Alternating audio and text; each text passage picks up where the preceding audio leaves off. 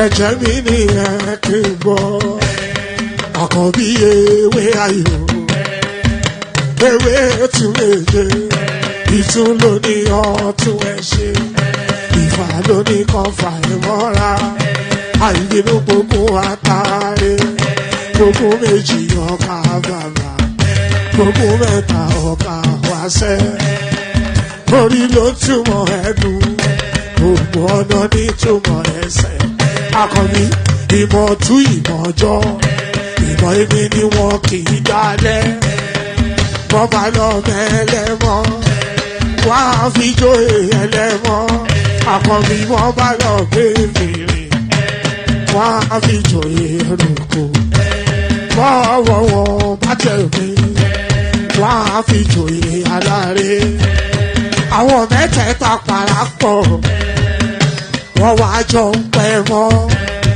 ẹ̀ẹ́mọ́ olóko jẹ wọ́n ń pa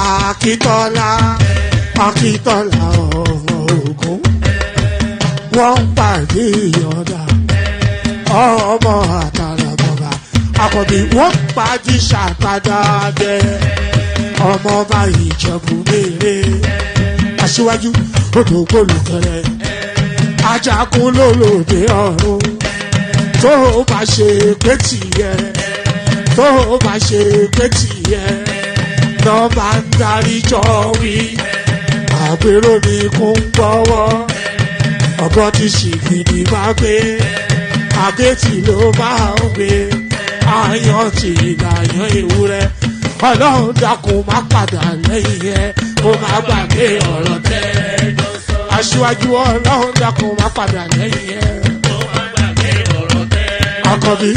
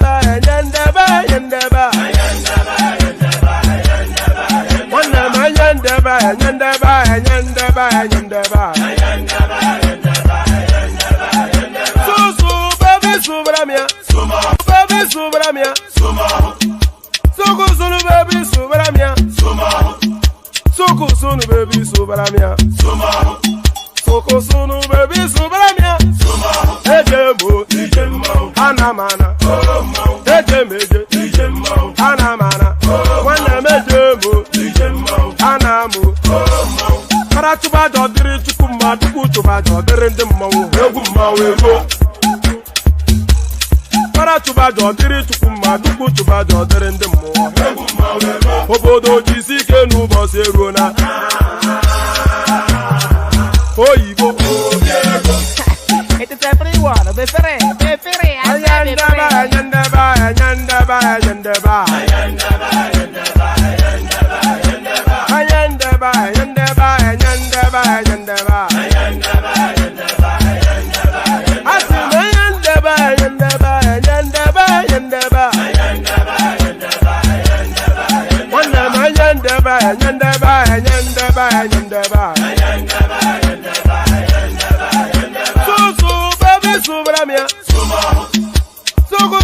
baby subaramia. Soko sunu baby subaramia. Soko sunu baby subaramia. Ladies and gentlemen, sometimes you just have to act like you are drunk, like you are crazy. Confuse your enemies, confuse them. Oh, that's yeah, we mo. Yeah, we mo. Oh, that's yeah, we mo. No basa he got come to mo. Yeah, they go get me. Oh, quit tarakara mi nguru ma mi ga kuru mo boy a baby mo. Abe Maria. Why feeling? Ayandaba.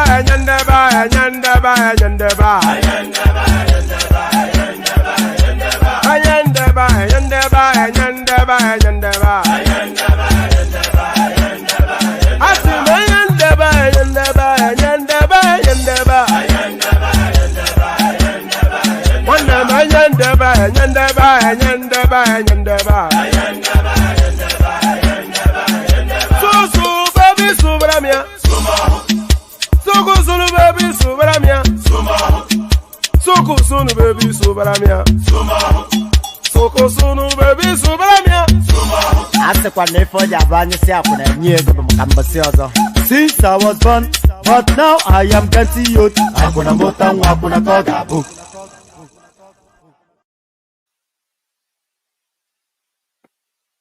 And there it is right there. So there it is right there. The screen and my face is not moving. I'm wondering if it's I have this very funky computer which is meant to be brand new, but it doesn't act at all in a manner that suggests that it is brand new. But so you good to be in your company, and how are you? So let's start with the greetings. So good day to you. Good to be in your company. How are you? I'm surprised you're. I'm sure you're surprised to see me because you probably had the anticipation that I was going to cancel this this evening session, and I also had the thought that I would cancel this evening session. But then I just decided to do it. You know, I was in between thoughts that should I cancel it, should I not? And I kept moving the hours back.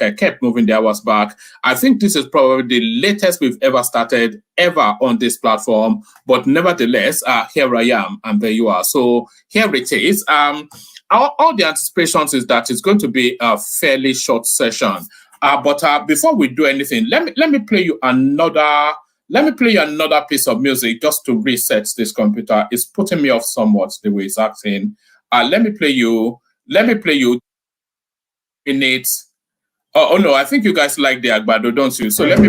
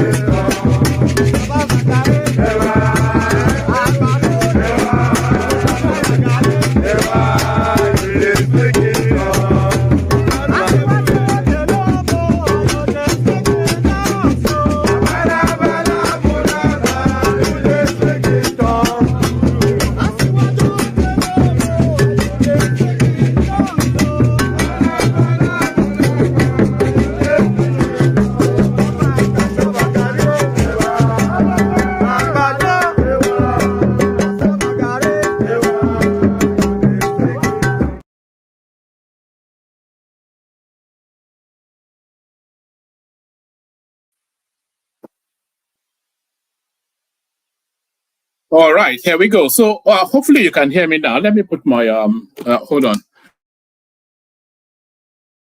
Sorted out my end. So hopefully indicate in the comment section if you can't hear me, because I have no way of knowing other unless you're telling me. So indicate in the comment section.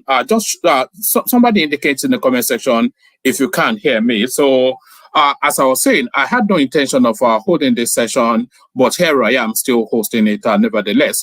So we just go through it. It's going to be somewhat of a short session. You'll notice that the sessions are getting shorter and shorter. It's because I'm starting later and later. So necessarily I don't then have the hours to. So necessarily I don't then have the hours to put in. But so the sessions are getting shorter, and if I don't have backup, then it pretty much ends where I call it a threshold for myself. So that's what's going on at the moment. We'll rejig it to.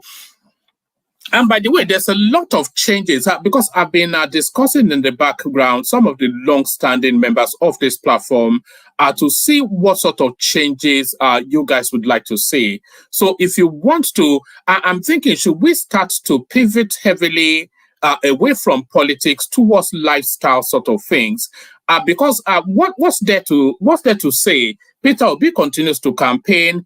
TINUBU continues to govern. Atiku continues to throw missiles from Abu Dhabi, and that is pretty much what is going to happen for the next 3 years. So no matter how you try to spin it or excite it up, make it excitable or exciting, you know, that's the sum total of what is the next 3 and a bit years. The next 3 years and a few months is going to be essentially Peter Obi continuing to campaign, TINUBU continuing to govern, and Atiku Abubakar making threats from the Middle East. That's the next 3.5 years. So is that what we want to spend the bulk of that time doing, or do you want the platform to pivot towards more lifestyle oriented?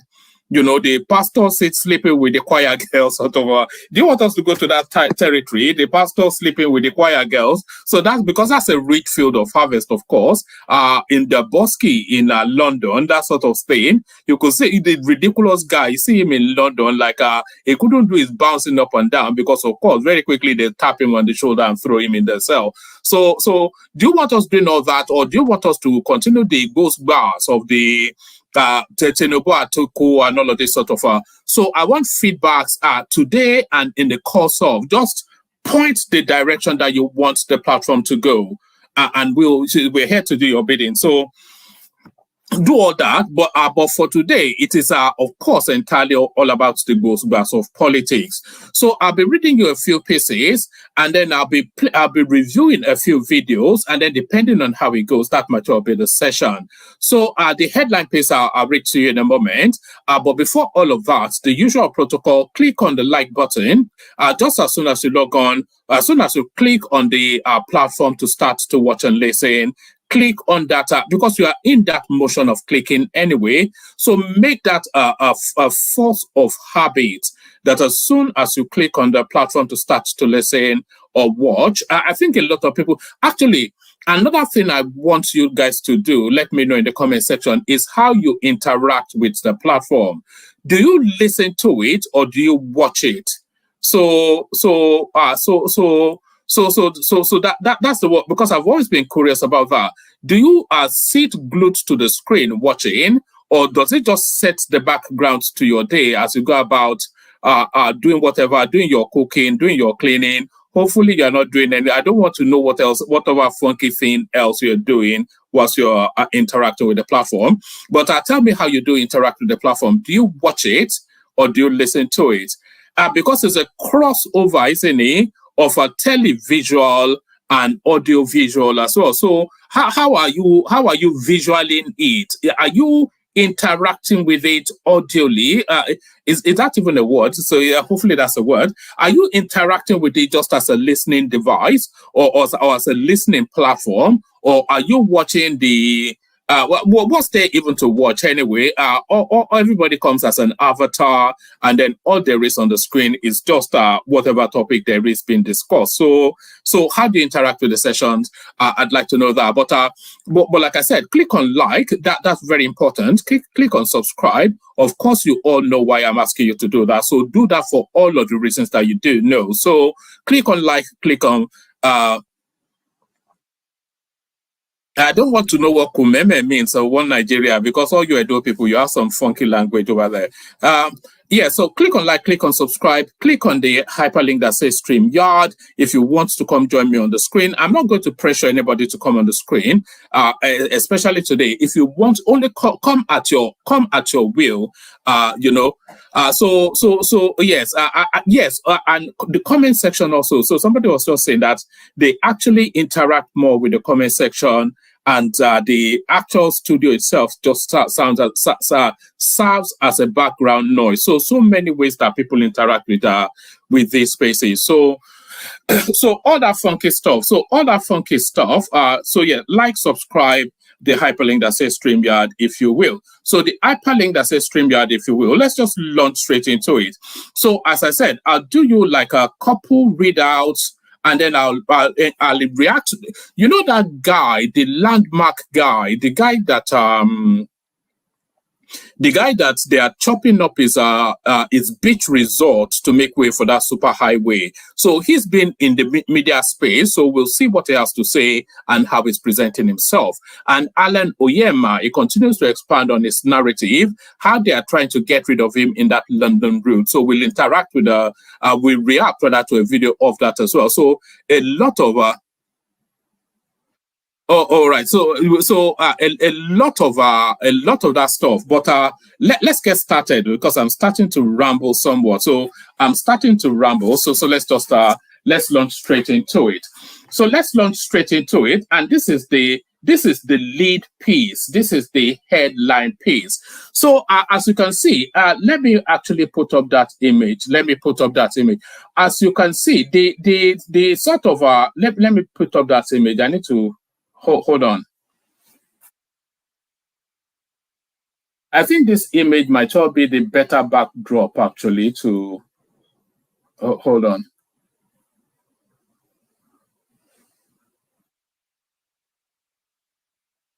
I want to put up the... all right, let me put up this image. Hold on 1 second. Just stay where you are. Okay, I've got too many stuff. Let me delete one. Just stay where you are. All right, let's use this one.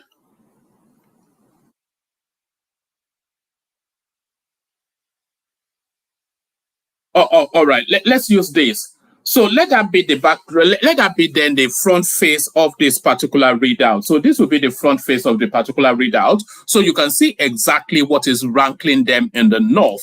So to the left of your screen, of course, a bunch of northerners from the Arewa, or Arewa, as I've been corrected, from the Arewa space, and to your left, a bunch of northerners from the Arewa space.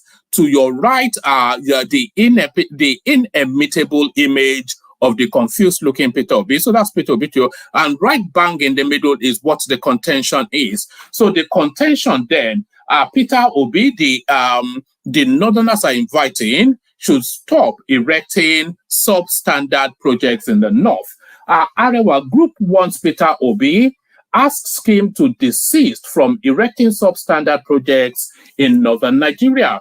Arewa Renaissance Group, a social-political organization, advancement of northern Nigeria, has strongly criticized Peter Obi for his unkind gestures and issued a warning against the construction of substandard boreholes in the region. So if you look at that borehole, it's not actually a borehole.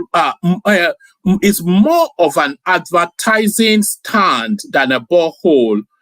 You know, because I removed the background to this image just so I can use it as my thumbnail. But if you actually see the fullness of the picture, it's just an ugliness. the totality of it. How Peter Obi can append his name to something like this, of course, is testament to what we have always spoken about.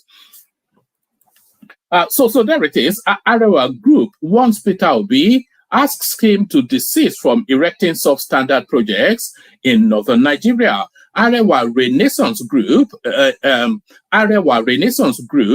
a socio-political organization dedicated to the advancement of northern Nigeria, has strongly criticized Peter Obi for his unkind gesture and issued a warning against the construction of substandard boreholes in the region. The warning comes in response to Peter Obi's recent construction of a substandard borehole in one of the northern communities. The group expressed their dissatisfaction with the project, particularly highlighting the fact that Peter Obi had inscribed his name on the borehole, indicating that he was responsible for its construction. In a statement, Arewa Renaissance Group stated, the borehole Peter Obi installed in our community is an eyesore. I need to find the actual proper image of this borehole because you need to see the fullness of it, the fullness of its glory or lack thereof. It's just an eyesore is a kindness too. It's a monstrosity. It's an ugliness. It's a defacement of that already run down community. It's a defacement of an already run down community. This is what we're getting from P to B. But let me speed through it. I'll take it from the top again, run all the way through it, and then we'll move on. Let's see. Pardon me. Right. Arewa, as I've been told to pronounce it now, Arewa Renaissance Group, a social political organization dedicated to the advancement of northern Nigeria, has strongly criticized Peter Obi for his unkind gesture and issued a warning against the construction of substandard boreholes in the region. The warning comes in response to Peter Obi's recent construction of a substandard borehole in one of the northern communities. The group expressed their dissatisfaction with the project, particularly highlighting the fact that Peter Obi had inscribed his name on the borehole, indicating that he was responsible for its construction. In a statement, Arewa Renaissance Group stated, the borehole Peter Obi installed in our community is an eyesore. Furthermore, his act of inscribing his name on the project is an insult. If Peter Obi believes that such an unkind gesture and substandard project can win the hearts of northerners, then he must be joking. The group further challenged Peter Obi, asking if he would dare construct a similarly substandard project in any community in southern Nigeria with his name attached. They asserted that they do not need his substandard and useless projects and want him against patronizing the northern region. So this is so that's the ugliness right there. So look at that, and you can see then all of the reasons why. Oh no, okay. Let me put this on the screen. Let me swap this around. Oh, all right. So yes. So you can see then why these people would take offense. Look at what this guy purports to be commissioning, to all of the fanfare and all of the traction in all of the media spaces that he's doing all this wondrous stuff in the north. And look at that. And that is what he has commissioned. Donated by His Excellency Peter Obi. Donated by His Excellency Peter Obi. Kwa something Zaria City, and this is the home city of his mini-me. But and there he is. There is no doubting that he is responsible. There is no doubting that he is responsible. Look at that. It's just so this is what the northerners are complaining about, and they have every reason to complain. Right. The Northern Group further challenged Peter Obi, asking if he would dare construct a similar substandard project in any community in southern Nigeria with his name attached. They asserted that they do not need a substandard project, is substandard and useless projects, and warned him against patronizing or patronizing, as you Americans will have it, the northern region. We are not people to be used to advance his dying political career. We can see through his charade. And this is the thing, we've always said it's so amateurish as what this guy is doing. Anybody that cannot see through it is a fool. And since there are not that many fools in Nigeria, they will of course take it as substandard or not. They will take whatever he offers them, but they can certainly see through it. We are not people to be used to advance his dying political career. We can see through his charade. And when the time is right, we will demonstrate to Peter Obi that we are not a people to be toyed with. This should serve as a stern warning to Peter Obi never to insult northern Nigeria in such a manner again. And you can see why they take insult and offense. Look at that. Look at that. If they put that in your community, would you not be offended and insulted? So there is the northerners now taking offense and umbrage to Peter Obi's excesses. So let me send the link. Anybody that wants to come on.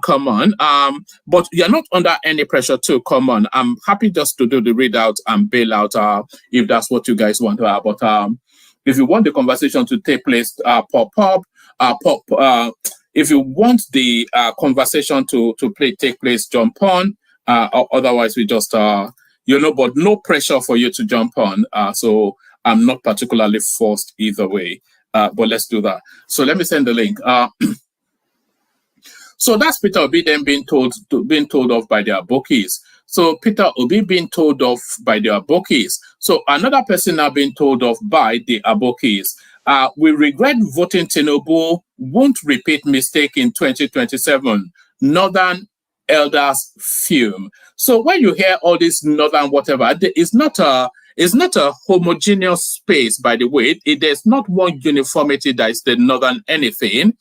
So don't worry about all that. So there are 1,001 northern something or the other. So who exactly they represent is what political leanings they represent is more the thing.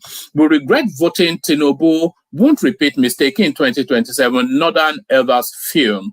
The Northern Elders Forum has said that the northern region regrets voting President Bola Tinubu in the 2023 general elections. The elders noted that the mistake of voting for the president, who was the candidate of the All Progressive, let's do from top again. The Northern Elders Forum has said that the northern region regrets voting President Bola Tinubu in the 2023 general elections. The elders noted that the mistake of voting for the president, who was the candidate of the All Progressive Congress APC in the 2023 outing, has taught the North a lesson. The forum recently came hard on President Tinubu when it lamented the growing insecurity in the country. So I'm not quite sure that that is sufficient enough for them. Where is it coming from? Is it coming from the handover of a secure country, and then he's then vested insecurity on it? The insecurity under Buhari from the very first day he swore into office in 2015 up till his last moment in 2023 has been significantly worse than we have experienced now. So insecurity has actually is actually went down. Insecurity has actually reduced within the Nigerian space. So I'm not quite sure. So did they have a secure country before that Tinubu has now vested in security on? This is the thing. So this is politics, of course, and I think you all know that. The forum recently came hard on the president when it lamented the growing insecurity across the country. The elder said the recent abduction of Kuriga school children in Kaduna indicated that the present government has failed to protect Nigerians just few months in office. So this, of course, never occurred in the history of Nigeria. This is a new phenomenon now. School children being kidnapped. So a new phenomenon that Tinubu has brought to the Nigerian landscape. So all the reasons then why they should. So it looks as though this is just a nonsense. The elder said the recent abduction of Kuriga school children in Kaduna indicated that the present government has failed to protect Nigerians just few months in office. In a chat with correspondents on Tuesday, spokesperson of the forum, Abdulaziz Suleiman, said going forward, the region will now prioritize unity and consensus in selecting a candidate for the highest office in the land.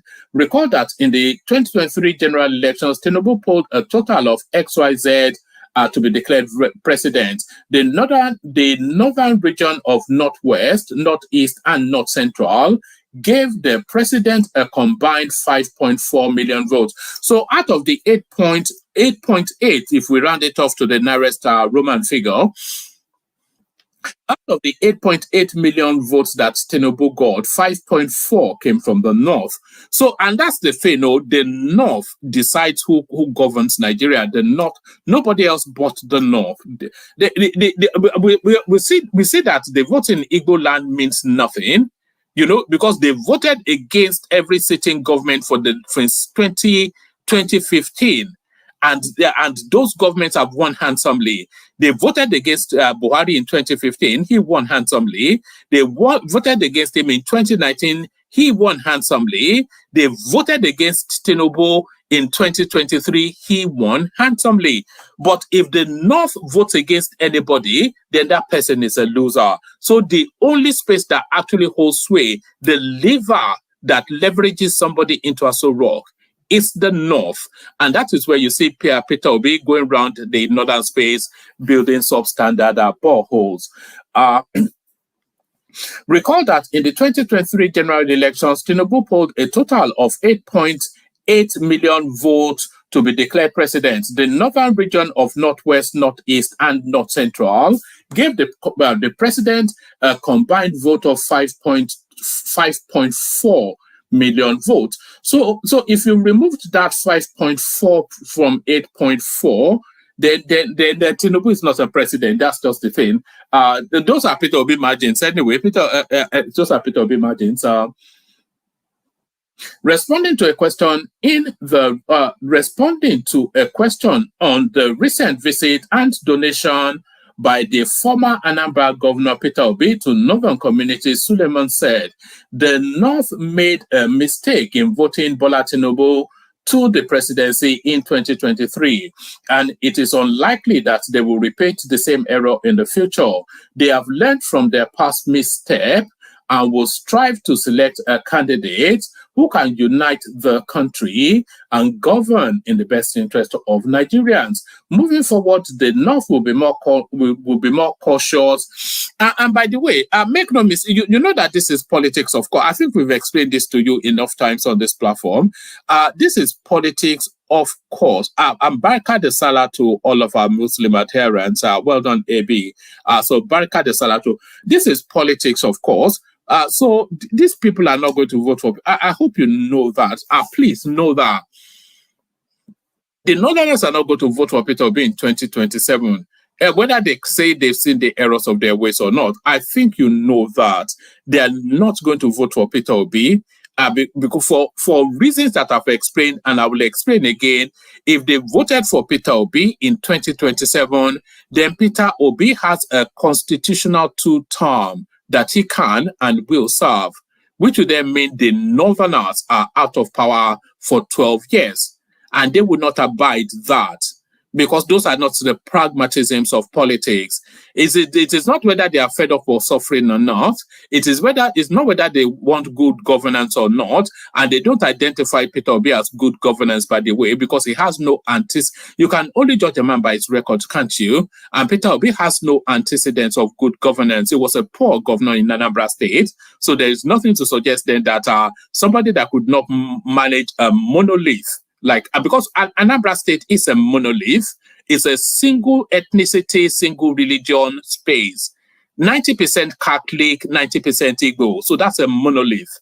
So if he cannot manage successfully a monolith, how can he manage the complexity of diversity that is Nigeria? So there's nothing that pivots them to tip. If they are looking for good governance, they certainly will not be looking in the direction of Peter Obi, because it doesn't have the antecedent of good governance. So forget all these things that you're hearing from the North. This is just politics. And if you are not clever, if you don't have enough digits in your IQ quotient to understand that, then more fool you. More fool you.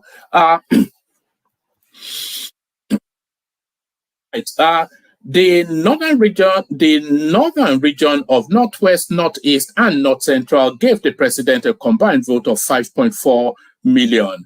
Responding to a question on the recent visit and donations by former Anambra Governor Peter Obi to northern communities, Suleiman said, the North made a mistake in voting Bola TINUBU to the presidency in 2023, and it is unlikely that they will repeat the same error in the future.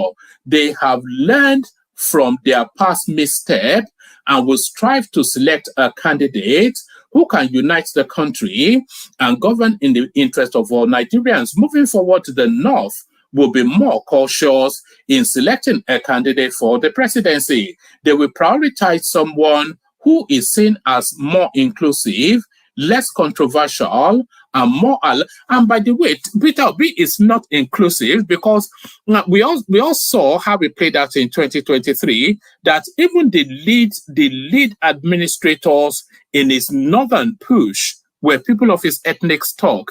Remember when he was putting Igbo people in charge of his structures in Sokoto State and Kebbi State. So he's not an inclusive, he has no reason to be inclusive, because his life has not been lived in inclusivity. His life has been lived in monotheism. It's like a monolithical sort of, it comes from that stock. And his life has, so there's no inclusivity in any of Peter Obi's backdrop. And forget Aisha Yetufu and all of this. Those are just trinkets to ornate. There's no inclusivity in his work history, or more to it, his political history, and more to it, how he campaigned in 2023. So there is no antecedent of inclusivity in Peter Obi. So let's forget all that nonsense. Will prioritize someone who is seen as more inclusive, which is not Obi, less controversial, which certainly is not Obi. Yes, Daddy, it is a religious war. Church, they take back your country, and not that, and all that. So this is certainly not it's not a non-controversial. It's a very controversial person. So they will prioritize someone who is seen as more inclusive, which is not Obi, of course, less controversial, which is not Obi, and more aligned with the interest of all regions of the country. So Peter Obi has not demonstrated any capacity in any of those criterions. Is criteria. Criterion is a singularity. Criteria is a plural. So Peter Obi has not demonstrated any capacity in any of that criteria. The mistake of supporting TINUBU in 2023 has taught them the importance of unity and consensus in selecting a candidate for the highest office in the land. So that's just you know what they call that? They call that HMV, his master's voice. So that's somebody just chiming and echoing. So this is it now. Peter Obi and his and his borehole and his borehole is what is it? It's borehole is what we have to call it. Just the foolishness of the man.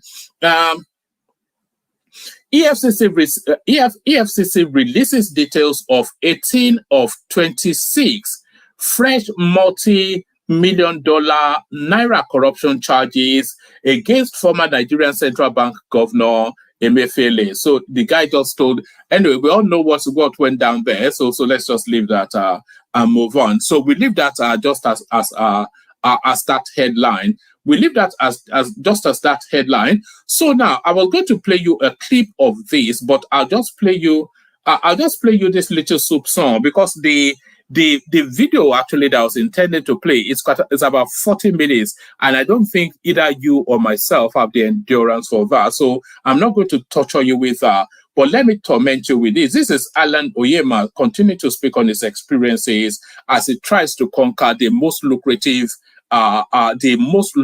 lucrative route in aviation. So probably will get on some other airlines is what Airpeace is giving. And so the question is that those who will say, Mr. ONYEMA, don't rejoice too yet, because what you have just raised is those experts who have said, we've seen other Nigerian-owned airlines who have gone through this route and frustrated out of the market.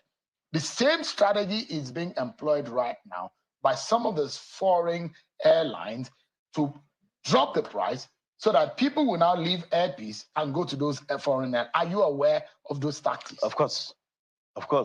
It's a very devilish conspiracy.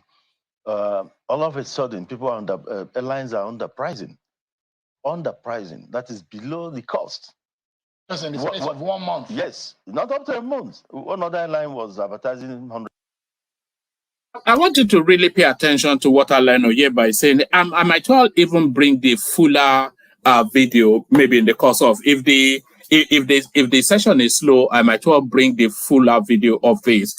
What Alan Onwuanibe is actually telling us here is that all these international, and when we're talking international airline operators, let's give them names. We're talking about British Airways, we're talking about Emirates, we're talking about Ethiopian Air. All of these people that ferry Nigerians from Lagos to all of these airlines that ferry Nigerians from Lagos to London. So all those spaces, what they are actually doing is they call it a loss leader. When you take a loss at the first go to get people in, they've crashed the prices so much. They've crashed the prices on that route so much that is not even they are running at a loss, because if you do the calculations of how much per passenger it takes to fly that flight from Lagos to London, and then you cost it per the ticket price that they are charging. What Alan Onwuanibe is telling us now is they are actually taking a loss in order to crash him. Just listen to this, and it's right to describe them as devilish, but listen to this. I've just raised is those experts who have said, we've seen other Nigerian-owned airlines who have gone through this route and frustrated out of the market. The same strategy is being employed right now by some of those foreign airlines to drop the price so that people will now leave Airpeace and go to those foreign airlines. Are you aware of those tactics? Of course. It's a very devilish conspiracy. All of a sudden, people are airlines are underpricing. That is below the cost. Just in the space of 1 month. Yes, not up to a month. One other airline was advertising $100. Another one $305, $350. This, if you fill up the entire aircraft and carry people on the wings, it's not even enough to buy your fuel. So why are they doing that? Their governments are supporting them. Because Nigeria has been a cash cow for everybody. Their governments are supporting them. They come here, they fleece the country, and they even have opportunity to fly just around the country. Yes. The way you will not, as a their country, you're not doing that. So their governments are supporting them to do this and take Airpeace out. The idea is to take Airpeace out. And the moment they succeed in taking Airpeace out, Nigerians will pay 20 times over. Once again, it's going to happen if, God forbid, they're able to take Airpeace out. Because what is happening now is scary. And of course, even in Gatwick where you are you given 100% cooperation? Let me tell you this. On the first day, on the inaugural flight out of London, 24 hours to the time, they moved us to another check-in area other than the place assigned to us. The place they gave us, the carousel was not working. So when you check in people, you need to manually carry the load to go to 50 meters away to go and drop it somewhere else, just to delay you. No other airline faced that. Frustrate your operation. Exactly, no other airline faced that. And the fact that they can even use your ground handlers. They didn't even allow you to. They didn't permit you to land in Heathrow.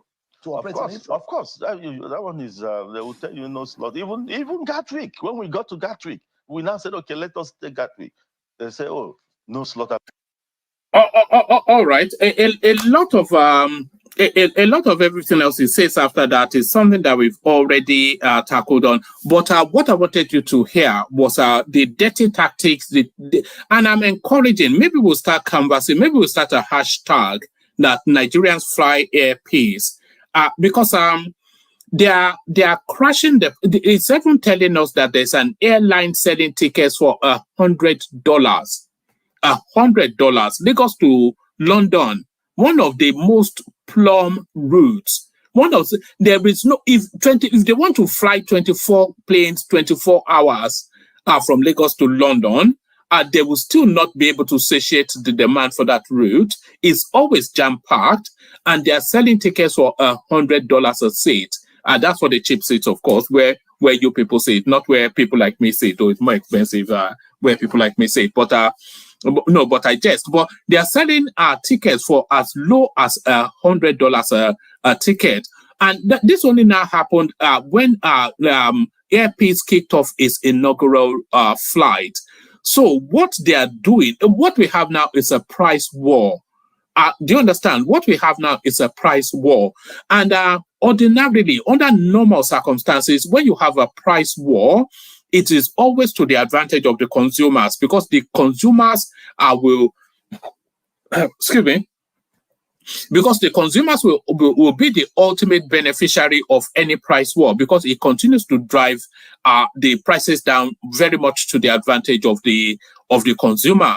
But if I can encourage this, if they are selling that ticket on Ethiopian Airline, on British Airways, on whatever, for $100, $200, $300, yeah, I will encourage anybody that is watching this that is intending to travel, I will encourage that you add that additional $150 and patronize Alan ONYEMA for all of the reasons. One is one of our own, is our countryman, and is our flag bearer or flag carrier. So we must support that. And more importantly, ultimately, it will be to your advantage to support him. Because if they crash him, finish him off, destroy his airline, very, very quickly, they will take that thing up by 150%. So that $100 that they were charging you, the moment Alan ONYEMA stops flying that route, that $100 will become $3,000 immediately. So they just want to destroy him so that they can continue to exploit you. So whatever Alan ONYEMA is charging you is the right and proper fare from Lagos to London. So support Air Peace. That's just for all of the reasons. And we also need our name in that international space. How can the reference point be Ethiopian Air when Nigeria is a country? So it doesn't, for all of the reasons, we have to support this guy, and especially from the David Goliath angle. So all of the reasons I'll encourage, if you have to, I know how you all love money, if you have to add an additional $100, $150, add it, because we were paying a lot more than that before this guy crashed the price. So add it to stabilize his business, and so that's just the thing to do. So that's just the thing to do. So let's go on then from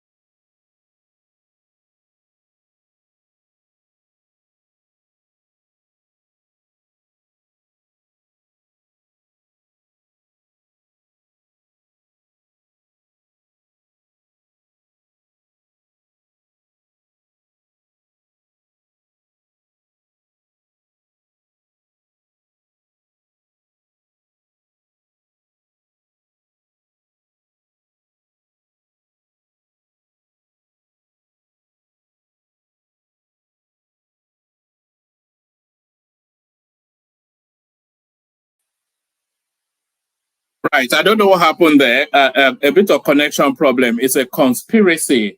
It's a conspiracy against. You see, it is the people attacking Alan Onyema that just attacked us right there now. So it is the same people. They don't want Nigeria to succeed, but no. If you have to add that additional $100, add it so that you can support Alan Onyema. And not even really to support Alan Onyema, you are actually really supporting yourself when you think about it. Because like I said, if they chase him out of business, then they F you up. They'll F you up. So from one from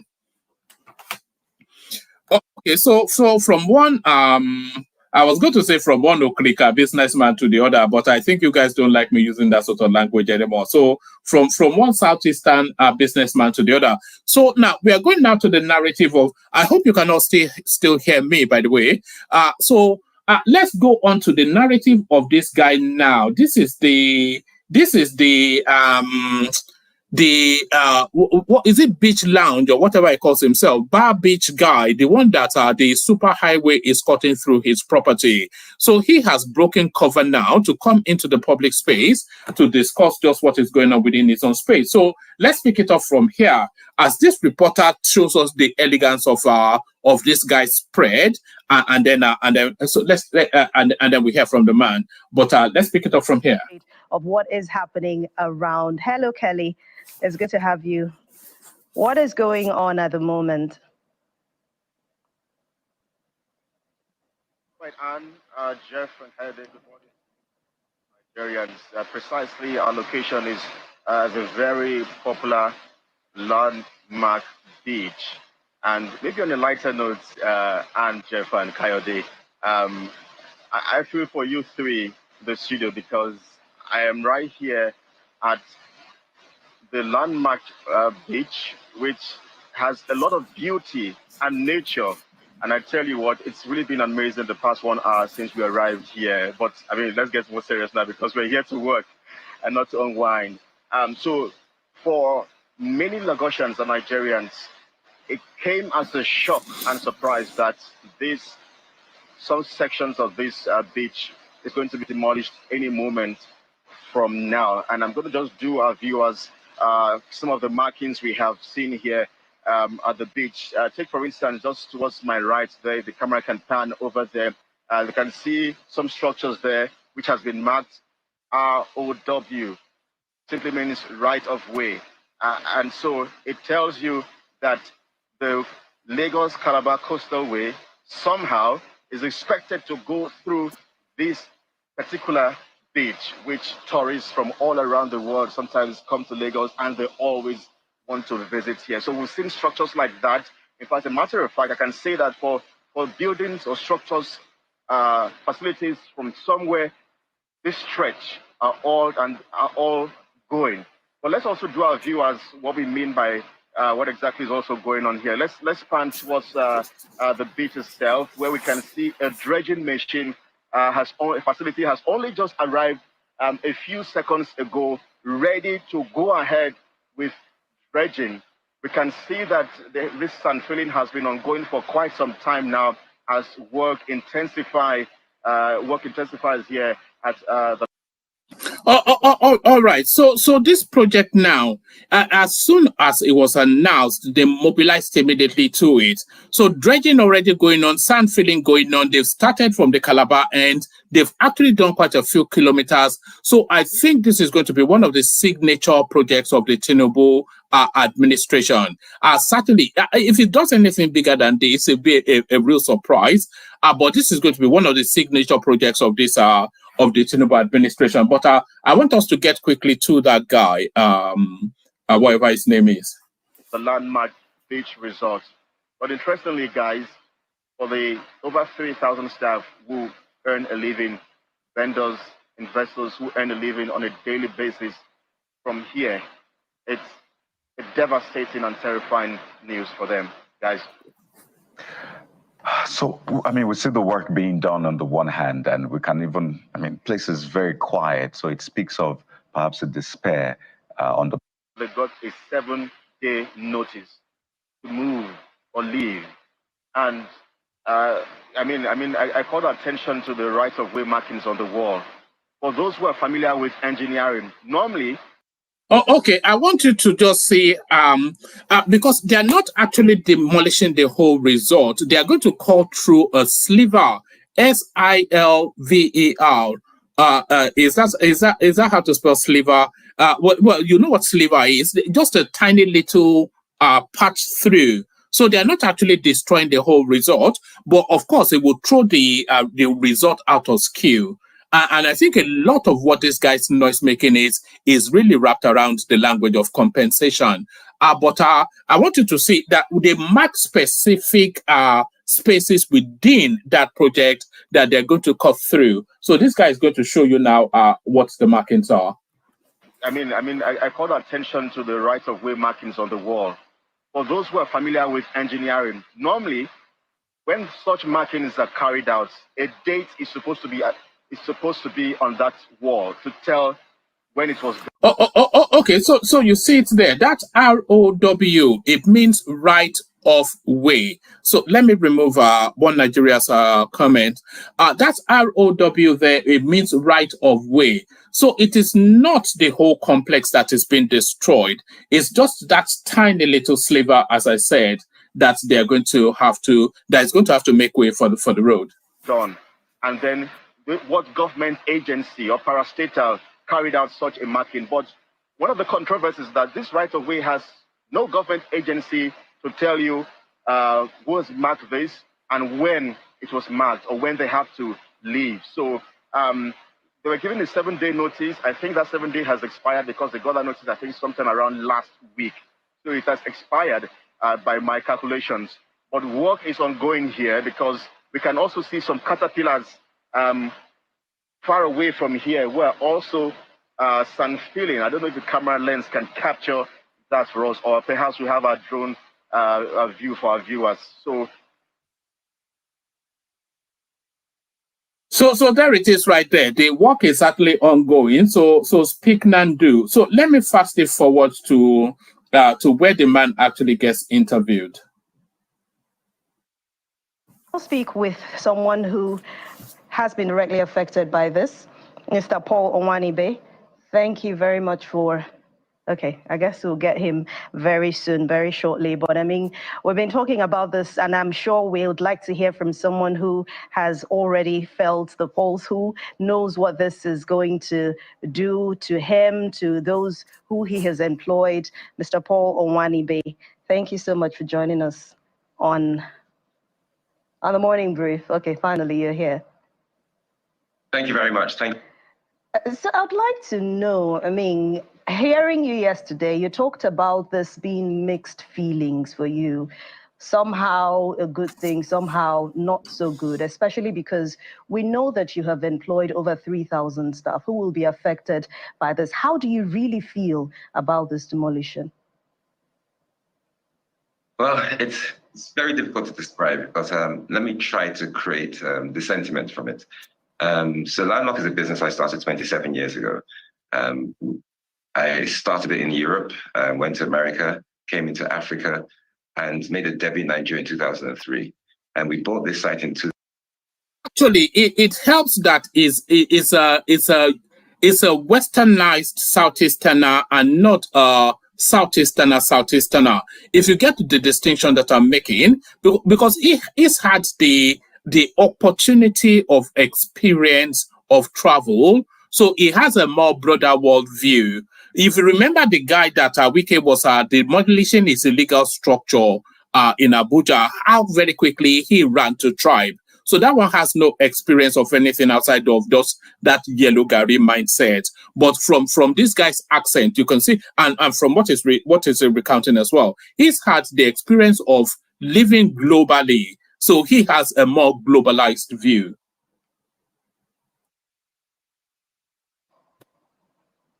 Well, it's very difficult to describe because let me try to create the sentiment from it. So Landmark is a business I started 27 years ago. I started it in Europe, went to America, came into Africa, and made a debut in Nigeria in 2003. And we bought this site in 2007, so a good 17 years ago. Over the period of time, we sold our European and American business. introduced all the money into Nigeria. I have borrowed and raised capital in excess of $100 million. So it's my life's work. So there's that emotional part to it. And that's quite painful because I'm back to Nigeria all the way. So to do that, I've received thousands of calls from people and thousands, goodwill messages. I want you to pause for a moment and reflect on what that guy said. He had operations in America, Europe, etc., etc. He sold everything. I don't know if you've ever been to a casino. They say, when they say you put all your chips in, so he's put on. Hold on. Okay, let me pause it. I think I paused it from the wrong space. He's put all of his chips on this particular project. So it's all in on this. So if they destroy it, they destroy his life, essentially, is what he's saying. Having said that, there's that emotional part to it. And that's quite painful because I'm back to Nigeria all the way. So to do that, I've received thousands of calls from people and thousands, goodwill messages, people I don't know. I've had 3 presidents in Africa call me. I've had 2 former presidents. It's painful. Having said that, this is something we recover from for the simple reason that, we are having discussions. The government at all levels have confirmed that they're going to support businesses. We're looking for FDI injection. So I do believe that we will resolve this. But my initial emotions were that of serious concern, grave concern, and pain. All right, let's get to some facts, because I saw that about maybe 14 businesses will be affected in that area, and we know the numbers when it comes to your business. I like the way this guy is responding to it. We need more this sort of guy and less of people like Peter Obi. We need more of this. This is the sort of Southeasterner that Nigeria wants. People like him, people like Soludo, those sort of people like Dave Umahi, well-rounded, balanced people who don't reach immediately to tribe when things don't go their way. So this is it. Listen to what the guy said. He cashed in everything he owned and he put it in that business.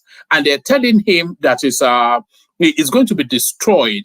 And he's still putting on a brave face because he knows that it's for the wider national good. So this is the sort of person that we're looking for from that region.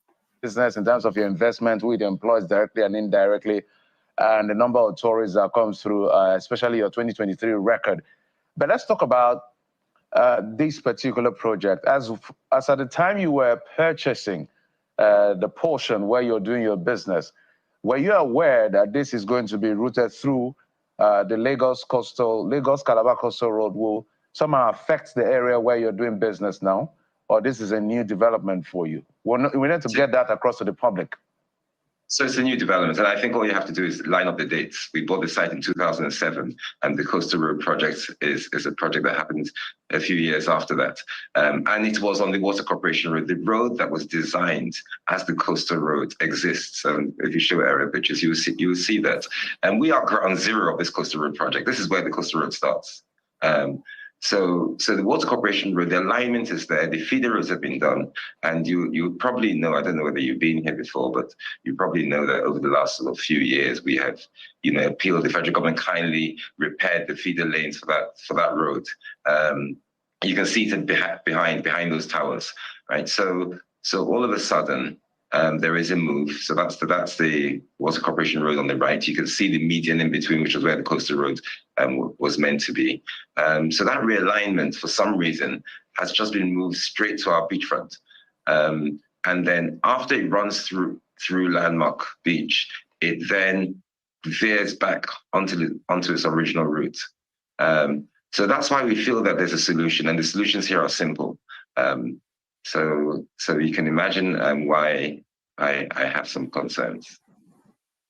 I understand, and for proper perspective, for the this guy's redemption really is that he's an Englishman. So he's that stiff upper lip, that's British grit. That's what you're seeing. Public. I hope that we're going to put this out at some point. there was an original one that is supposed to be behind where landmark is located. So this is coming in front or directly cutting across landmark. Is that what you're saying? Yes, it's the other way around. There's an original coastal road that is right in front of landmark on the existing road infrastructure. So the existing road infrastructure has a median somewhere between 40 and 50 meters wide, yes, and between the two roads that run in front of landmark and that come off Legale Yorinde. This road has been moved at some point, I understand a few years ago, to the beachfront of landmark. So let's take a look at that particular, the plan, which you said was what was obtainable before and what it is now. So the yellow line is what it is now, what the plan is now. But the green is what it used to be, which you said it was before. And we see the green goes just right behind your business area. And that's where you talk about the Water Corporation median and the rest. And the yellow, which is now the new one. By the way, that redesign will be entirely about cost, by the way. So, and they would have built in compensation into it as well. So this redesign right here is not anything to spite anybody. They've redesigned it for reasons of cost, and the cost savings of that redesign insulates whatever compensation they need to compensate whoever needs to be compensated. So it's all about money. What you're seeing here, what you're seeing playing out here is big money in play. So one passes right smack in the middle of your business area. But the question is, because we've raised these issues with government as well, behind the scenes. And they said there's meant to be a setback from the coastal body of about 50 meters, right? So your business, does it acknowledge or does it take into consideration that setback? Are you set back 50 meters away from that water body? So let's again examine the facts. It's really not as simple as that. In that we bought the site in 2007. We have to put this in perspective. And in that time, we bought a beachfront waterfront site in 2007. At different points in time, the water line has moved. My understanding is 140 meters setback on the borders of the Nigerian borders that the federal government controls. So we have built our site. We have procured, you can see to the top right corner, a building literally that's being built now. It's on the 12th floor, it's the 28th floor. We call it the Landmark Water View. So we built everything within the allowable setbacks. We received the planning permission from that barely 9 months ago. We're on the 12th floor already. So I'm not quite sure what you're saying, but by and large, since 2007, we've had 4 different planning consents, and every time that has been. This guy is just a victim of circumstances. That's just what it is. And so there are 2 things. They can either compensate him heavily because it's a high-profile case now. So he has to be compensated enough, or not just to recover, but to profit from it and undertake another endeavor. So they have to compensate him to that higher level. That's one. Or the other thing is, and it's also pushing for this as well, that they have to vary the design of that road. And if they can vary it to save this, what seems to be a lot of people, it seems to be an enjoyable. We need more spaces like this now. If we're saying we want to tap into the tourism space, and we are inviting all these Broadrians to come back to Nigeria, these are the spaces that they want to go to. So we need more spaces like this rather than destroy the ones that we do have. So if they can vary that design to rescue this space, then everybody is a winner. But let's see how it plays out. Given to us, we haven't operated in the dark. We've been here for 17 years. We've invested. Various officials across the world have been here. We've had celebrity events here. I'm sure everybody knows Landmark, and that's probably why I'm receiving a number of calls. Well, everybody doesn't just know Landmark. Majority of people love landmark, absolutely. But it's also important to put the facts out there so we weigh the issues and make the right decisions about this, because there's a lot of things going out there in the public, but you are in a position to give us the facts such that even government and those who are in the mix, they know what position you're at, they know what you've done up until this point, and then we can take the appropriate decision. So speak to us about the setback and the process you have gone through, because some people have thought maybe you found a way to grease palms and you got approval behind the scenes, and then that's why this is happening. But you have been at this for, is it almost 20 years now or more? And you have gone through process in the public. So tell us the approval, by the way, for this new building as well. Tell us if you'll be affected, what approval you got, who gave you the approval? Let's lay all of these things bare. Okay, so approvals are given by Lagos State. And I don't think anybody in Lagos State will deny that. I think all the questions, some of the questions regarding approvals and details are literally for Lagos State rather than for me. But there are no disagreements in that respect, and I'm yet to hear any. We've had 4 different approvals. So the facts, 2007, we bought the land. Our first approval was for the first tower, the one I'm sitting in now, the 11th floor tower. The second approval was for our convention center and the Hard Rock Cafe. The third approval was our Rita Boulevard just before COVID. No, I want. I just want him to get to, which was only 9 months ago. I just want him to get to the compensation. So when it gets to how the resolution bit, then we stop it. I know it's dragging on a bit, but we've been following this storyline. So let's just listen for a bit more. You may recall during COVID, we hosted the isolation center here, and we were closed for about 2 years. And we made our own effort to bridge the gap of health that was required then, and we did that in association with the Lagos State government. So I think over a period of time, I think it stands to reason that to build what we've built here, to provide the services we've provided here, to pay the taxes we paid here, we've been supported by the state government, and I don't believe that support is waning. I think it's still there. And you're right. All right. Yeah, go ahead. Yes, you're right. There's a lot of sort of stuff out there, and I don't really want to be used as a political football. This is serious business. These are people's lives. Well over 3,000, approaching 4,000 people that are directly employed.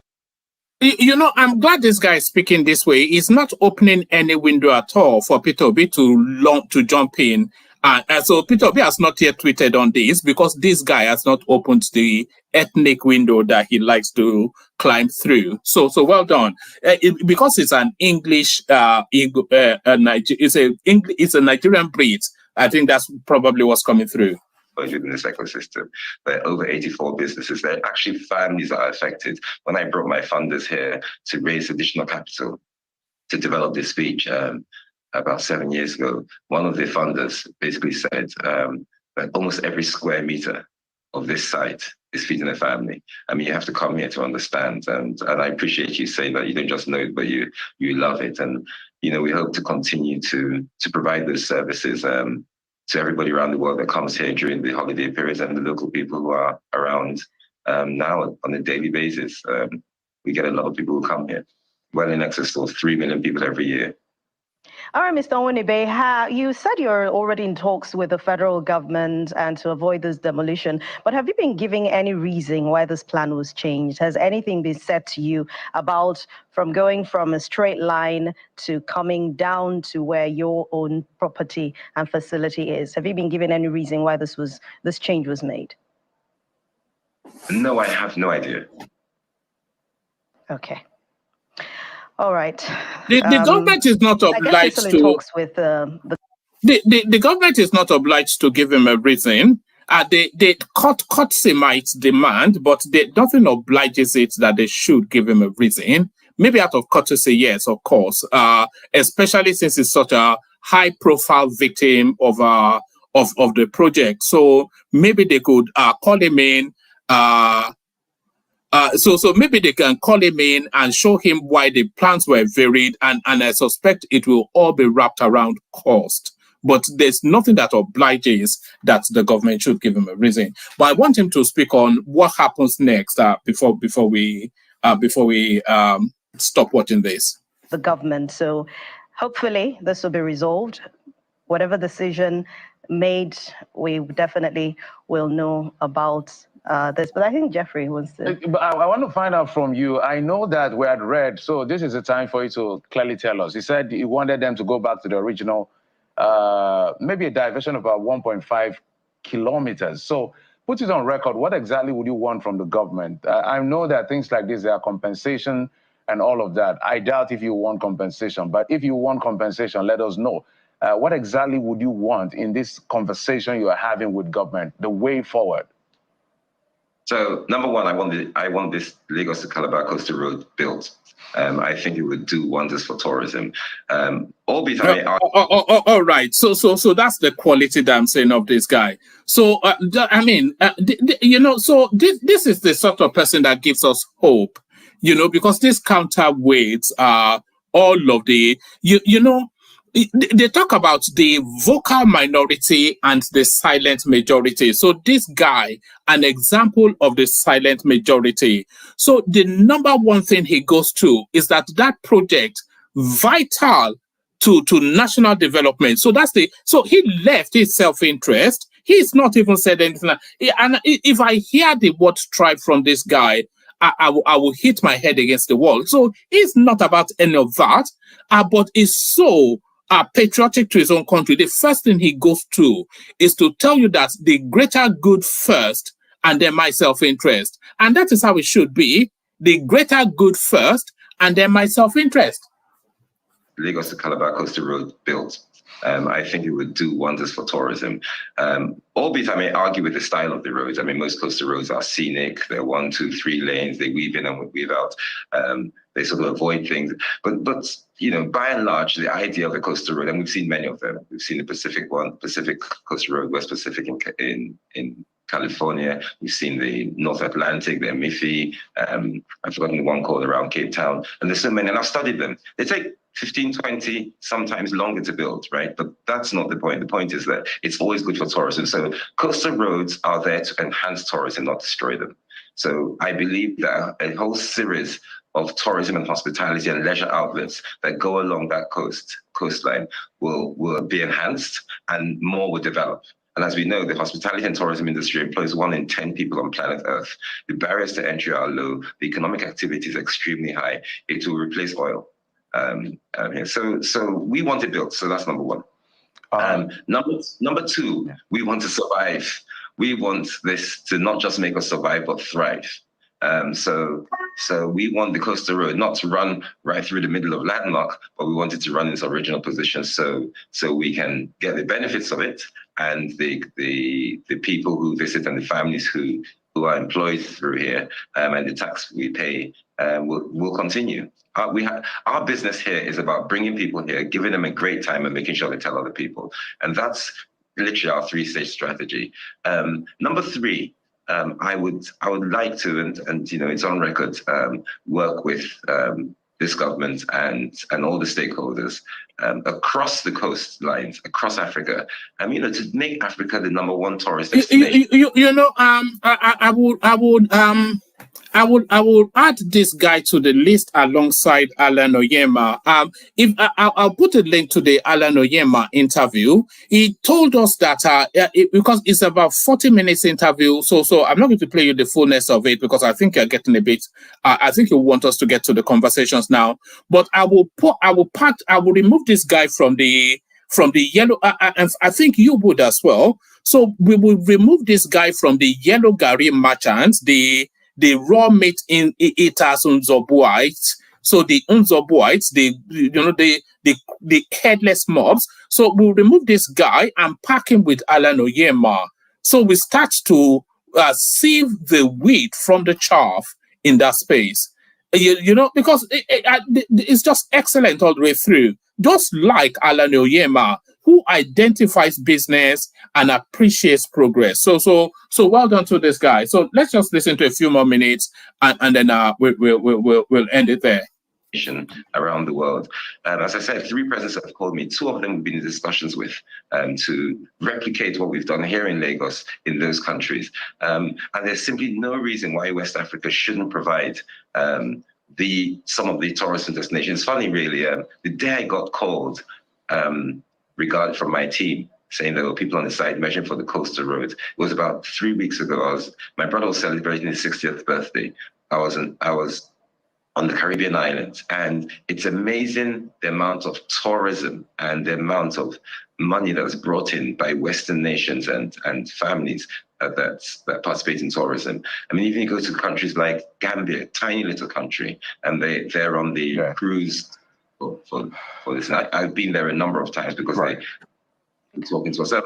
All right. So I think that's sufficient enough. I think we get the general thrust of his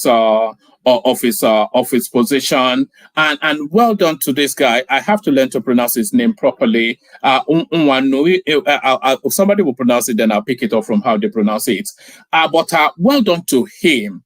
So he an example of what we want to see, not the that's if I paid. No.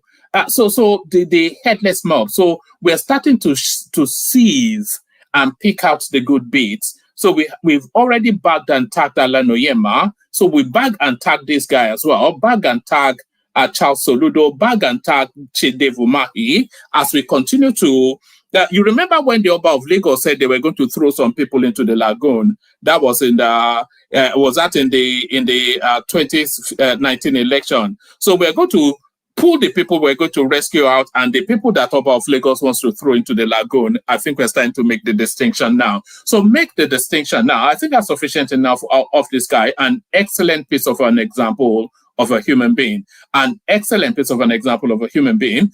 So let's play the Kegite music, and it looks as though we may well have a conversation because I think people have started to assemble. First, the Kegites. Only water, where they see ma.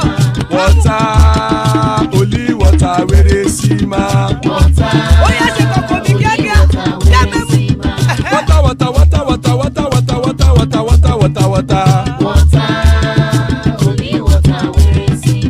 Hapa o naido.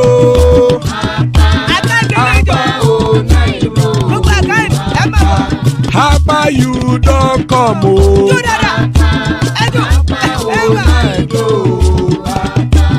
Hapa o naido.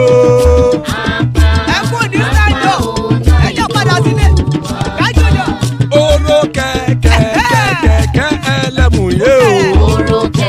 Ibe shodi ya kekere elemu re o. Obi master kekere elemu re o. Chifu Latif kekere elemu re o. Eruku lele elemu de.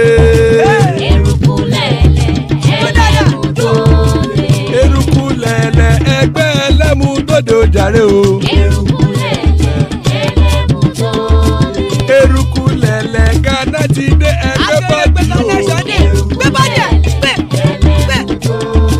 Ọmọ ẹlẹ́yẹ ẹ̀yẹ o ó dìle o. Odúyẹ̀lá ẹ̀yẹ o ó dìle o. Petrosodana ẹ̀yẹ o ó dìle o. Petrosodúnkẹ́ ẹ̀yẹ rẹ̀ ó dìle o. Ẹlẹ́kọ̀ọ́ ọ̀run mú ìní o.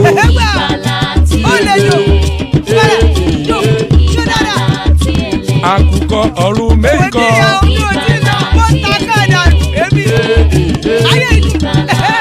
Ikú kò ní ríwà gbéṣe o.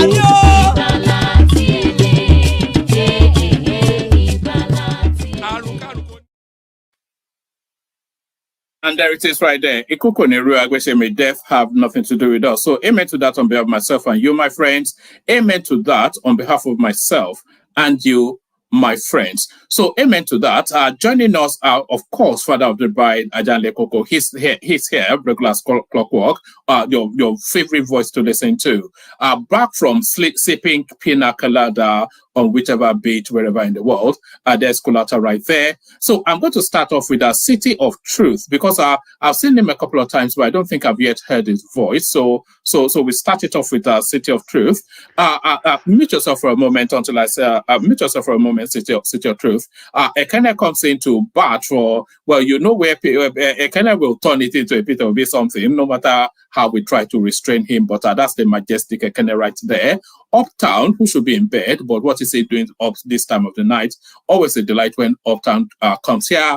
And your favorite voice, and mine too, the majestic BT. So that's the assembled crew. So thank you for joining, everyone. An extremely late one. I thought I'll just waffle on for like 30-40 minutes, 1 hour and a bit, but the conversation, of course. So let's go straight to it. City of Truth, you're up first. All right, so on mute. how's everybody doing from the research that I've been able to pull up on this? We can barely hear you. All right, is this better? Yes, slightly. Carry on. Okay. Yeah. The research that I've done on this, it seems like the northern residents who are going to be living by this project, it seems like they say this is an eyesore. This is not something that they want in their community. They say it's a borehole, right? Does that mean that it's are you kicking it off with the Peter Obis? With the yeah, it is a borehole, by the way. But yeah, carry on. Okay, but it's an eyesore more to it. Let me put it on the screen. So a borehole is like a well, right, for water, right? It is, yes. Yeah. And so they said that they don't want these types of projects in their community. Now, my question is, what have they done to keep these types of projects out of their community? Have they drawn up plans themselves for better projects? Or no, they do. Sorry, City of Truth. They do want this. They do want this sort of projects in their community. In fact, they need this sort of projects in their community, but not in the grotesque eyesore manner. Look at your screen now. Would you want that in your community? No, it doesn't look like something I would want in my community. Yes. So yeah, but I mean, but I'm guessing they've built stuff like this before in the north, and I guess they're the powers that be. Peter Obi, is he the president of Nigeria? Well, he wishes, but not likely ever to be. No, or is he a governor? It was once upon a time, but he's still clinging on to some sort of relevance that has eluded him. Okay. So he's like a political figure, but he doesn't hold office anymore, right? Yes, it was one of the presidential candidates in the last cycle of elections. It was popular with a subsect group within the wider Nigerian space. He lost the election, but he put up a good fight. But he is not really willing to take the loss, and that's why his name is still resonating. Okay, I see. But when you look at this, I think what the best course of action is the community. They should get together and propose better projects. It seems like, because you see similar things like this with the Black community here in the United States. Like the Black community will complain about poor services and poor infrastructure and stuff, but they don't go through the proper channels. Like they don't go to the to the city meetings and stuff when they're planning these services and these inadequate infrastructure projects, to present something better or to demand that they want something better for their community. But then when the stuff comes down and then people want to complain about it and stuff like that. So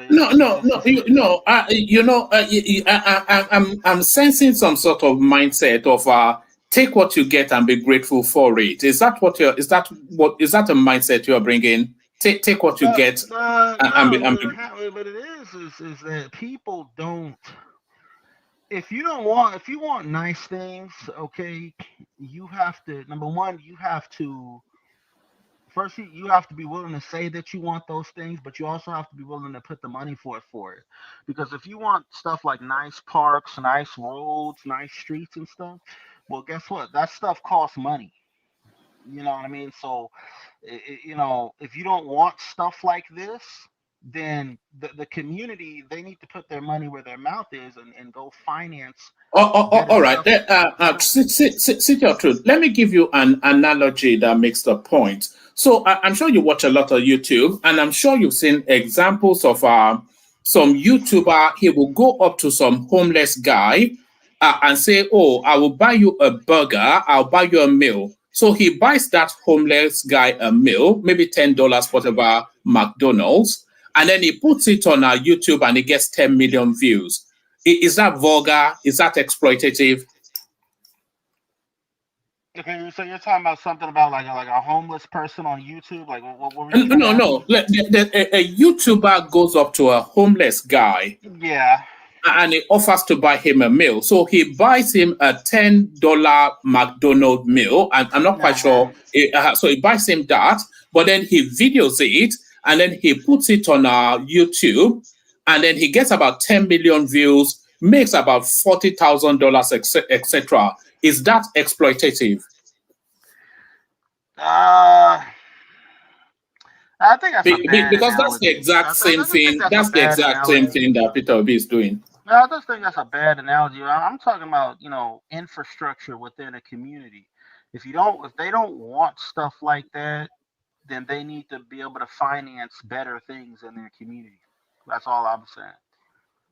I don't want to go down the whole analogy, thing because, sometimes these analogies they just don't match with what we're actually talking about. But I can look at this. I can see why they complained about it.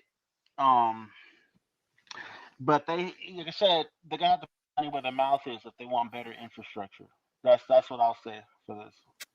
All right, brilliant. Stay with us. I want to hear your thoughts about the guy whose beach resort is being caught up for super highway as well. But before I do that, I want to get to Kulata, who I think is about to go to bed, but he's been away for a while, so we need to hear from him. So stay steady. I'll come back to you in a moment. Kulata, you're up next. Sir, I don't even know how to greet anymore. So you. Look at this. Would you want this in your community? Let's not do that. I'm looking at the picture right now. They are crying in the Imagine. What is wrong with it? And they have the audacity to be going around cutting ribbons on the. Oh my goodness! I mean, the goal of them, the audacity. Of the guy. The first time I saw it, I thought, okay, maybe when you give money to subcontractor and they do something on your behalf and you don't show up. But then I saw the guy. Don't show up. Is there cutting ribbon? Wearing look at that. Only now. He brought a man with. Oh my God! God, this is embarrassing. And you know why this is embarrassing? Me personally, I built a borehole for one of my secondary schools. We also built another one for another boarding school I went to. Two big tanks, raised it to the top, wired the whole thing. Full powered by electricity, the shebang, and it was not that expensive. It wasn't that expensive. So we're looking at a guy that is giving like a well. Basically, let's just call it what it is. It's conga, the manual well with a tank. And look at the kind of cement job they did. Shoddy cement. Did cement finish? Like, where's the concrete? Like, just to do something decent. Look at what he's doing. And then he's going there for photo op. This is not something I'm nobody. I'm nobody. I'm just a commoner somewhere in the United States. I will not launch that. I will not let anybody build that on my behalf. And then You certainly won't. You won't paste your name all over it. So that's for sure. I mean, it's not just his name. They now write His Excellency. Excellency. What the fuck? What is the Excellency? What's excellent about that garbage? Kulata, do you remember his phrase that to be called Your Excellency, the process has to be excellent. Has to be excellent. Is this excellent? Oh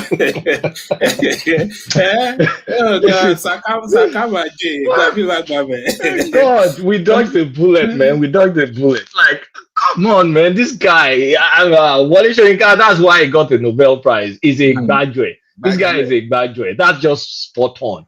He's graduate. You don't even have to say it in English. You can explain graduate to any American. Okay, why does he think that they're going to vote for doing all this?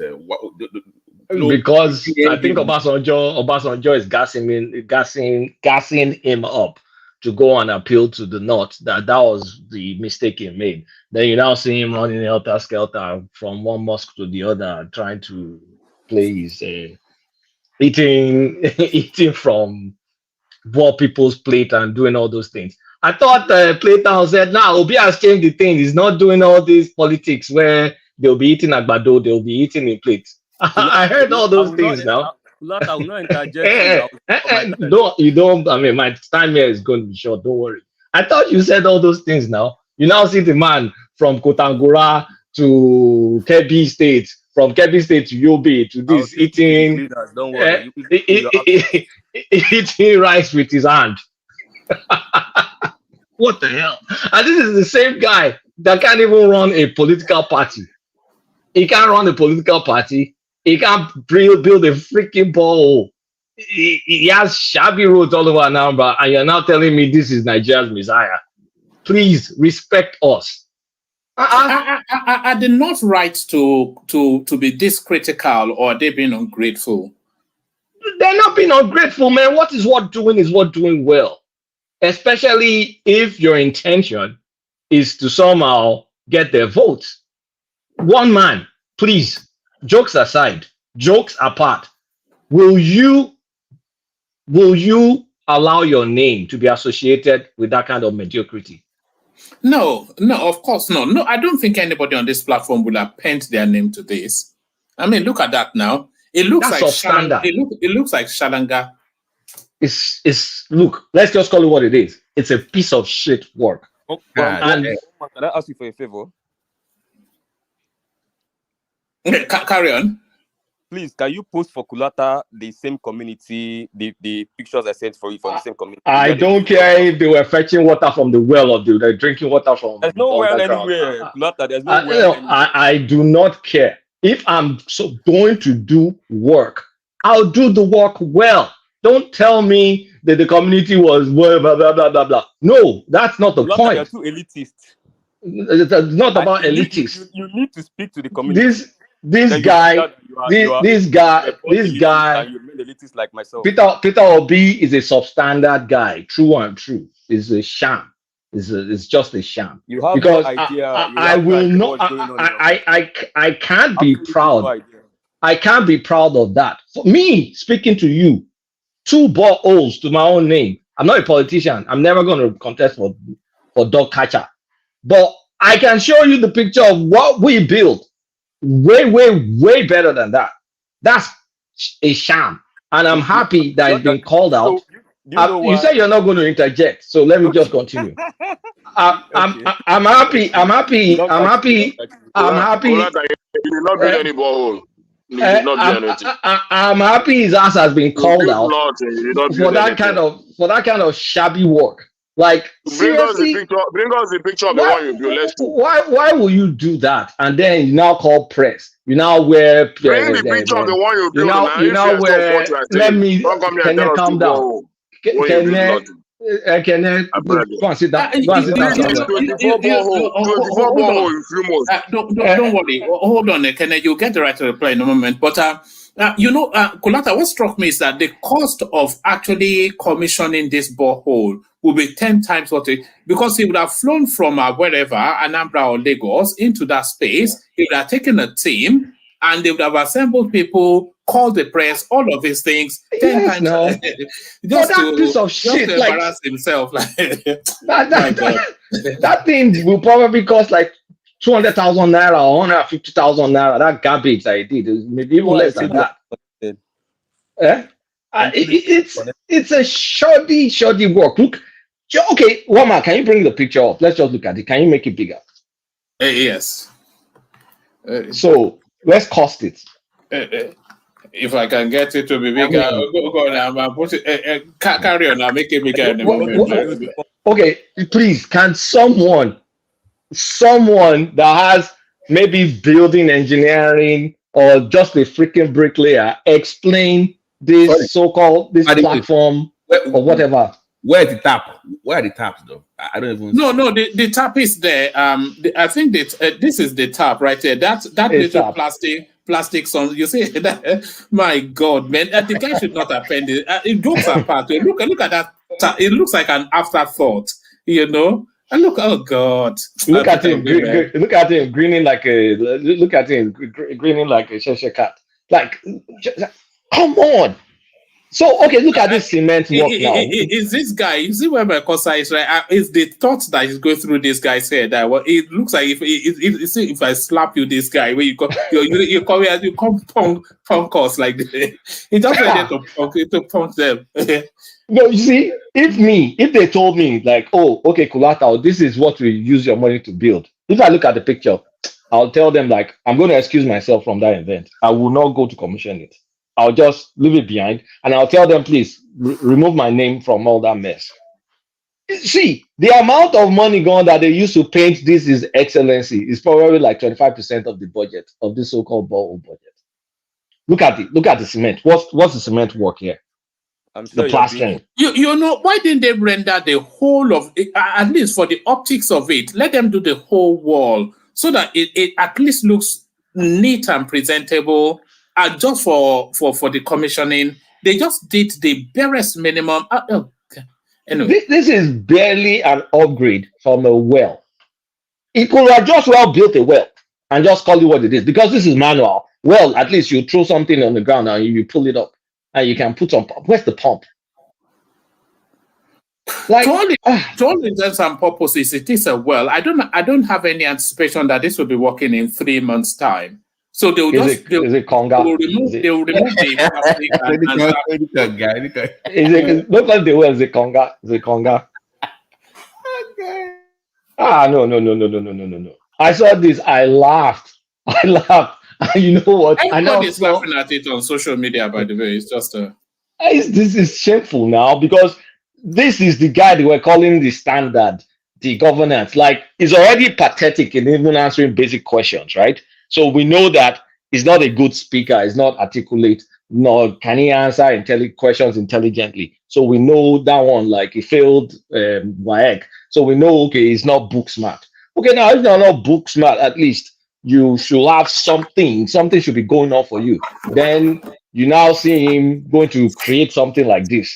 So what else is left? Man, leadership skill. Where's the leadership skill? He can't manage his party. He's thinking of going to SDP. Now he's changed his mind. Abure is there.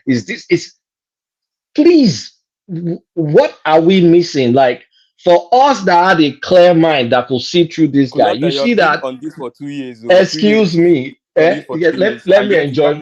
I've not talked in like 3 weeks on this platform now. So let me talk. But Kulata, in order for you to be called Your Excellency, the process that brings you there must be excellent now. So they've written Your Excellency on this plastic something. Is the process that led to that, is it excellent? Are we looking at excellency? But one man, I'm shocked that you're claiming his quotes. Wow. You see this, Peter, you see this excellency that they wrote in this wall? I think that is charcoal. I don't even think that is paint. That thing that they used to write excellency behind. I think that's charcoal. And then the white one looks like a piece of chalk. So next time it rains, all this stuff will go away. Then you see on the right side, that looks like a pit latrine. Don't you see? Yes. That's why I'm saying they should have spruced up. They should have spruced this place. It should not be, and it traveled all the way to go and commission that. And then, my God, My God. I mean, I won't say my God. I'll say thank God. Thank God. I'm not religious, but I have to thank Heavenly Father for knowing that this guy is not well equipped to be a dog catcher. I don't know how he governed Anambra, but we saw what he did. Nothing. But thank God Nigeria dodged the bullet. So I mean, this is I still laugh. When I look at this, I'm still gonna laugh. It's just ridiculous. Oh, So oh, oh, yeah, let's leave it. Let's leave that. all right. Give Kulana more time. You didn't do No, enough. no, but even But you you know still wait now. the They intention. actually came in You with couldn't you. append your name to that uptown. We know that. But take us to this landmark guy, Kulata. He's saying all the right words, even though he must be feeling. He must be chewing up inside. You know, $100 million he pumped into that space. Yeah, I've kind of like been following the guy's story small. I really do feel for him because is one of the investors that are at least creating a market for tourism in Nigeria, a virtually non-existent space. So while I mean I understand from listening to I think Babati, because I was listening to Babati that even some of the land could have been part of his land, not all, just some part could have been acquired in one way or the other. I think they should try and work with him to make sure he has minimal there's minimal impact to his business. Because yeah, the government can claim eminent domain over that property and just pay him off. But it will be good if they can reroute the road. But but here's the problem: road or no road, that beachfront was gonna. You see, that beachfront is a Atlantic Phase 4, so it's gone regardless, road or no road. Oh, and he knows so that. You see, Eco Atlantic is in 6 phases. So what you see right now is only 3 phases, right? The 4th phase is literally in front of his beachfront. That whole beach is gone. That is wait. 4. So when you see that them doing the land expansion up front of his beach, that forget it, Kinshe Road, that is a Atlantic coming up. And he knows so that means he encroached into a co-Atlantic yes, land or a co-Atlantic encroached into his and land. he knows that. He knows. So Lagos. So this road then could be an opportunity for him, then, couldn't it? Really? No, he is negotiating his deal through the media. Yeah, of course. Now, and rightly so. Would you not do the same thing? I would. Sincere now. He's not sincere with what he's doing. Like, oh, look at me. But he's packaging it well, though, Babati. Yes, now pour me, no machine now. What else would they do? Is pour me. The government is taking advantage. I would do the same thing now. Would you not do the same thing? That's sad though, because I like his resort and all, but I hope they can find. I mean, there can always be a compromise. It's going to take some settlement money and all. Let me just give you this real quick before, just so you know what's going on.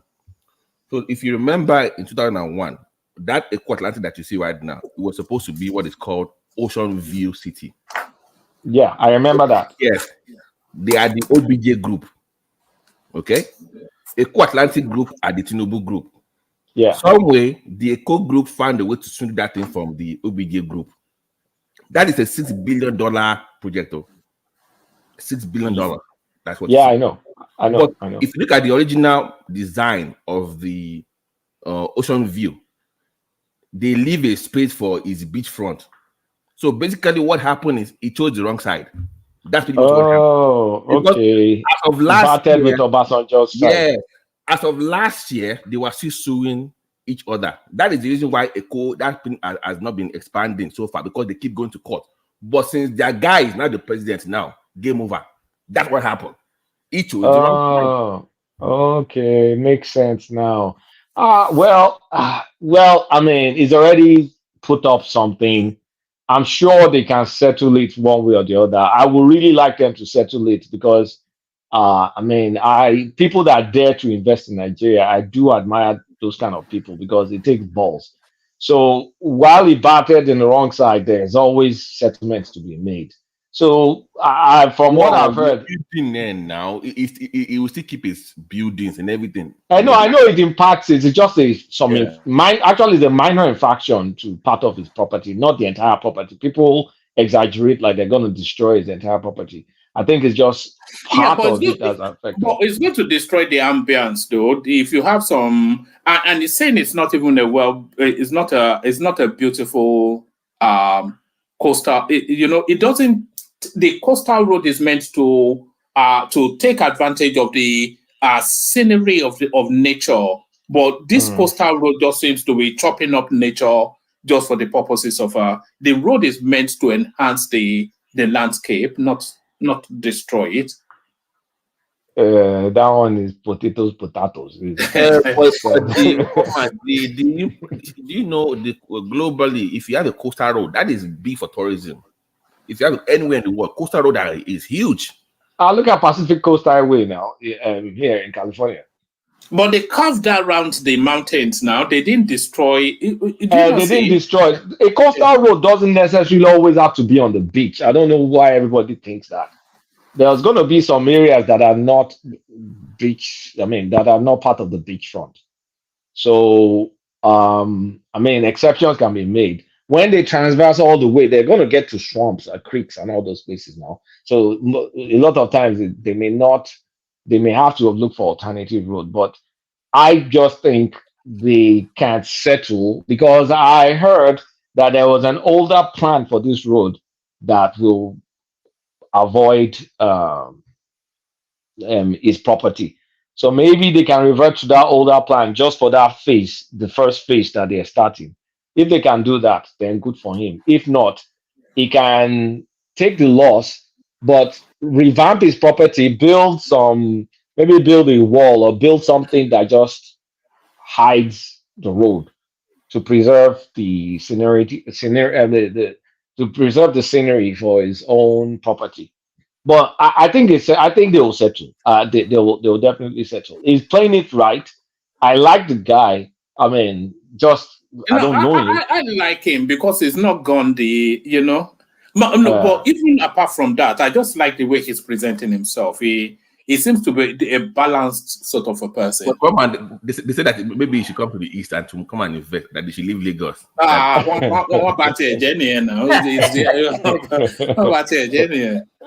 People will just say all this nonsense. I saw that now. Someone said they should go and build it in Zita's hometown. What's the name of that place? Zita's place. Mbesi. Is it Mbesi also? No, not Mbesi. There's a lake in Imo State. Onwuanibe is in the comment section now. You sure can. Oguta. Yeah, Oguta. Yes. Oh, is that not where Charlie Boy is from? That's where Charlie Boy is from. Yeah.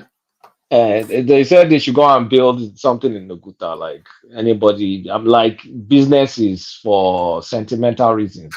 Who's going to go? Is it the once or twice a year that Ekene goes to the east that they're going to go visit landmark? Anything to do with tourism has to be in Lagos mainly. Yeah, but you don't know that Imo State has a better tourist than Lagos. You don't know.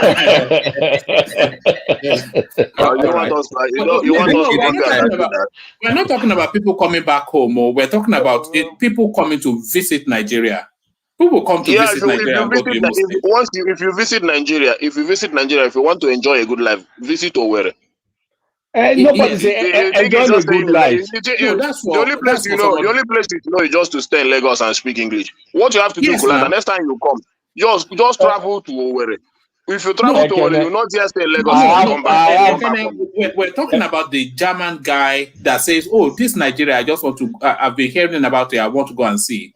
He's not going to Owerri now. He'll go to Lagos and Abuja and maybe. No, you need to. Just that Owerri is in the east now. You think everybody here Lagos.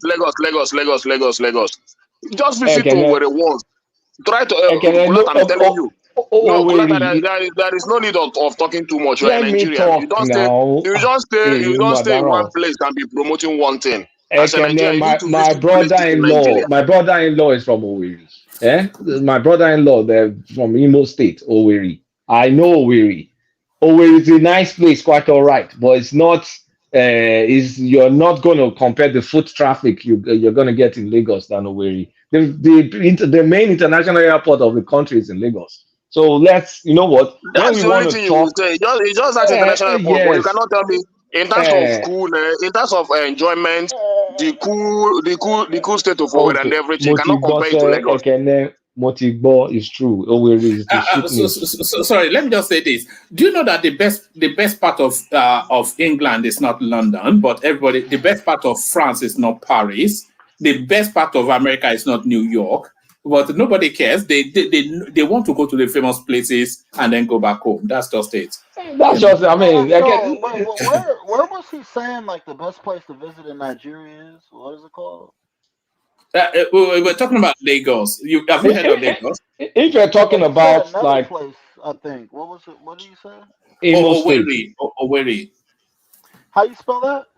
He wants to look it up. Doesn't even know what that is. One man. No, he's an American now, so he doesn't know. But that is the point you are making. If he wants to go, to Lagos will be where it's going to come to, not Owerri. That's the of point course. you're making.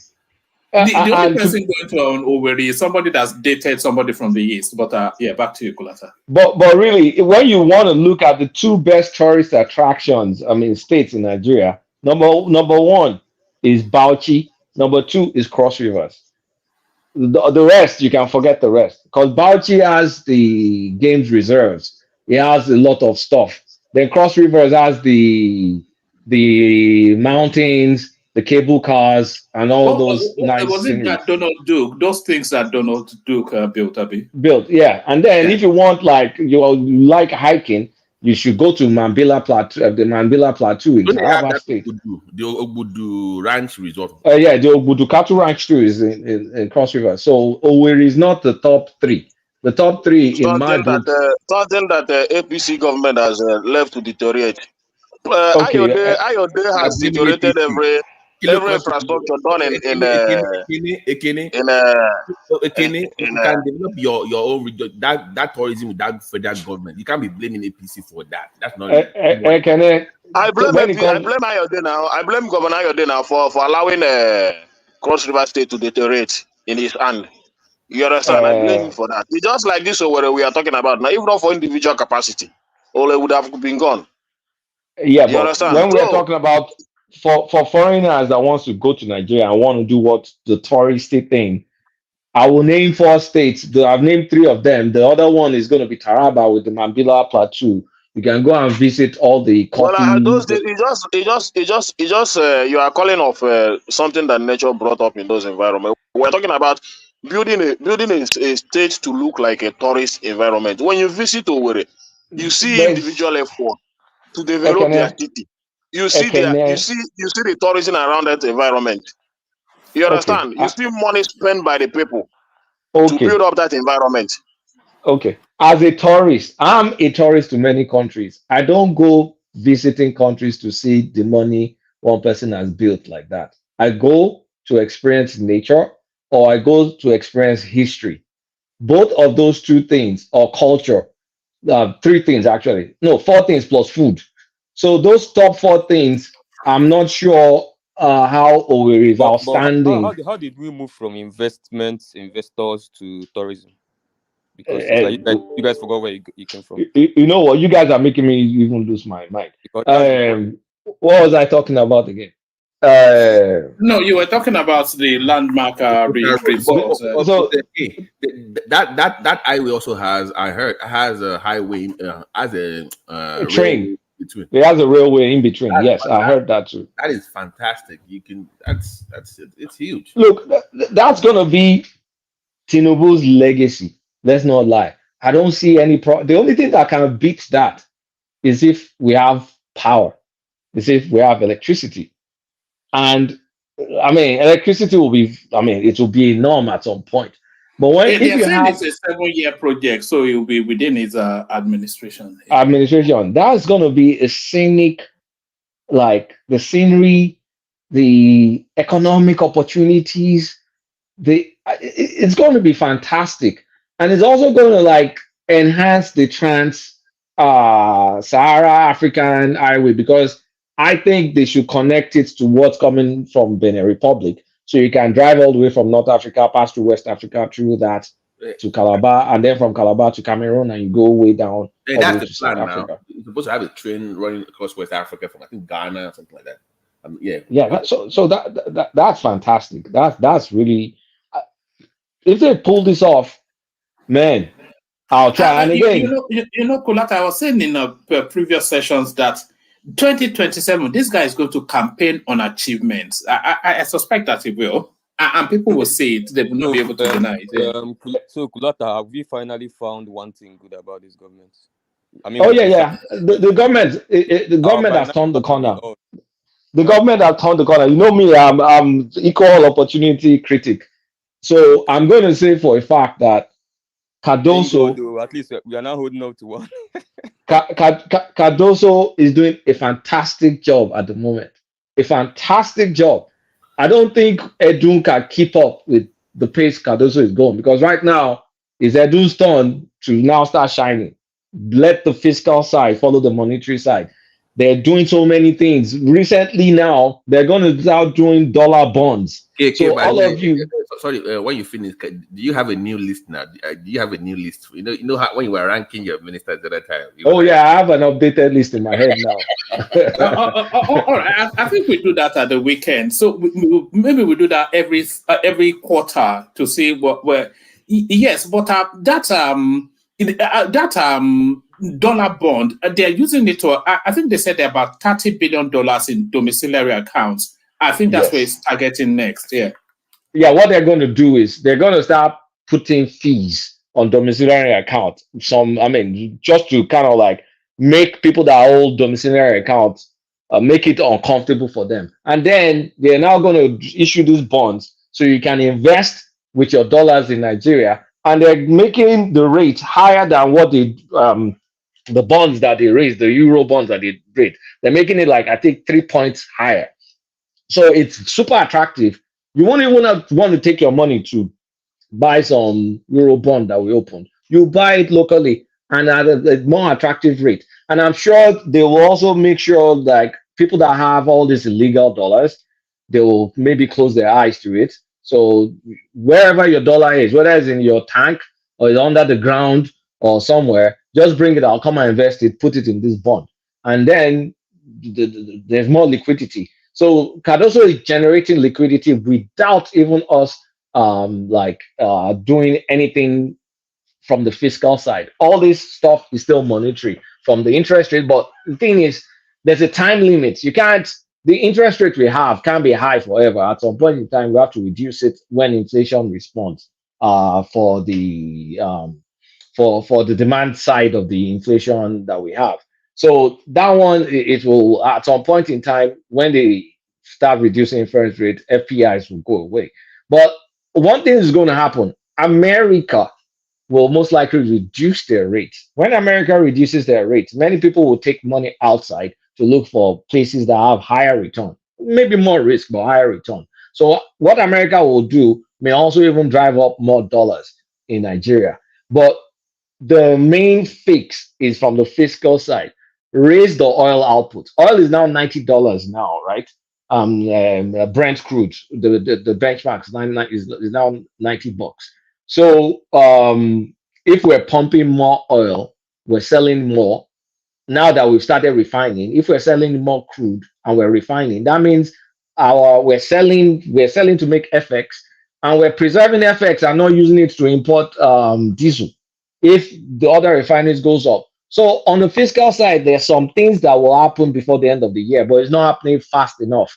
And we've still not figured out how to bump up our oil output. It's not like we've not figured it out. That needs investments, and we don't have those investments to get our oil output from the miserable 1.3 billion or 1.4 billion.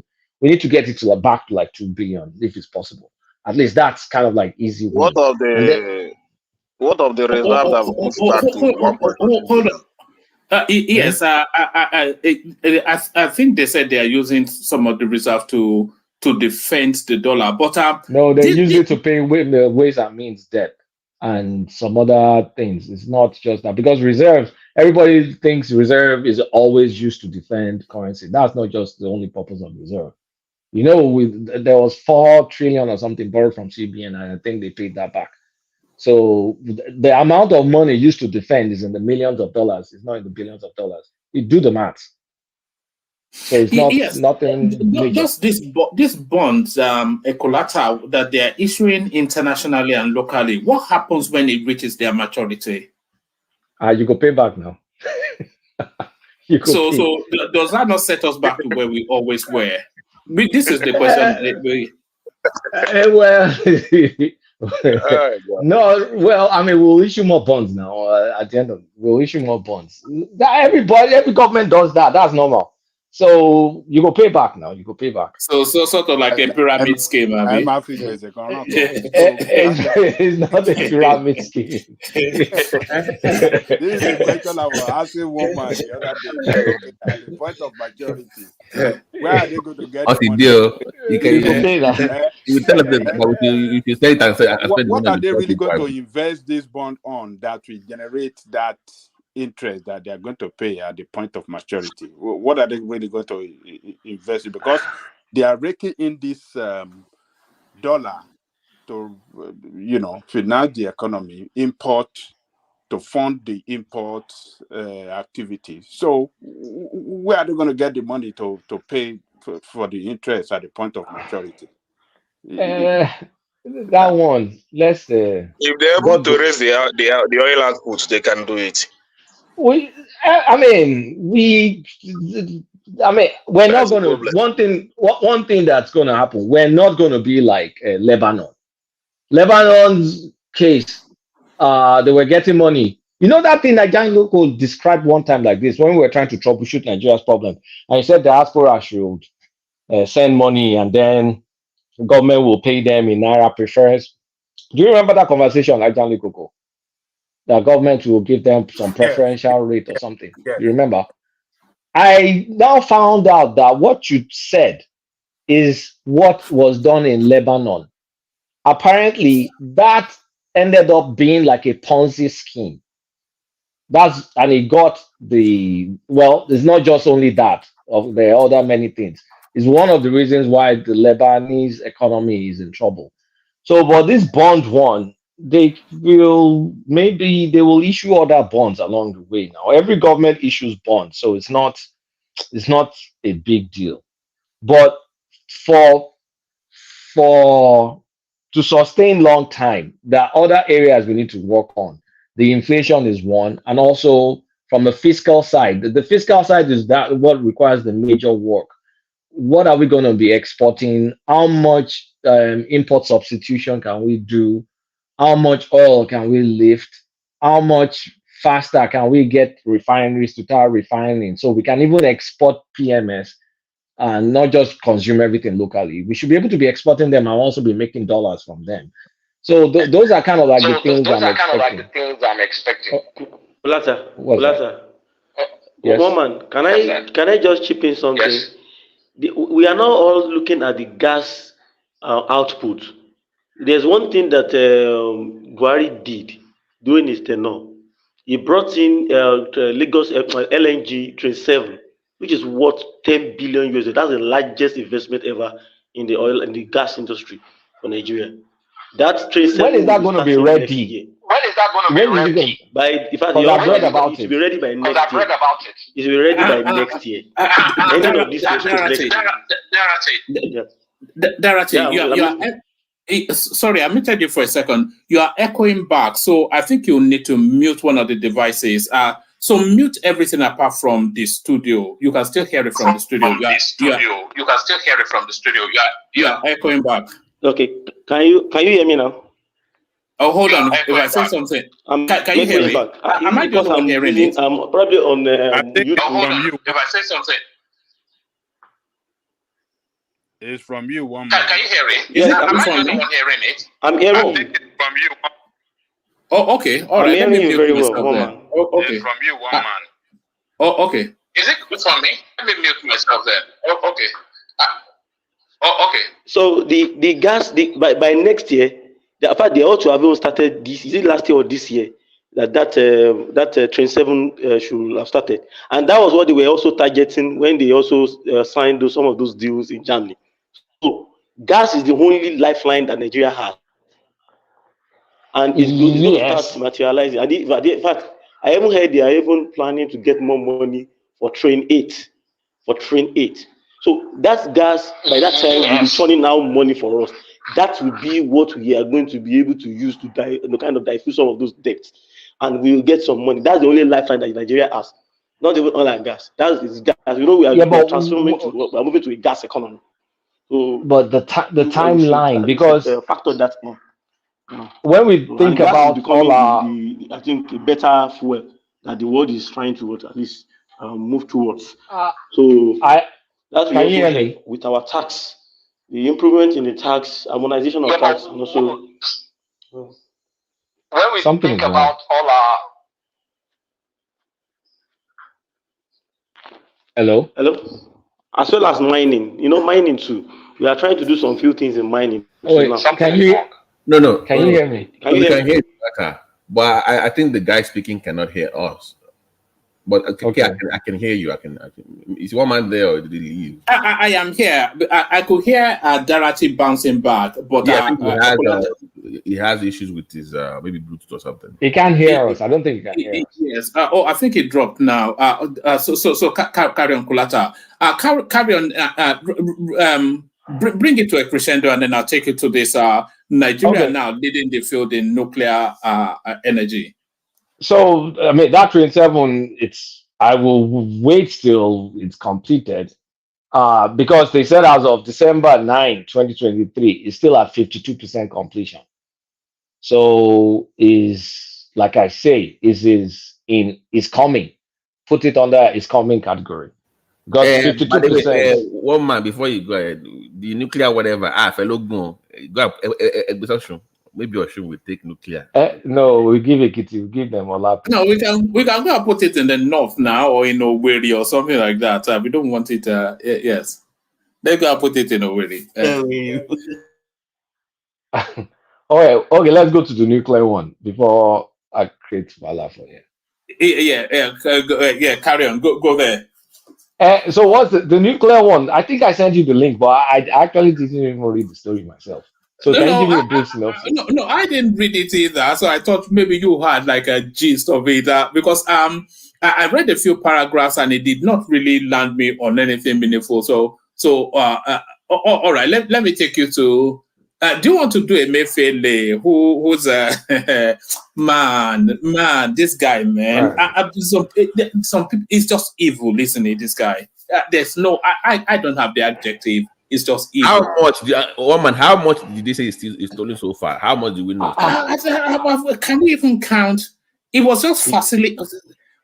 When I was reading through the head, it was something $1 billion there, $5 billion here, $3 billion there, 2.5, just billions and billions of dollars, and it seems to be giving them, especially to Indians. I don't know what's going on. What's going on, Kulata?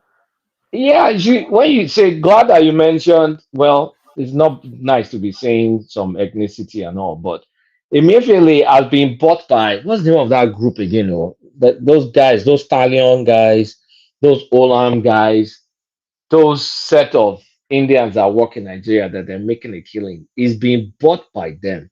And those guys are ripping us off.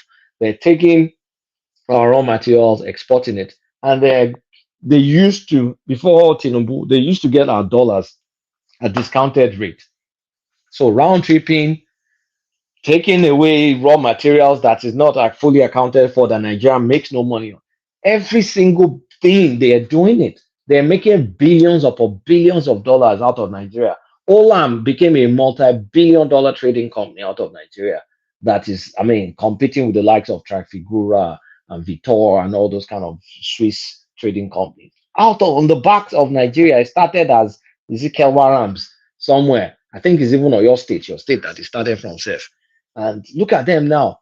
So this Emefiele, man, I don't know. Is he jail term? Like, it's stolen too much. Like, you don't even know. What? Can you clarify the Olam's group thing? Like you said, was it just them or just other groups that he was involved with? Oh, so I'm just listing a lot of Indian companies that are ripping us off in Nigeria. True, They were doing it through Emefiele. No, they've been doing it even before Emefiele. Before him, but it just helped them out more when he came. Yeah, it helped them out more. Now, there are particular ones, I think Stallion Group people and some other people, the core ones, the Orams and the Stallions, and then they have the smaller ones. So I'm not sure whether it's still part of that clique that has been working with Emefiele. But that clique has been ripping Nigeria off for the longest time. And nobody's stopping it. And I don't see how they benefit us. There's a particular company called NIPCO that was getting it was getting a lot of mention as I was reading through. So I went to have a look at them. I think they're in the oil and gas space, and there they are right there. So they have some nominal Nigerian guy, but the guy behind it is Suresh Kumar. So that's the guy, and then padded out by Ramesh Vimwani, and then Mr. Rishi. Maybe it's all this Rishi, the Prime Minister of the UK, Rishi as well. So maybe that's a name to run from. NIPCO PLC, right? Is it NIPCO PLC? NIPCO PLC. So that seems to be the particular guys that were using him especially. If you go and dig into those NIPCO people, if I have time, I'll start looking up the directors. You see, is this still same clique of? No, they're on your screen now. Can you see? Oh, okay. I can see. Yes, that's it. So they've got to achieve best man Enekwe. So he's just the just some nominal Nigerian, but the guy that actually runs the show, Suresh Kumar. So that's the guy that is long gone, I'm sure. Is this his name that has been mentioned that's been bribing Emefiele? This No, the one that was mentioned is something Punjab, but he's not on the board here. Something Punjab is the guy that was especially bribing him. He will collect he will get 3 billion in discounted rates, give Emefiele 10 million.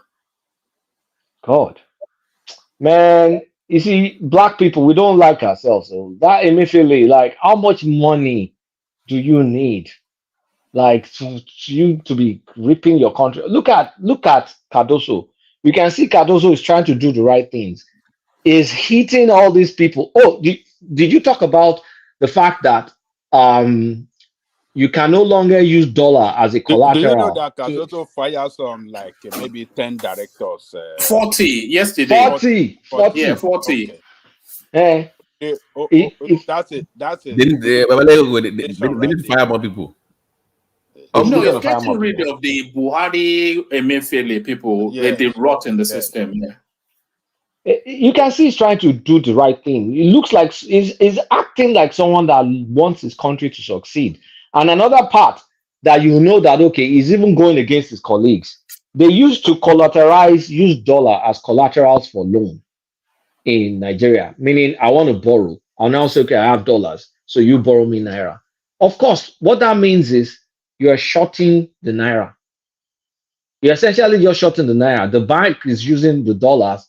They're taking a long position on the dollar. They're shorting the naira.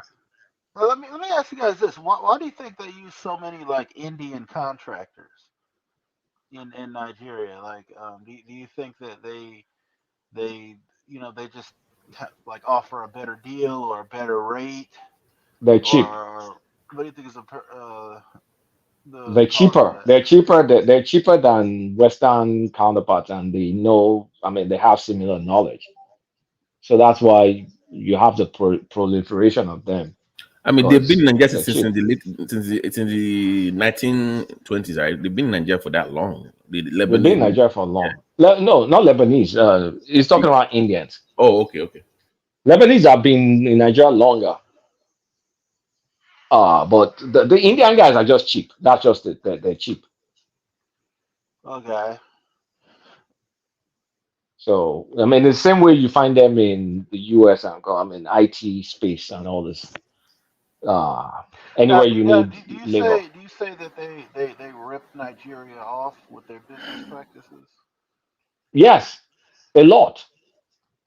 They export raw materials without declaring the full value. Okay. And then they use our bank loans to fund some of those things.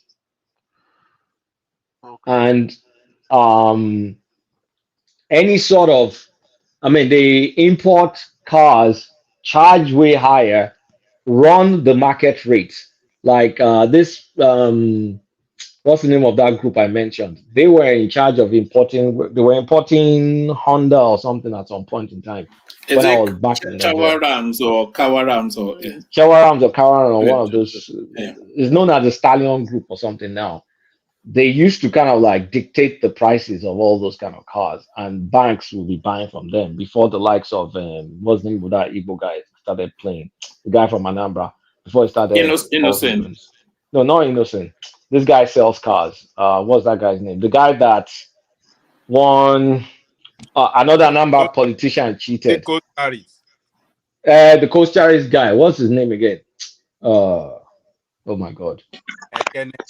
Very down to earth guy like this. Maduka, Cosmas Maduka. Cosmas Maduka. Yeah. Before Cosmas started playing. Those guys, those Indian guys were just ripping people off anyhow. So I don't know why we tolerate that in Nigeria, but it is what it is until we wise up. Okay, don't think it's because our business class don't meet behind the scenes. Like America, you have your business class, they come together, or they don't care about tribe, anything. They have this anything that's anti, if you're a foreigner coming to invest in America, for instance, now, they will try to force themselves for you or invest in the company. You don't have that time to just build anything anywhere in America. People still want to invest. Their own billionaires come together. But in Nigeria, I feel like our own billionaires don't even talk, or they don't even have that synergy to go again. Do you see my point? What I'm trying to make here? Like they don't have anything at all. Just on your own. You don't talk to your fellow billionaires. You don't. Yeah, learn. Because I don't see it. Because you have very few real businessmen in Nigeria. A bunch of rich people are just rent seekers. So when you've cornered your own part of the pie, you just keep quiet. So they're not interested in the real sector. And then when you have all these Indians coming into the real sector, they just rip you off. The rich guys in Nigeria don't really give a rat's ass about the real sector. So as long as they corner their own dollars that they're round tripping, or they corner their own subsidy payment, they don't care about. I mean, but you see the need to do that. So look at telcos now, and you look at telcos and a few of those that they come together. You see even airlines. When you have your own that is doing the right thing, you have a say. You don't get free. Exactly. Oh, and another thing with Nigeria, especially, is, for example, this airline that you mentioned is a good example. This ONYEMA thing. For the longest, all the British Airways and all these foreign airlines, they will just pay Nigerians to frustrate a local carrier from using that bilateral agreement that we have. And that's why we've never really had anything for long. Local airline flying. But you remember when MTN was fleecing Nigeria until Globalcom came into play? Yeah. We didn't have a second billing before. It was a second billing. Yeah. So many people don't want to do real business. So I think some of the cleanup TINUBU is doing, by the time he's done with the way he's going, by the time he's done, there will be no hiding place. You won't really have any dollar you're going to corner somewhere. That rent seeking will go down. Everybody will have to now play in the real sector. I hope that's the result of TINUBU's reforms, but that's what his reforms is dictating. Apart from the ECOPs, like the oil subsidy that so we don't have a real business. We're still playing. It's your point. You don't have real businessmen in there. We don't have enough of them. We have some, but we don't have enough. Okay. We need more. We need more. We need way more. And there are other areas in our economy that is not fully tapped. Like our stock market is undervalued. When you look at the profits that companies are declaring, if you look at a similar company in the United States or in South Africa, look at the evaluation. You see the evaluation is like 10 times. How is it possible? 400% for a huge bank. I'm like, how? Where is the money coming from? It's crazy. Look at a bank like GTB. Lean, mean profit machine. That's what you call that bank. Declaring profit similar to a bank like that is 3 times their size. And when you look at the evaluation on the stock market, it's nothing. I mean, nothing. But if you're doing that in kind of like New York Exchange, I mean, NASDAQ or somewhere, they will put billions of dollars into your stock. So there are areas like that that I want TINUBU to fix. The valuation of our stock is in tatters. There's tax reforms that needs to be done. There's the farming stuff that needs to be done. Those kind of areas, those are things we can do. I don't expect that will be a manufacturing hub or something like that. I don't But think that's going to happen. are they still going to allow us to invest? Remember, there was you can invest in the stock in dollars. Remember when that came up a while back? Would that I still be can't. on hold? I don't know. I don't remember that. Did that ever happen? No. Like they were talking about, okay, you can actually invest in the Nigerian stocks, like with dollars, and where you can bring in more funds. But it never went anywhere. I think it was Cardoso and they've been talking about it a while back. Well, the only thing I know is the new one, the bond one that they're bringing out. I won't be surprised. Anything that will make people bring dollars out of hiding and bring it into the market here is encouraged, because you're fixing you're fixing the supply issue with that. You're fixing the supply issue. The demand issue is import Let me ask you substitution. this. Why is it that like who's responsible for hiring these contractors? Is it like the governors, or like the state government, or the municipal No, government? no. Well, it depends on the kind of work. But a lot of the Indians you see, they hire themselves. They own their own companies, and then you have the Yeah, I likes know, of but like Dangote. who's giving them the contracts though? Well, some of them are not contract based. Some of them are just sales, and some of them are exporting. So, but from a contract perspective, other companies give them contracts. Government do give them contracts at times. So it's the entire economy that supports them. Okay. So somehow they're finding a way to negotiate to get these contracts, get these jobs and stuff in Nigeria. Yeah, they're cutthroat negotiators too. They'll beat you in price. So Okay, wow. the economy allows them that, which is fine. The only thing part I don't like is the illegalities that they do. That's trying to get preferential dollars, not declaring their exports out of the country, not recording the right figures. Those ones I don't like them, because that's just ripping the country off. It's So just we don't have proper it's just regulations, really. If we had tighter regulations, then the system can run itself. But Kulata, take us to Alan Oyema. I don't think we've heard from you on Alan Oyema. I think did Ajale want to come in? Take us to Alan Oyema, and then after that we go to Uptown, who I think is way past his bedtime. okay, Alan Oyema, excellent. Great guy. Glad that first. Look, let's even thank the person we should be thanking Festus Keyamo for making this happen, right? Oyema, without Keyamo, Oyema will not have been able to pull it off. And so that's an area that I was condemning Keyamo in the past, that I think I've upgraded him. He's doing the right things. So now we get to be able to buy cheap tickets regardless of the airline, because now it's a free market. You have to compete. You get to be able to buy cheaper tickets to fly to UK, at least for now. So what do you expect? The British Airways, do you think they're going to let the cash cow just die like that? They will want to force Airpeace. They want to force it to the ground. Like, what's the capacity Airpeace has compared to British Airways and Virgin or whoever flies that route? So, and one thing, they've always had all these discount tickets, right?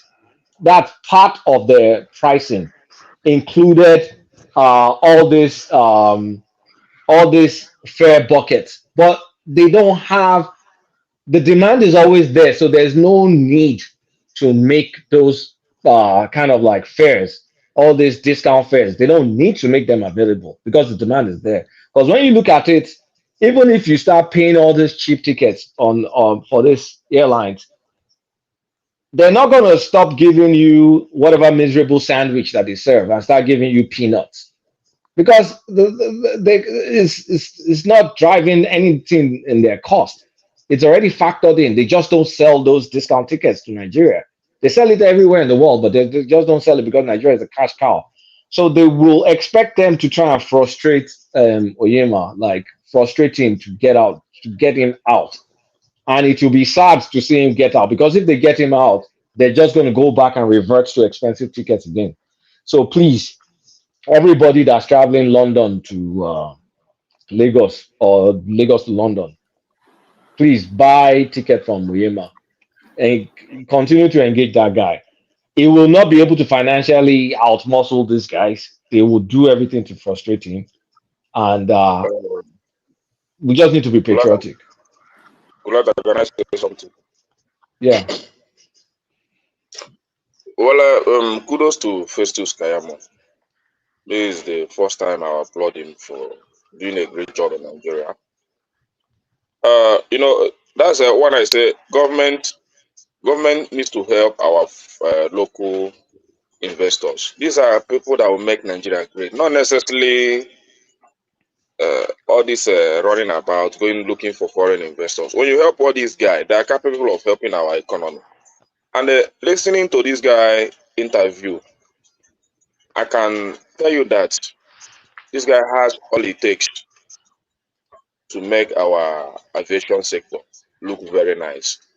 So what the government needs to do, like what he's pleading on the national television today, is the support of the government, because even those guys that were trying to force him out of business, he explained how their government is supporting them, because even if they go taking as low as $300 for a flight ticket and all those stuff, he mentioned that even if that plane is full at it be that, they will not still make the money for the petrol. The government is supporting them. And what they are doing is just to force him out. So what the Festus Kayamo, what he has done is a very good one.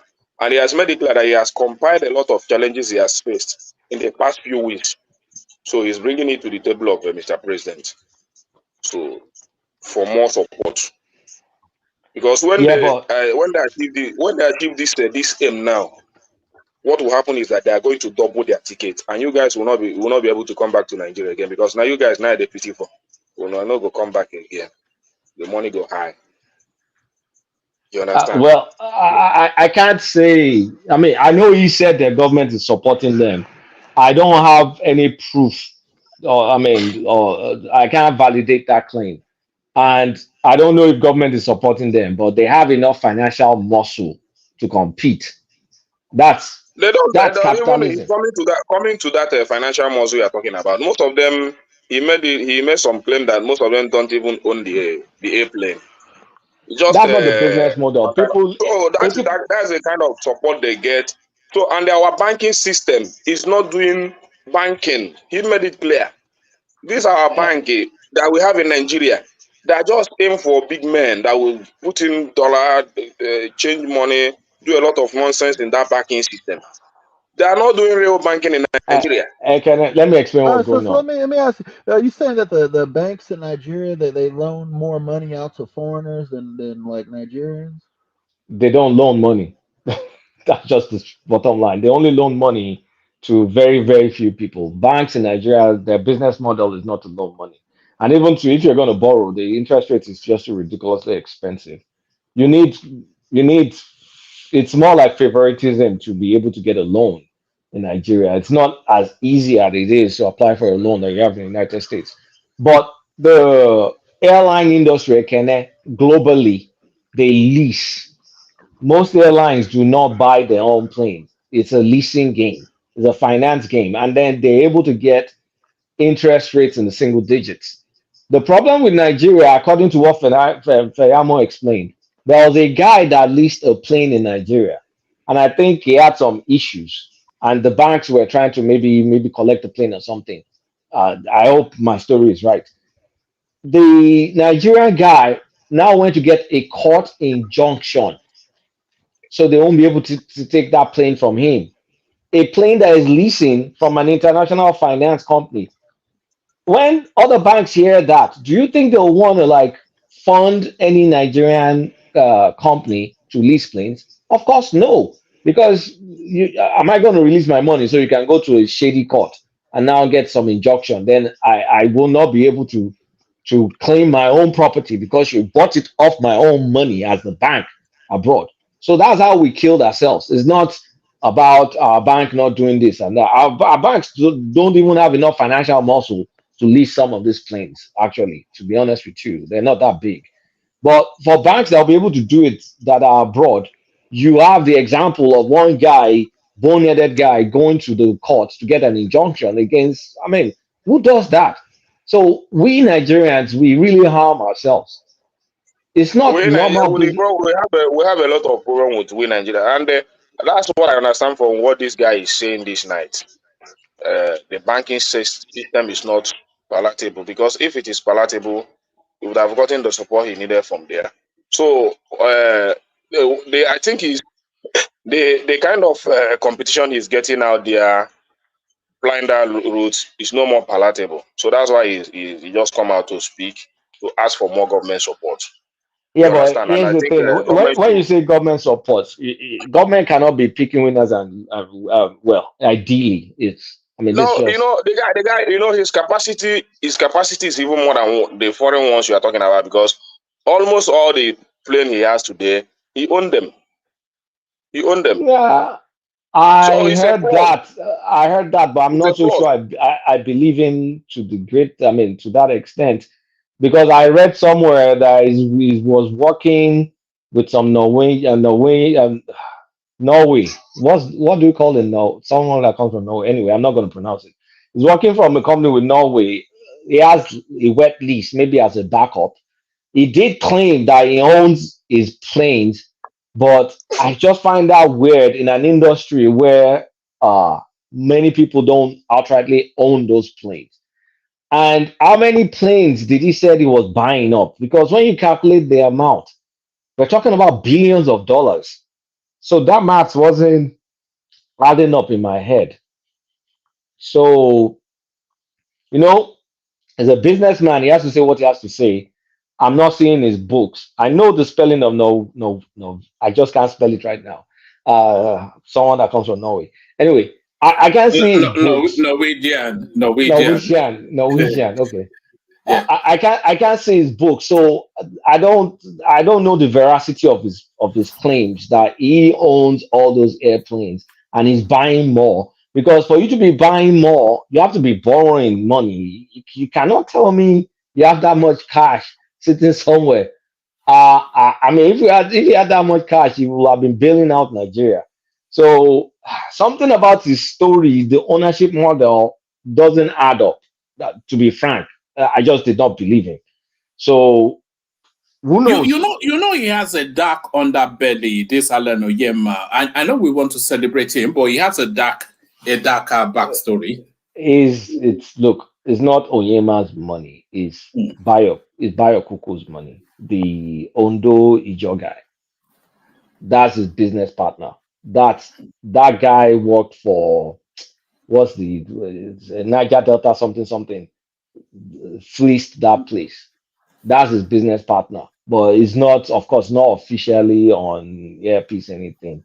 The Earpiece guy is a nice guy and all, he's a full Nigerian, he's not tribalized or anything. But the Idon of the matter is with that Zibayo Kuku or something. That guy is from Ondo State, and Ijo. It was the Niger Delta something at some point. So that money, I believe that money was part of that money will have come from there, and of course with other creative financing. So it's not just Oyema's shindig. There are other people involved. But I'm glad at least is he can expand it. But let's just support him so they don't run them out of business. You know, I have a feeling he will succeed, because it's about time. We don't want to be, how can we be having Ethiopian air and we don't have a Nigerian presence in the skies? So we need him, really.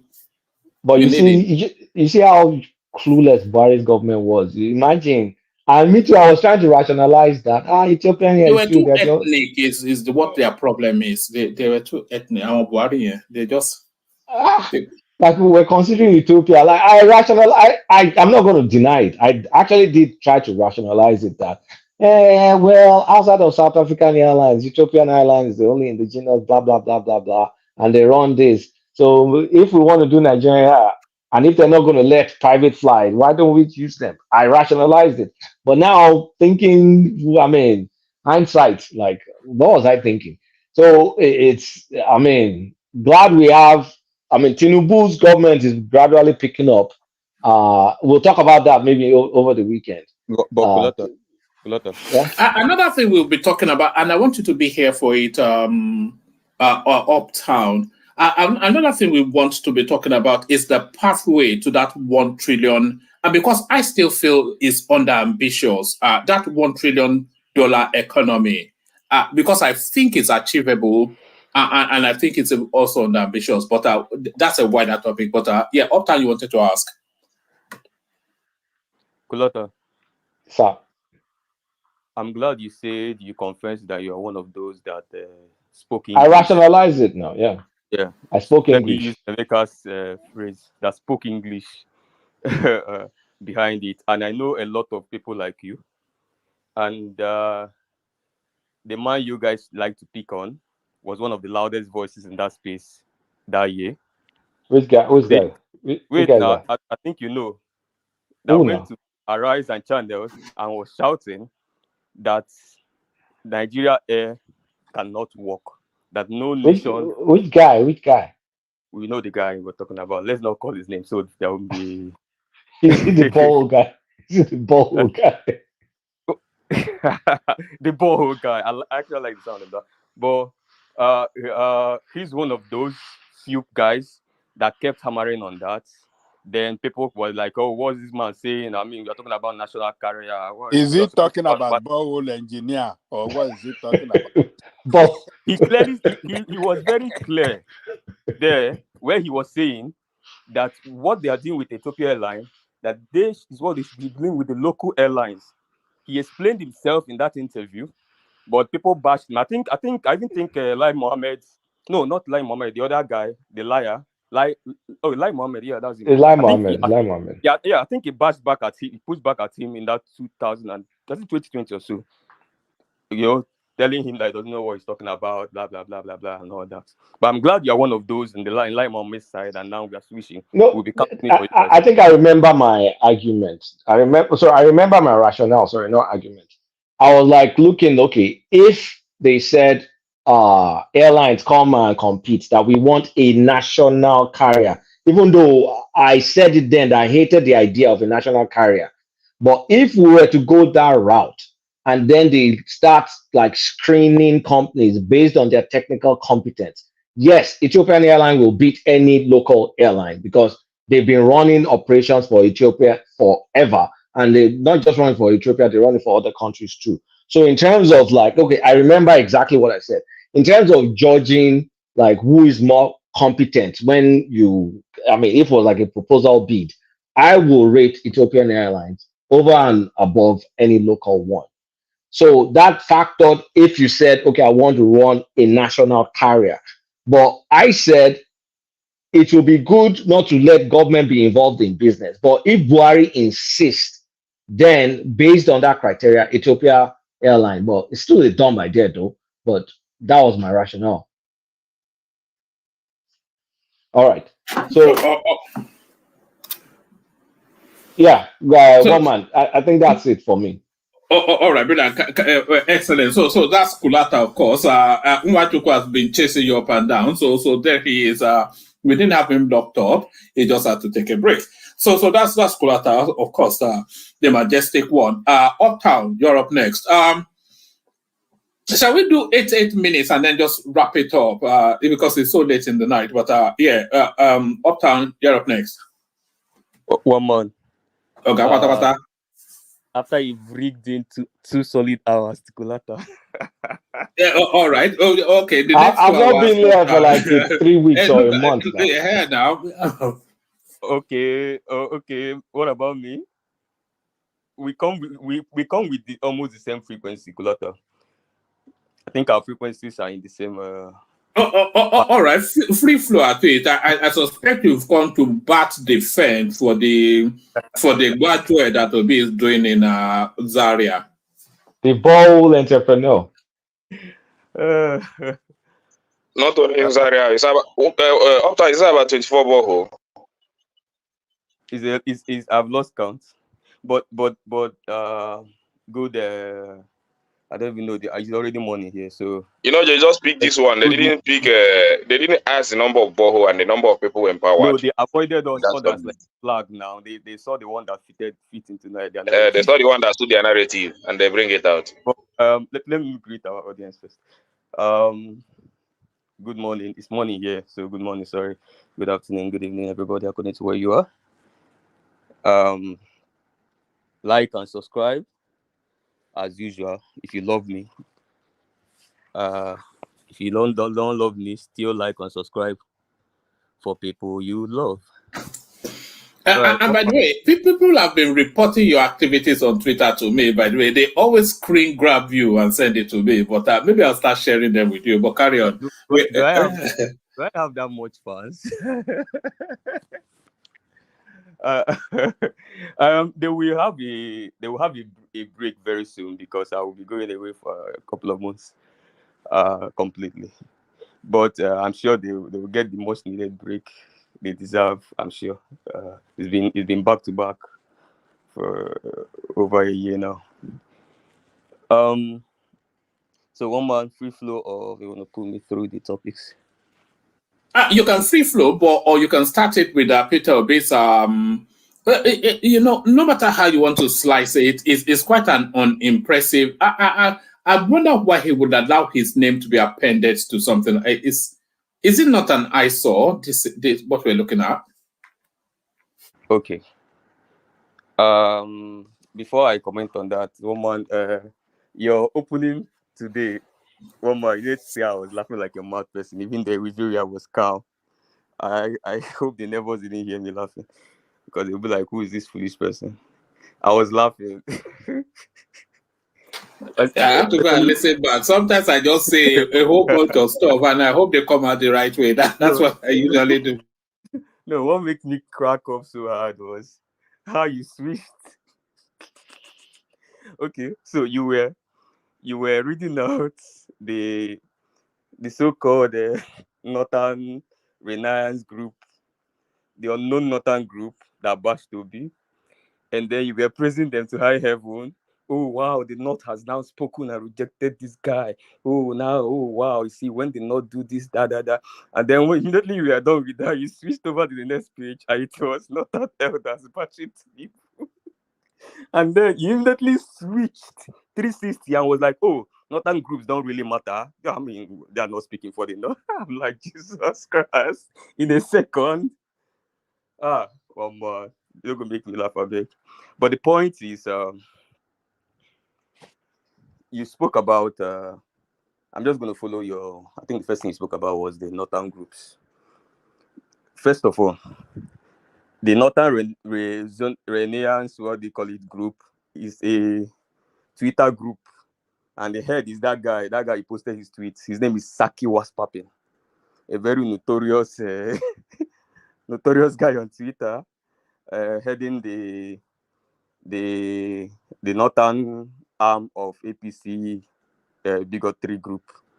You know, so him and his one man and his dog, that the ones that formed that Northern Renaissance group.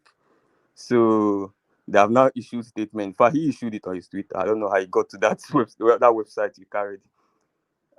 Bashing Obi like rabid dogs. So that's not solid because they are not representing any group. But what is solid is Northern Elders Forum. That is the officially recognized body that all Nigerians know, that you know, that I know. Northern Elders Forum. And who were they bashing? They were bashing TINUBU. I even heard when the guy reacted to the borehole projects by Obi in the north. You saw how it sounded towards it. Now compare it to your rebel Twitter so-called Northern Resonance group led by Waspapin. And then you can easily tell what we're talking about.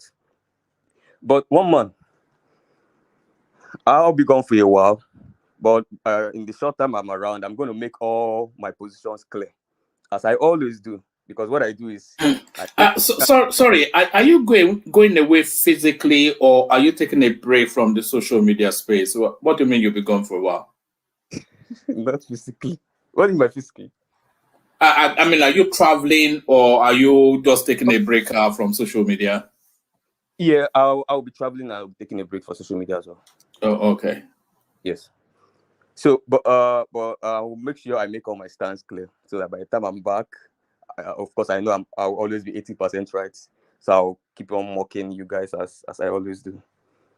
As events unfold, I've said this before. With every passing day, this is almost 1 year after election, more than 1 year after election actually, and we are still. It's almost like election is on Monday morning, next week Monday morning. And we told you this before election, before even that election, when people were rambling around, making some ridiculous political analysis. One man, there's a guy called Very Dark Man, and there's a phrase I'm going to borrow from him this night. He usually says, "You're going to learn, and you're going to learn the hard way." That's what you usually say. So I'll borrow his phrase today. You're gonna learn. Sorry, before you carry on, is that guy, is he encroaching on Daddy Freeze's space? Because I noticed that Daddy Freeze has been going after him a little bit. So are they battling for the same sort of? Is it the same demographic? Yes, it's very, yeah. Oh, you're spot on. The same demography. So I guess the two male gossip have finally clashed. I think that space is quite irritating. I mean, I'm close to Daddy Freeze personally, but that space is really. Can you bring him on? Although he charges a fee, doesn't he? So yeah, I don't think, and I'm not willing to pay. Eh? He's. I'm not paying anybody to come on. You should pay me to come on, not He's too into the money thing. That Freeze does not do friendship or knowing anybody. He's just way excessively into financial. No, I've never seen anything like it. The way it goes after. Anyway, carry on. It's a lot. I'm gonna talk about him. So yeah. When I will say, if you can do super chat, it's okay. He will say, if you will die, you're dead. Man, but have you seen him in action? That guy, man. I wonder why do people follow him? I've tried to pay. I find him very difficult to listen to. I was worked with him. Because it's from Romanian guy. Is he from Romania? Where is he from? Mom, yeah, Romanian. She's a vice chancellor of the university in Nigeria. Yeah, so half Romanian, half Nigerian. So one man, that space is not really my kind of space. I don't fancy the ideas of grown men with muzzle behaving like women, like literally just gossiping and. I just recently found out that that Very Dark guy is actually he plays for the other side. He's he prefers his own gender. I was shocked actually. Of all of the girls that he could have been getting, so many. What a waste! I just thought, Oh man, who's telling you all this? What you're saying? Is it not? Does it not play for the other side? Is that not? Oh man, who are you asking? No, I'm not. This is your space now. You know all this sort of thing. Are you not? You're a show business guy now. Eh? Yeah, I am. I'm not his. I'm not his bedroom. No, when he was arrested, a lot of it was there's so that in fact he's openly gay, isn't he? Is he not? I think he may have lived certain kind of lifestyles in the past when he was broke and all that. According to right. So, okay. Now this is almost putting him. I mean, that's what he wants to paint and all that. But because he's actually in his. I didn't hear it all, but in the reportings they said he has openly admitted to partaking in some of those excesses. Yes, actually, you're correct. Yeah. All right. Sorry, carry on. Yeah. I won't speak further on that. I don't know if paths will cross for business. So sorry, let's carry on. Let's get back to politics, safer grounds. Yeah, you're in Lagos. That's your community, by the way. Yeah, those Ikoyi Lekki said, aren't you? And No, that's where he's not he. a Lagos boy. That idiot in Lagos. So what am I saying? That boy is not a Lagos boy. He's an Abuja boy. Now that's where Okay. see, we are not like that in Lagos. So it's all the Abuja boys that is just so nasty. We are not like that. There's a lot of nastiness coming out of Abuja. That sort of, those are large boys now. All those God. Boys in Abuja. I mean, I visit every now and then, but I mean, Lagos boys are more coordinated, more equal. Yeah. Don't do all right, carry on. Yeah. So I just borrowed this slang. You're gonna learn, and you're gonna learn the hard way. One man. So eventually, we are still here, and as time goes on, you will learn why I said the first time I came to the platform that the guy that came into your space, which is your political space, is an astute marketer. He's a legendary deal breaker, a vendor, a trader, a marketer, a brand influencer, a PR guy. These are the brains behind the popularity of Amalura in Nigeria, Budweiser, before international breweries had to come in because they have wetted the grounds for Budweiser in Nigeria. And a borehole engineer. You cannot add that,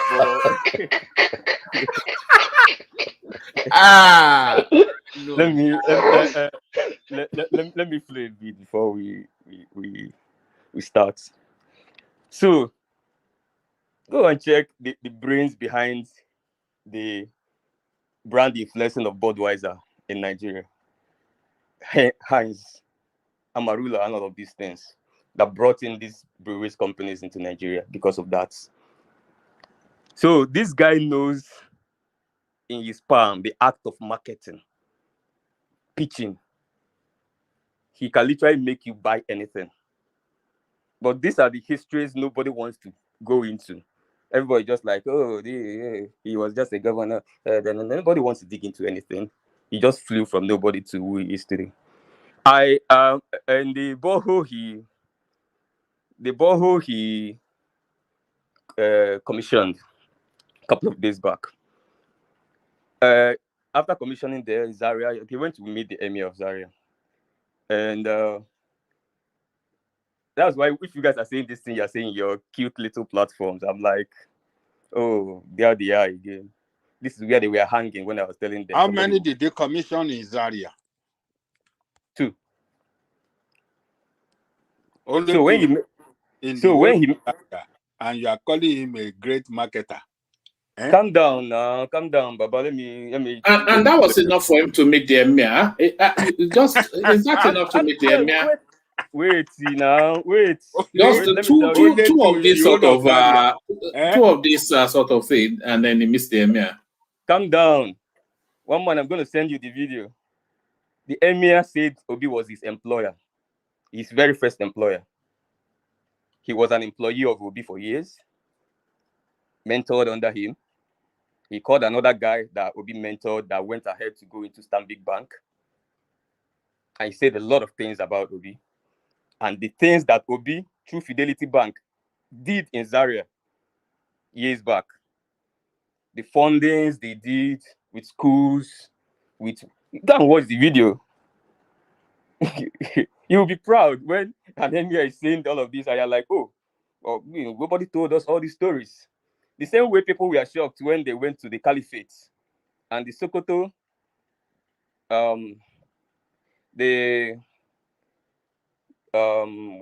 it's not emir, I guess. It's what one man, if you can correct me. It's not emir of Sokoto, right? One man. No, go ahead. We're listening to sorry, the Sultan. Sultan of Sokoto, thank you. Yeah. Correct. That's how shocked people when they were talking about when he went to Sultan of Sokoto, and Sultan of Sokoto took almost 1 hour talking about their experiences in their 30 years friendship, how he was a tenant of Obi, Obi was his landlord, how they did this, how they did that, how they did that. You know. Why didn't he And influence, voters to vote no, for the him type last no, election? Eh? Aja, don't. It's not. You are coming to an election just few months to the election, and Omia is going to turn the ground upside down for you. In a Oh, three. it's going to turn in the next 4 years. No, no, I'm not saying that either. I just answered your question for the one you asked. But the point I'm making, is when Obi tell you that he has more contact than any other politician in Nigeria. He actually made that statement in Harvard last year. Are you guys serious? Why do you guys always do this? Why do you lie to yourself on this thing? Wait now. Contact Wait, will calm only down. wait on it now. He has more contact than any politician in Nigeria, and yet he couldn't win the election. Calm down. Even I was even laughing when one man, when you were talking about Paul Onwuanibe. Paul Onwuanibe in his Facebook post called Obi his boss. He's a fellow investor. Obi is a serial investor like him. I did a lot of business together. Paul Onwuanibe, the landmark guy you were hailing and all of that. You know, but you guys. But then, I mean, let's just move on. No, Uptown. The point, no. The point is that, sir. The point, Baba Aja, please, hold on, please, hold on. Let me finish. Hold on.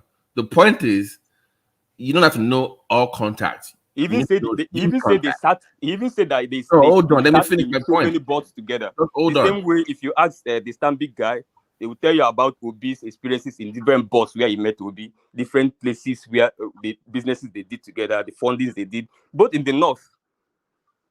People always have a lot of things to say. People in the high places. Uptown, I want to ask Baba Aja. You know, Baba Aja is talking like this because he's a man. Somebody was attacking Obi a few days ago, and the Baba Aja is not sitting well with it.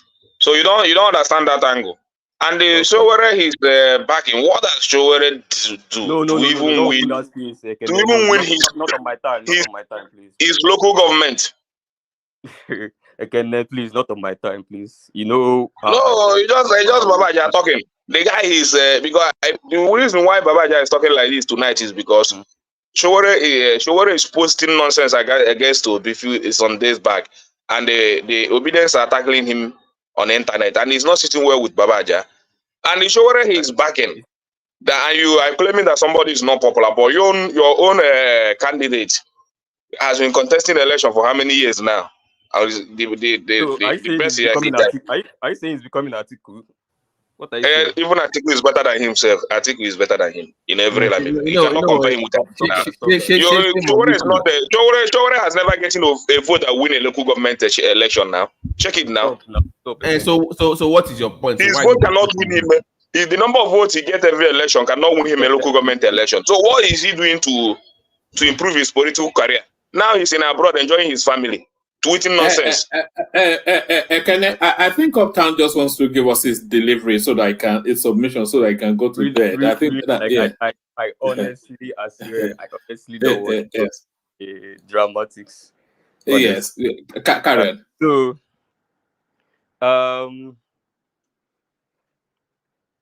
Obi is playing what they call anybody that is a footballer here. He's playing all wings. He's playing low and high. He's playing his what are we doing now? So he's playing his own personal designed brand of politics, which no other politician plays his kind of politics. Only Obi knows how he plays his politics. Only Obi knows how he climbs his own political ladder. And has been working for him. But while he's playing his personal brand of politics, he's also playing on the top as well, with high-level negotiations, which I'm aware of, which I can't say here, sadly. But I'm happy you read about the Northern Elders Forum, and you always talk about what people, you are more concerned about what people don't say than what they say. So if you carry that phrase in mind, then go back and read that communique and listen to what they don't say more that time. But the point is, like I told you, this guy is hawking politics in a way nobody knows. It's strange to everybody. In 2022, he designed 2 plans, one for the north, one for the south. And I've said this before in the platform last year. He wanted to begin with the north. He went to the north. There were roadblocks. They put roadblocks everywhere for him. That's why he began his campaign in Nasarawa. Remember, we laughed at him because he couldn't fill up even a quarter of the field in Nasarawa. If you remember, one month we hosted a whatever here where we actually laughed at him. That was his first outing. We were like, what's this guy doing? Look at what he's doing in Nasarawa. Yeah, something. Fun facts, he actually won Nasarawa. Fun facts. But after we have mocked him, he won it. He couldn't gather people in the field, but he won the state. But then after Nasarawa, he left the north, if you noticed, because Dati and some stakeholders told him to go back to the south, let them know how they can water the ground, because a lot of obstacles have been put on his way. He has to suspend his northern plan and start implementing his southern plan. Did he implement it very well? Yes, because he won the south. He got over 4 million votes. TINUBU was trailing with 3.4 million behind him. So he won the south. He was able to probably implement maybe 30% hurriedly because of the time in the north. That was still able to get him over 2.1 million votes in the north in that election. Even though it was just hurriedly, just to implement some, still got 2.1 million votes. But elections are over. He told you clearly then that this is not a sprint, it's a marathon. He has brought out his northern plans again to complete it, what he couldn't complete in that 8 months.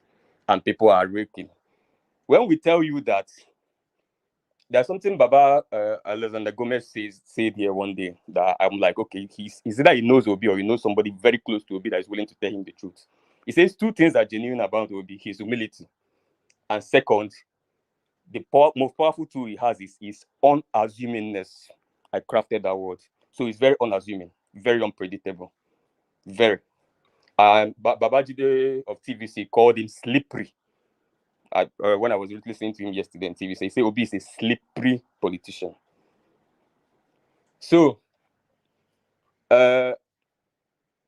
what I'm doing is preparing your mind so that that place you guys were in 2023 is a lot. You have not scratched the surface of who he is, of what he can do, of you have not scratched any surface. That's why you keep always behaving like water is, you are drowning inside water anytime he makes an extra move.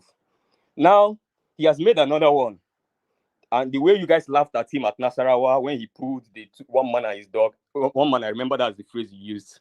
I have a very attentive memory. He said Obi pulled one man and his dog campaign in Nasarawa, which he later won the state.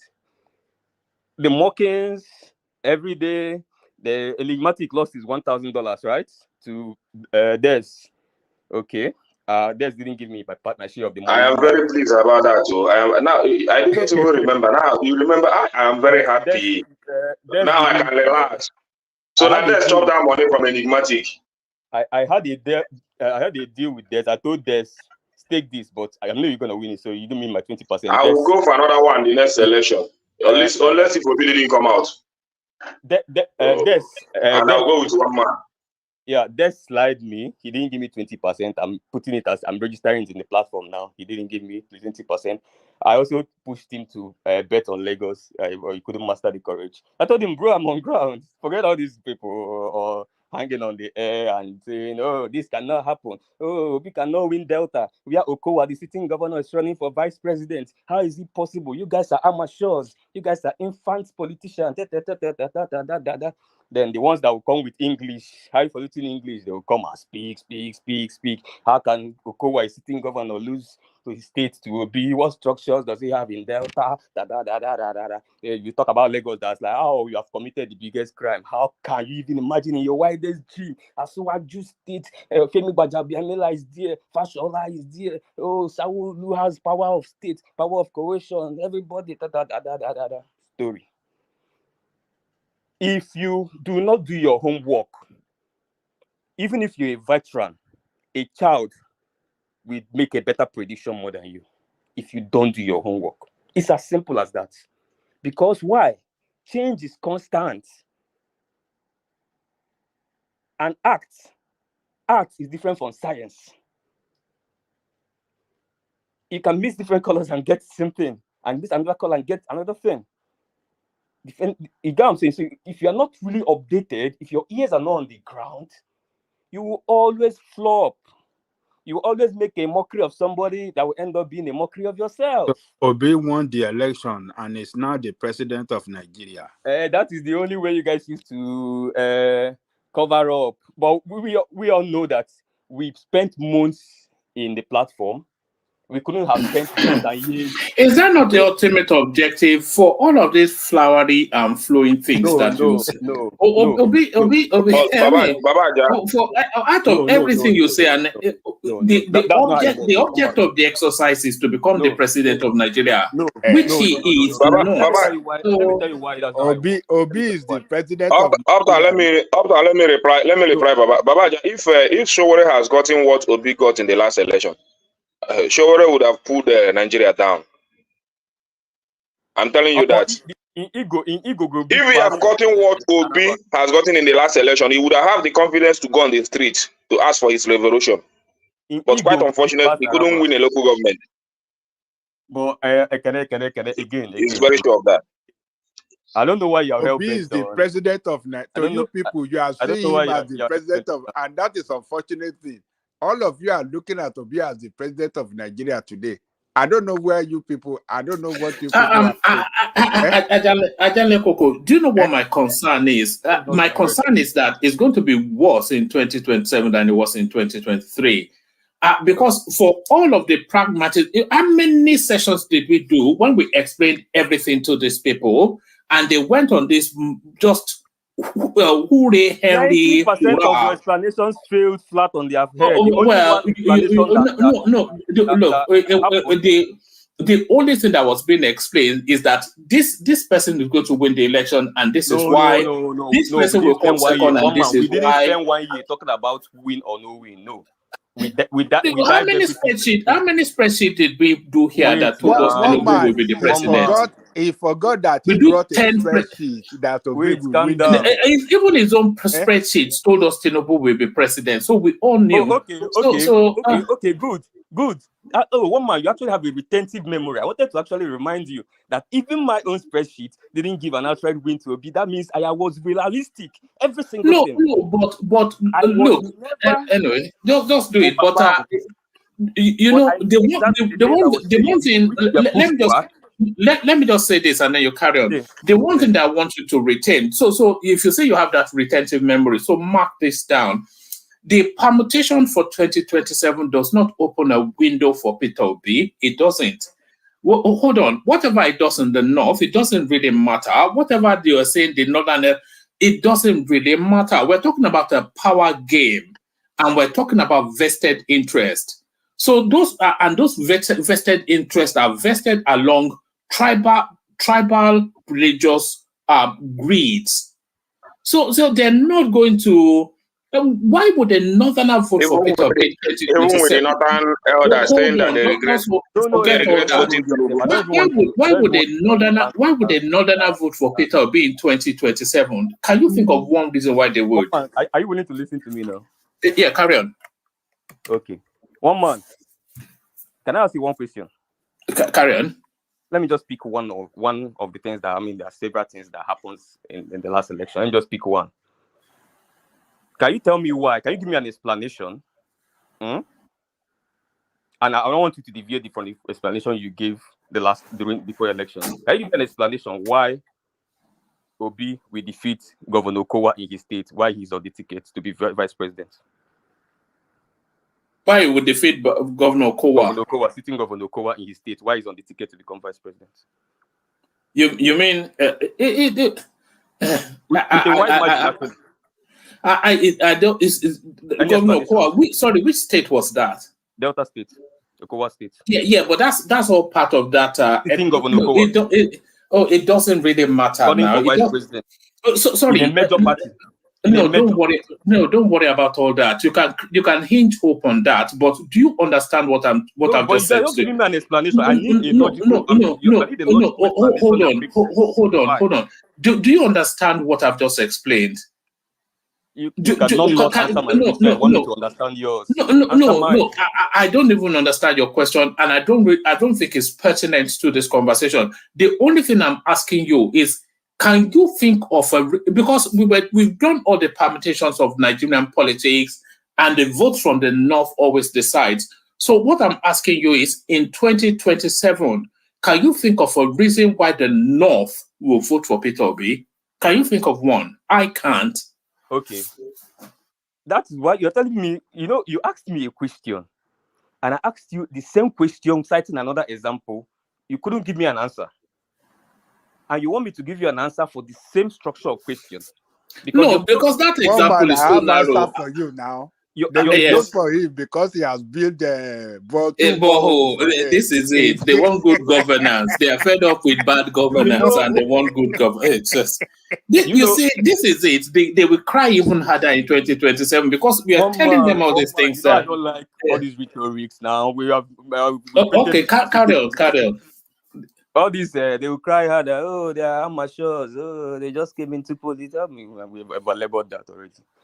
You see, if the answer to the question that I've asked you tells you what will happen in 2027. If you can answer why the North will vote for Peter Obi, then that tells you what happens in 2027.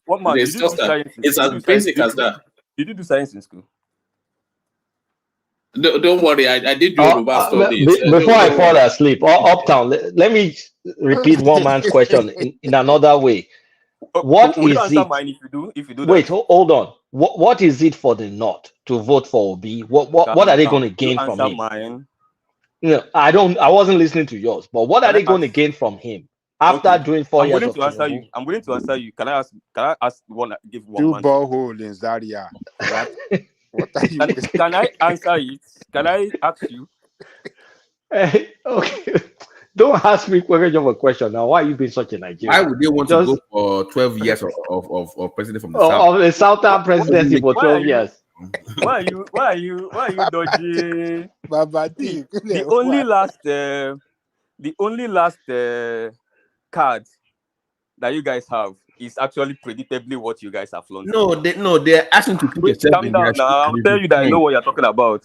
Put yourself in their shoes is what they're asking you. If why would you go for Peter Obi is what they're asking you? It's not that calm down. Are you calm now? You're calm, Abi. Just that one, no. You're a Lagos boy now. You should understand Yoruba. 10 hours. Uptown, that one, no. Why should they vote for Peter Obi? Calm down. He can't answer that question because the answer to that question is the dawning of reality. Reality dawns. Because Tinubu is not doing anything in the North. He's not offering them platform. To their platform. Tinubu will not win the North. Give you answer. Wait. It's a okay. question. Since you refuse to answer, platform. The answer is going to be brainstorm there. Because cost of bread for APC is not different from cost of bread for Labour Party. He's going to move the Nigeria from consumption to production, and the North is going to be the center of it. The North is going to be the center of it. Which Tinubu don't have the idea. The production. Two boys have started the production. Come on, you know you're joking, right? You know you're not being serious right now. Can I continue? I'm not. I'm serious. I know what I'm saying because the opportunity. What Obi is going to do to turn the economy of the Nigerian is centered on the North, which the current government doesn't. Let me finish that. The current government don't even have the idea. They're just doing some bond and all those some monetary policy. Just going about just a temporary solution. But the permanent solution to Nigeria economy problem lies on what Obi is preaching to the Northerners, which is consumption to production, and they're going to be the center of it. We have the land there. We have all it takes. So the message is clear. And the Niger State governor has confirmed it. If we want to make progress, we have to listen to Mr. Peter Obi, which is my boss. You understand? And when he made that statement, a lot of APC like Ekulata begin to bash him. But he has made it clear that the message of Obi to the Northerners is very clear. If we really want to move on, or be productive as a nation. And many of them are buying into it. You know the funny You thing. understand? You know what's really funny? Woman, see, as hard as Obi is working to try to, build that bridge in the north, his followers are working 10 times harder to destroy that bridge. This borehole that he built, if you see there's this one Igbo girl like that, the Hypovian, I don't even know which one that she's obedient or Hypovian. This girl, you see what she was saying about about that borehole. See what she was disrespecting the northerners, saying stupid people they were drinking from gutter. Now we'll be trying to give them borehole, and they are see the way they get it. You saw them. I'm like, oh my god, they just killed the effort. They will be make. Again, please. The girl just destroyed the effort. So that effort will be did now. His followers are they just. It's like they got a fetch water that they help on the point inside baskets. We're not paying. We're not paying. Yeah. His followers really want to do the job for the opposition. Mike, forget it, man. Mike, make I finish with that. The fact of the matter is, make I finish now. I make I do my interjection finish. They tell you bitter. I don't say the pill is bitter. This is not interjection. You're asking any question. All my Southwesterners that voted for Obi, 90% of them, they have changed their mind now. They say they will never even go back and vote for him again. Go ahead. Okay. So, Kulata, I'm not going to be here to start divulging heaven and earth, but be rest assured that high level politics is going on. Be rest assured that deals are going on. Be rest assured that very soon, a lot of people are thinking about single term for 5 years in different quarters of the political space right now.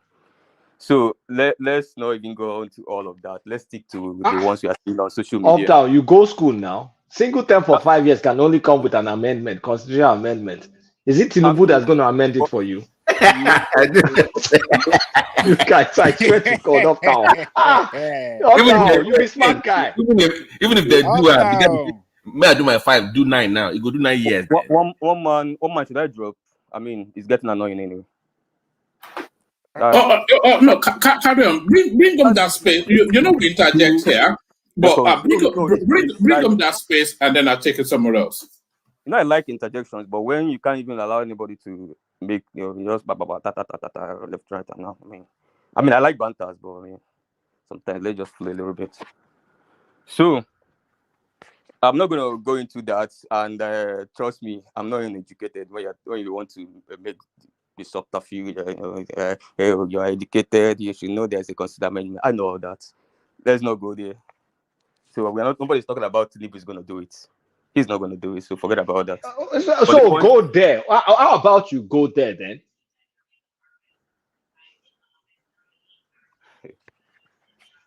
I'm challenging you. Go there. Go where? What's the question you're posing? Plata, you are allowed to speak to a length now. Are you? Hold on. Let them have the conversation. Yeah. He said people are talking about a single 5-year term. And in anybody's mind, it takes a constitutional amendment to get that. And since it takes a constitutional amendment to get that, and you have a sitting president that's going to go for election except he dies, so go there. How is that going to happen? It's going to happen because that's the idea. A lot of elders are buying. So somebody like TINUBU cannot implement it. So they need someone that can implement it. Yeah, they need somebody that will implement it. TINUBU is not ready to restructure, which a lot of elders are asking of him. Even Afenifere and the Middle Belt Forum, a lot of them are asking of him for restructuring. And now in a clear terms, it's now understand that TINUBU is not ready for restructuring. He wants this criminality to continue playing around our political system. So the others are against it. So, and that's the idea why so people like Afenifere supported Obi for that reason, for that restructuring, 5 years term, and all those stuff. You understand? So when TINUBU is not ready for it, they are going to go for somebody that's ready for it. We want to move Nigeria forward, not all this beating around the bush, trying to create 8 years presidency that is not working. Is that your final answer, or do you want to phone a friend? Please, Sorry, Uptown. I know you don't like your flow. You know, Peter Obi cannot promise them that it's going to serve for 5 years. There's a whole raft of process to change the constitution to allow for that, and it needs a very strong input from the sitting president, whoever he is, for that amendment to take place. So it's not in the will or gift of Afenifere or anybody. One man. You know, and what I'm telling you about Obi cannot also campaign on the promise that it's going to serve for 5 years, because that would be disingenuous, and that will be it will be defeated. It will be laughed away. So forget all of that. Let me respond to you, and I'm going to do it summary. No amount of pushing will make me go further than I will. One man, the idea of double term 8 years is fast going against interest of many political players. I'll stop it there. With the borehole you're talking about. All right. Start to wrap up that borehole space, and then I'll take you to a couple more topics here. Yeah. One man, from now till when I'm out of social media, I'll keep saying you're gonna learn, and you're gonna learn the hard way. You see all this mocking.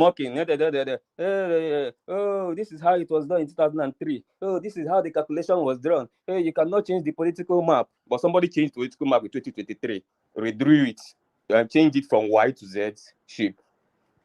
Oh, you cannot change it. This is usually like this. No, but the political map has not changed, though. So sorry, Uptown, but the pictures of this political map since 1999. Have you put them side by side? Look, forget all of this, whatever it is. The political map has not changed. Anyway, carry on. Is your belief? So why am I even? Sorry, just carry on. Even this have been discussed in Channels TV with these guys and Chill, where they placed all this political map in Nigeria. Don't worry, Shemo is not Kulata, and his guest is not Babati. So we know what we are talking about. Get all of those. Kulata is not going to, as much as Kulata will want to have that kind of power, he can't come and reshape or use English to reshape the fact that the political map changed drastically for the first time in 1999. But again, you're gonna learn, and you're gonna learn the hard way. What you will be seeing, I guarantee you, is only 30% of Obi's moves. That's what you'll be seeing on your Twitter. That's what you'll be ranting about. And we'll also keep you busy with that, so you don't go and plan some mega whatever for us. So you'll be ranting about borehole. Oh, the borehole is not tarred. Then the borehole you were mocking, the guy that supervised the locals that were contracted to do that borehole told the story on Twitter Space today that borehole was drilled twice. The problem in the north, people that have not gone to the north, these Lagos boys that later went to UK, or the ones that went from Ekiti to London, or from Oyo to Canada. When we talk about certain parts of Nigeria, they just say, oh, my auntie is living there. And that's it. It's very difficult to get water in the north, in certain areas of the north. Extremely difficult. Which is why most of their House of Rep members, senators, run away from that, even with the gross, that's the poll conducted in the north. The margin of which water need was using to give gap to the second need that was following it. The margin was extreme. But you thought maybe Obi just woke up and decided that's where to go. He could have done so many things. But he's a guy that works with data. This is a guy that works with science. He always commissions data. He always wants to scientifically follow things. But he's a trader. I want to say something. You know, the difficulty of getting the water in the northern side. You know, I can see the kind of excitement. That one that happened in that cattle environment that they couldn't get water. The kind of excitement in the face of that, you've seen that water alone. Actually, it brings a lot of, and I want somebody like a one man to go there and tell them that this water is not, they will stone him. the borehole is They not will literally standard. stone him. The kind of excitement I see in their face, the way they will beat you, with this your one man platform, the way they will beat you. Ekene, Madam Jabba. Because they are telling you even their cattle, it's very hard for them to get water to train those cattle. And the one man came there and they gave them Obi that went water. to do a $5 water project, and you are here shouting, "Come on now, come down." One man, You can do better one than that man. now. Can you just check your Instagram? I want to show you a sample of a borehole in Zaria. It's the same locale that will be drilled its own. You'll see, compare and contrast. Okay. All right. Malam Jabba on Twitter Space, speaking about the experience they had in that particular locality. Yeah, is this in Zaria as well? Are you saying?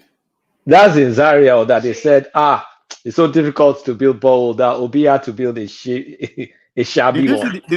Why didn't he build this? Why didn't he build this? Wait, You see that one? You see there's solar panel on top of that. Kulata, can I ask you something? Can I ask you? You know, some of you that are not traders or don't do business, there are certain things, the elitism is too much. Do you know there are certain parts of the north? You just gave me this wonderful location. There's certain parts of the north where they can't even service some of the things, complicated things that involves in this particular borehole you showed us. No, this is in Zaria. Same place Peter Obi built his. No.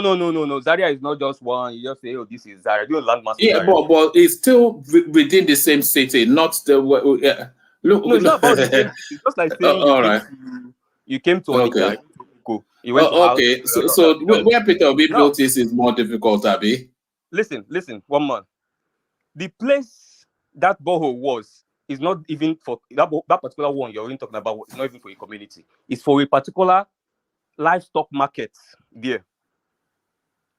And those guys said that for 30 years, most of them trek miles across to Niger State, to Niger Republic, actually, to be able to access water.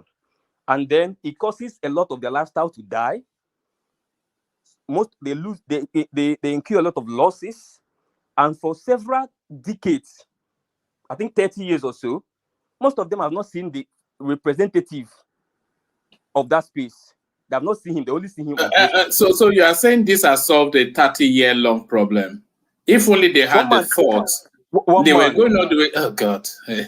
You make it so easy, man. You make it so easy. But carry on. One man. Anyway, I mean, I'm not expecting you guys. I mean, I've been on this for 2 years, so pushback is normal to me already. But I'll still explain. That's my job. Even the emir made a statement. He said, what you have done, is an indictment to us. And we appreciate you for that. It's an indictment to us. And to the elected officials. But when you guys come, and this is, let me make a side comment. I feel the guy that did that tap, whatever, could have done a better job. He could have done a better job, but that's it. But then Obi has done series of borehole in the last 3 months. That has never made it to the news because nobody has ever seen it. Are you able to show one that is better than this that he did? I sent you a video on your Instagram. So in that particular livestock market, what Obi wanted to do there was a hand pump because that was the most feasible, according to what they checked in terms of electricity, access to electricity in that space, and so many other things they considered. That was what they were doing, and they couldn't get water there to do the hand pump. Obi had to site the borehole somewhere further, dig it, the normal borehole, and had to connect it down to the meat market for somebody to donate a side of his fence for him to put their taps for them there. Until they find they find a way to now do the actual manual one because this was going to give them troubles. I mean, with powering it, with electricity, with this, with whatever they're going to use. So he knows it's not going to be very visible. And even on Twitter, go. And again, let me appreciate you guys, Kulat. I don't know whether you're one of the guys that did the magic today. Thank you so much for the PR. It was exceptional. The PR, the free PR from the APC camp was mad. Like, I was almost wanting to hail you guys, but I can't hail you guys. The PR was massive, very massive. Because if you go to Arewa Twitter, for the first time since I've been monitoring that space since 2022, for the first time, they were pushing against each other because some obviously wanted to lean with APC, and then their members within the space was pushing back at them. Some was even giving it an Islamic interpretation. The priority Islam places on water above every other element on earth. And so I was just watching that space. I was watching the banter between them, and it's a space I always monitor because I'm a PR guy. We've done PR for record labels and music artists, so we know these things. We watch algorithms and all that, just to know opinions and all that. So I'm like, wow, what's going on in this area algorithm? I was like, okay, Pio, that's it. This is online, no. Of course, we are hearing the one that is happening offline. But the larger point is, but there is a particular group also that commended him after that Arewa tweet now. Yeah. That one came out to condemn those that tweet. One man cannot carry One man will not carry that one. He carried the one that suit his narrative. He carried what's popping. You know, that APC guy. He's one man and his dog group. That's where Mike. As Mike disappeared. Oh, okay, carry on. So that's the one. All right. Start to bring it home. Uptown. Yes. You know, I wasn't really figuring for a very long session. So start to bring it up. Yeah. So the whole summary of the thing is Obi is doing both his ground job. I mean, much to the pain of so many people, because a lot of people that predicted back-to-back predictions. Oh, when Obi lose, Southeast will be on fire. That's what Zita said. Ooh, it's even Southeast that even stop the protest. Immediately Southeast say they won't protest. All the protests in the country off. What did I say when Zita said that? I told Madam Zita there won't be one man and his dog won't be on the street when Obi lose election. One man and his dog in the Southeast will not be on the street. It happened like that. So a lot of predictions. Oh, immediately election February 25 is over. Oh, that is the end of this, and we move on. I said it's not going to happen. It's still not happening, because I know exactly what is on ground. I know it's a marathon, not a sprint. Good. So the point is that what we did before 2023, arguing, because we are focusing more on the South, arguing on the South, killing ourselves. People we are putting bets.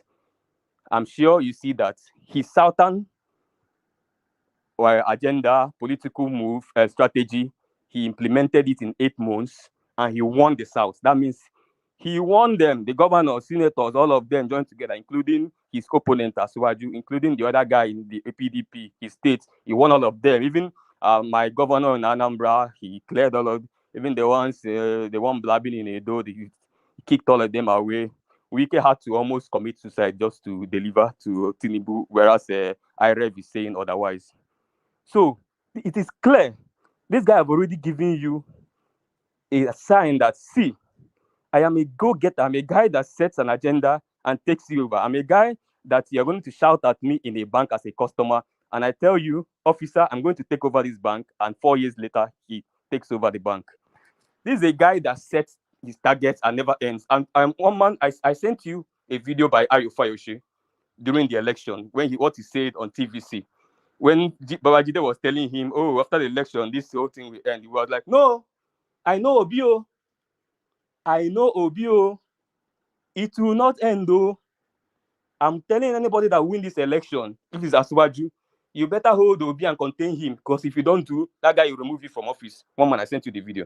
That video was done hours to the announcement of the this thing, because people like Ayo Fayoshe, they know Obi. Actually, funny enough, some of them in that space knows him so much, and they fear him. A lot of them fear him. So people call him a dangerous politician, not because he has political sons or this thing, but because his political style is something they can't it's dark. It has a darkness to it that you don't know. You think it's not moving, but it's moving. Before you look your back, it's there and there. So you can't really catch him. Like Bajide called him last night, a slippery politician. So he did his agenda in the South in the last election. He won the South with he started from ground zero, nothing to build on, 0 to 4 million. Even the North, that he wasn't even able to implement up to 30% of his plans there because of obviously people like Malam El-Rufai, people that have used Muslim tickets. No, sorry, I didn't want to interrupt you because I wanted you to bring it to a crescendo, but it did not start from ground zero. It started from it started from an ethnic stock. So that's not ground zero. So it started from the Southeast. It started from. How did it start from Southeast? I don't understand. How did you start from Southeast? It started. Look, Obi did not. Obi, the moment he announced his election, his candidature, he already had however many the complements of the Southeastern votes were. How? So that's not ground zero. Haneze wasn't. For reasons of ethnicity. One man, every politician. We know that. So it didn't start from ground zero. One man, every politician has a base. Unless you are an Olodo politician, and we know the Olodo So it didn't start from ground zero, though. It started from an ethnic stock. Yeah. There is no one man. What you are doing is attempt to gaslight, an attempt to diminish. Sorry. Hold on. Let me ask you this. Am I wrong to suggest that a lot of Igbo Southeasterners, even the majority of them, they back Peter Obi because it's their clansman? Am I wrong to? No. Answer that question. Don't turn it into something. Okay, carry on. But you must answer questions directly at some point. Let me answer you about starting from ground zero, insinuating that every major politician that come from Southeast and declare for president will start from ground zero. That is wrong. Ojus Okalu came out. He didn't. That wasn't the question. Now you see, this is what you always do. They would not vote for Okorocha because because what I'm saying. No. We've had all these regurgitations, but I'm not even. Can you just? It's not just not from that. It's one man. What are you talking about? Sorry, do you mind? No, let me just ask the question now. Okay. Ask the question. He's trying to answer you. You are trying to divert. He's trying to answer you. He's not trying to. He will be the first person to come out to contest from that. All right. Do your thing. If you want to stay there, stay there. But I think people understand what I'm saying. One man, I think more people even understand exactly what I'm saying. Because what you made it look like is, he's a Southeastern politician, so automatically, as he's declared, obviously we have ethnic stock behind it. I told you that it is not a default thing; it's an Obi thing. Because all right, it's not an Obi thing; no, it's a default thing. Because the Southeasterners are extremely ethnic. Okay, so actually, do you consider that? That's hold on. Do you concede that the South? Let's speak to data now. When we all right. Okay, carry on. Carry on. This is not these other platforms now. We are always, when we talk about facts and data and we make references here. We talk like scientists. When you talk about a Southeastern politician runs for presidency in an unknown party, and he's automatically going to get the Southeast base. And I told you, no. In fact, we have not had such precedents before in all the years Southeasterners have been running. And we have, this is normal way science works now. Why are we talking like saying, find out to do for school?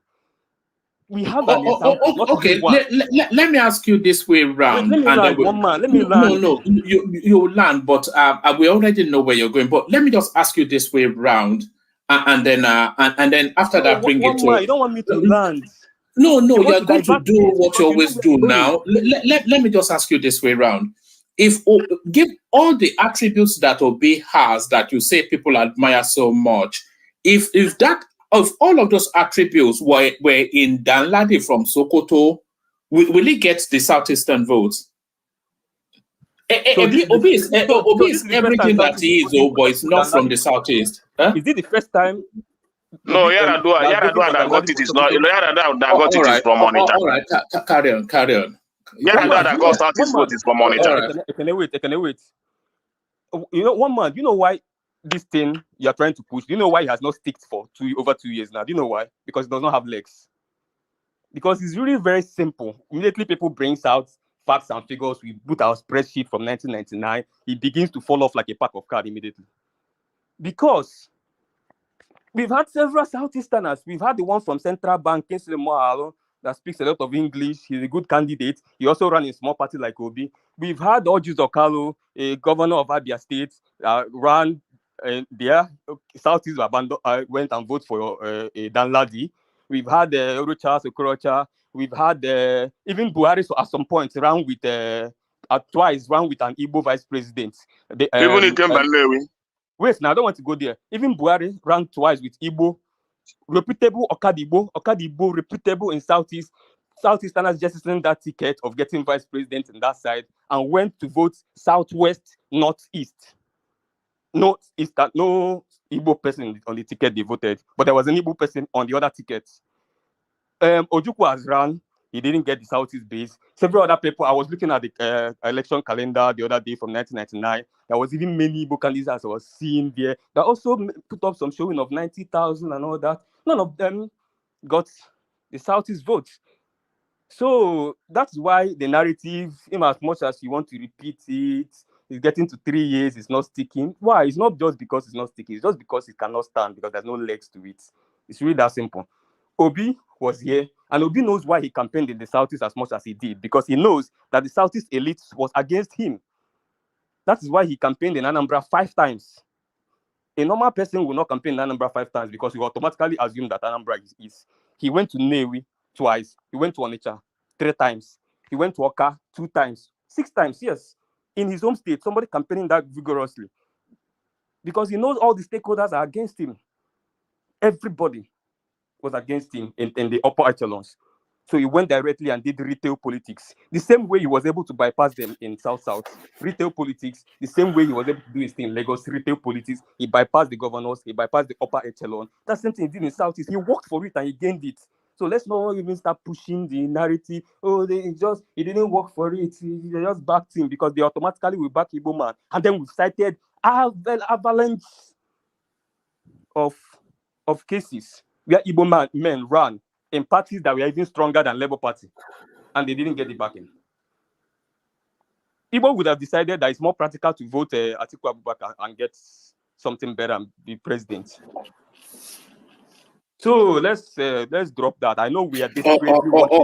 All right, but Uptown, you explained it excellently, but I think a lot of people actually take a contrary view, myself included. The people remaining that take a contrary view is those people that fall into the category of you cannot wake somebody pretending to be sleeping. So those ones cannot be. Those ones. No, you can't. No. I think we have to. Hold on. I think we have to drop that by God. You can, because we're having a nuanced conversation. No, it was a Kenneth that anybody that doesn't agree with Peter Obi is a by God. I don't really care about. I'm not saying agreeing with Peter Obi. I'm not saying agreeing with Peter Obi. It's just bringing the narrative that is because of Igbo agenda or because it's an Igbo. That's why he received the support from Igbo. So anybody believing in that is a bygone because you can't say that now. That's the right. That's the right. No, that's a political permutation. It's not bigotry. It's political permutation. No, for me, it's bigotry. It's because I can one man I can categorically tell you here that even as far as you love Alain Onyeoma, claiming to love him today, that if he comes out contest against TINUBU, you will hate him. And I want to put it to you. Why would I hate him? Yeah, I can tell you that. If you can argue that is what I believe. A lot of people here will campaign against him. Hold on. I'm not sure if your memory goes that far back, Uptown. But when we started this process, can you remember who I was championing? Uptown. More Alova, but you know he's not going anywhere. No. I don't My think people that champion that kind of my first candidate was Kingsley Moghalu. So No, I they don't. go for somebody they know that they will not have the Look at this influence guy. or will not have the. You've So not changed forget the. it. Forget it. I know the politics you guys are playing. You know what you are doing. So don't go there. I'm not a child. You understand? When people speak, I want to you can't use my intelligence trying to tell me you love Onwuanibe or you love Soludo. You understand? You can't use my. There are people who use the intelligence in that, not me. Calm So down. I know if somebody like Alain Onyema, so don't bring that praising some people and leaving some people behind because you want to prove a wrong that you love some people and you hate the other people. You understand? So don't use that kind of intelligence on me. Use it on other people. I can tell it to you that if somebody like Alain Onyema today comes out to contest for an election against TINUBU, maybe you might not against other people, against TINUBU, you will hate him. You will campaign against him. Put that at the back of your mind. I'm not hiding mouth to say it. You know, I don't speak. I don't speak to praise people. I speak what is on my mind. Why would I campaign against him? Why? Forget it. When that it's not that it might not happen, but I'm telling you what will happen. I don't want to go too far. But when people talk, I reason with their line of thought. I know what they are capable of doing. You understand? So I don't need to. I don't need to impress you with my words. Sometimes I need to come hard on you. I need to tell you what I feel for you and how I feel for you. You understand? So and that's how I feel the way you go, the way you talk, the way you present your ideas about Southeast politicians and all that. You understand? That's how I feel about you. I'm not hiding mouth to tell you that. Honestly, No, that's fair enough. I can, that's what that's what we love about you. You know, no bars for no holds barred. What was it? Is it no holds barred or whatever it is? But the question I was asking is that why would I campaign against Alain Onyema? I would, well, why would I even campaign for TINUBU, which I don't, by the way. The only reason I will back TINUBU over Alain Onyema is because I feel it is only if TINUBU presents a viable plan for Nigeria. And the only person that presented the most comprehensive viable plan for the country was TINUBU, and we are all seeing it played. That's how I see it. Manifesto. We did. We did it here now. The only person that I think presented, let me put it that way because I don't want to open it up. So, I know how they rank the manifestos, but all right. So that would be the reason, not because TINUBU is no your man or whatever it is. If I know him, that's the I saw viability. And by the way, I don't even like TINUBU I don't even like him at all. But out of the list, TINUBU, Atiku, and Peter Obi, we were not really given a choice, were we? You know, so it's not as though they presented somebody that could govern the country. You know, so we're not presented a choice between Peter. Atiku actually has far more this thing than TINUBU. Forget that I didn't support him because I didn't want far more what? He's far more economically sound. Let's you know. In what way? When you guys come out and you people say in what way? When people put Atiku's topic, they always talk about privatization, corruption, and it deviates everybody's mind. On a normal good day, sit down. That's America. Sit down and listen to TINUBU and listen to Atiku but on a normal good day. Forget that I went hard on him on last election because I'm like, well, how can okay, you know, we had that normal good day. Do you know where that normal good day took place? That normal good day took place at the Lagos Economic Forum. You know that one man. You know, all three candidates were invited to present, and I invite anybody to go and watch it again. The Lagos Economic Forum. So that was where TINUBU actually won that election, by the way. That was the moment that election was won. Peter Obi did not turn up. He turned up physically. He couldn't turn up mentally because he doesn't have the mental acuity. As we know, he's not an intelligent man.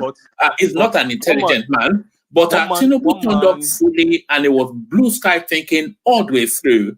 And Atiku Abubakar turned up competently, but not inspiredly.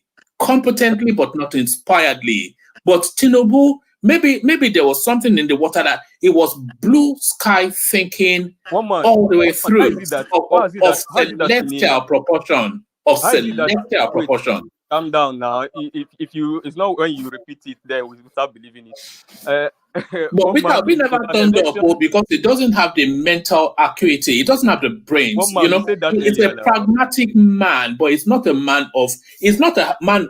Peter Obi is not a brilliant guy. I think we How cannot many concede times are you that. going to say that? One He's man. not. He's Are not you a going to? brilliant man. Are we going to compose it as a song for you? Not even his most ardent supporter would describe him as a brilliant. I've never heard No. Are we anybody going to in one the man? One history man. of. The point is this: Are we going to Though. compose it as a song for you? Correct me if I'm wrong. I've never heard anybody in the One course man, of you all get of the this point now. interaction ever describe Peter Obi as a brilliant man. Nobody has But you ever Are said that we going to because compose it it as a lacks the song for you mental so that you got acuity. we make it a music for you so that whenever you come wait, on the show you sing it as a Ekene, song. Ekene, see, I will interject die for your this thing. Now, kilo.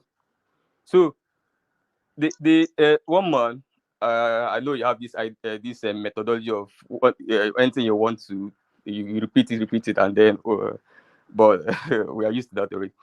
The what you are talking about is not what I'm going to come and argue with you. That in an election that ran an entire year, that what you can single out is one outing, and you say, oh, it's like he finally made a couple of sense. Let's hold on to that and run with it.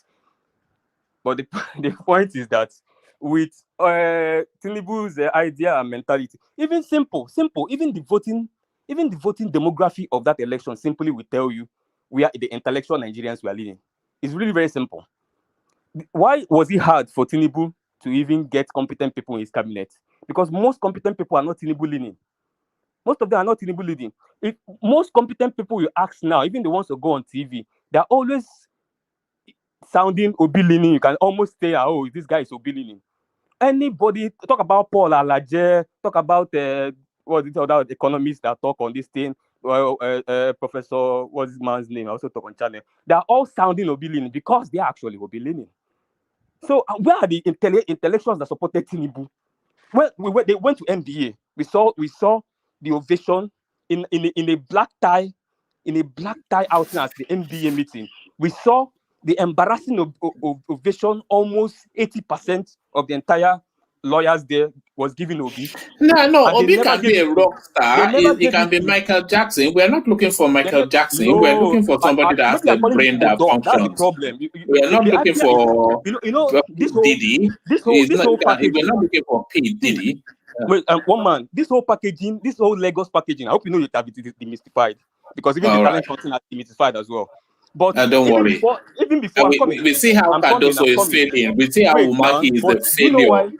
But one man, calm down Tunji now. Ojo One is man, failure. You know, this one is the no talent more. spotting is really failing. One man, calm down. Okay, so Yeah.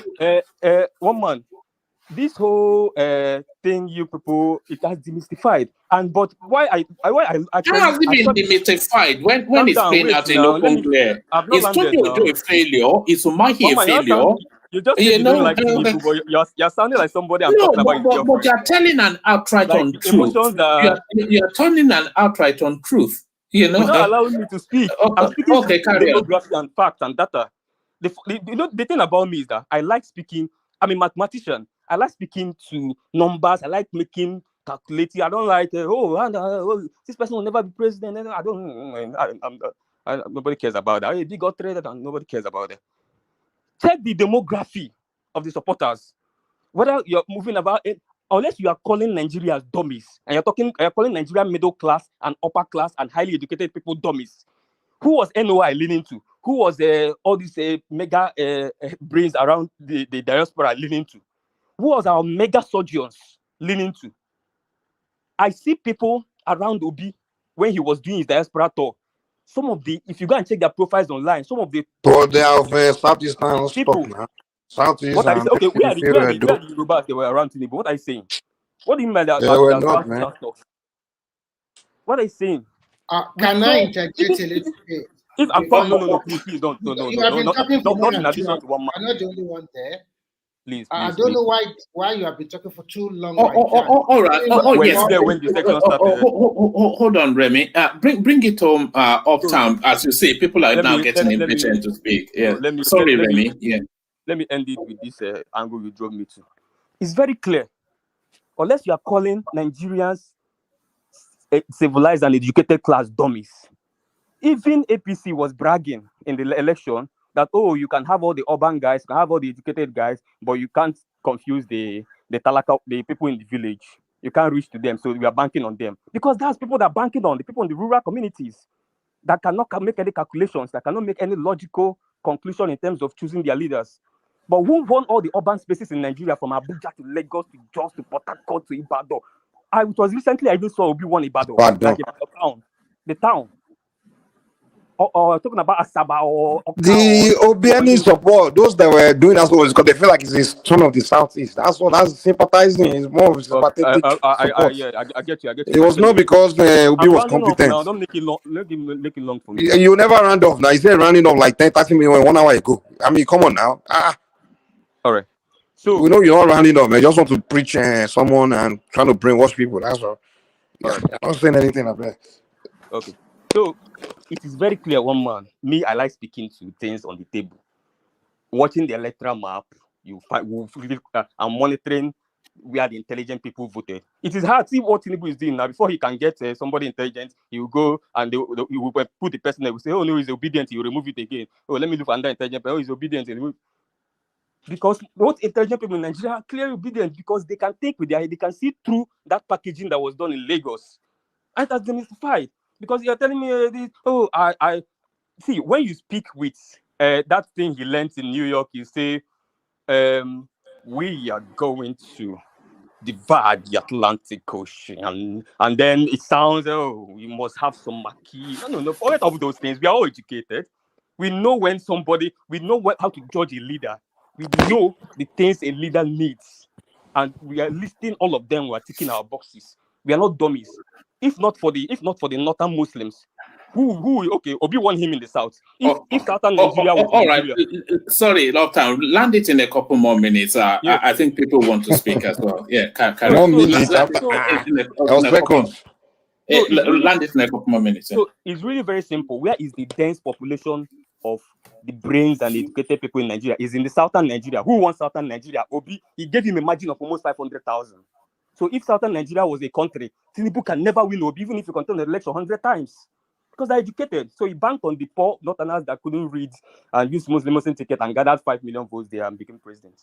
So let's not, I like speaking to facts. Let's not stop being, so let me just stop there, guys. Thank you very much. All right, brilliant. So that's Uptown. He doesn't like to speak. He likes to speak to facts. He doesn't like he likes facts. So the facts tell him that Peter Obi will be president of Nigeria. That's my word. Patent. The facts tell him Peter Obi will be president of Nigeria in a parallel universe near you. So in a parallel universe. But somebody that lives in this world, Ajanle Koko, you're up next.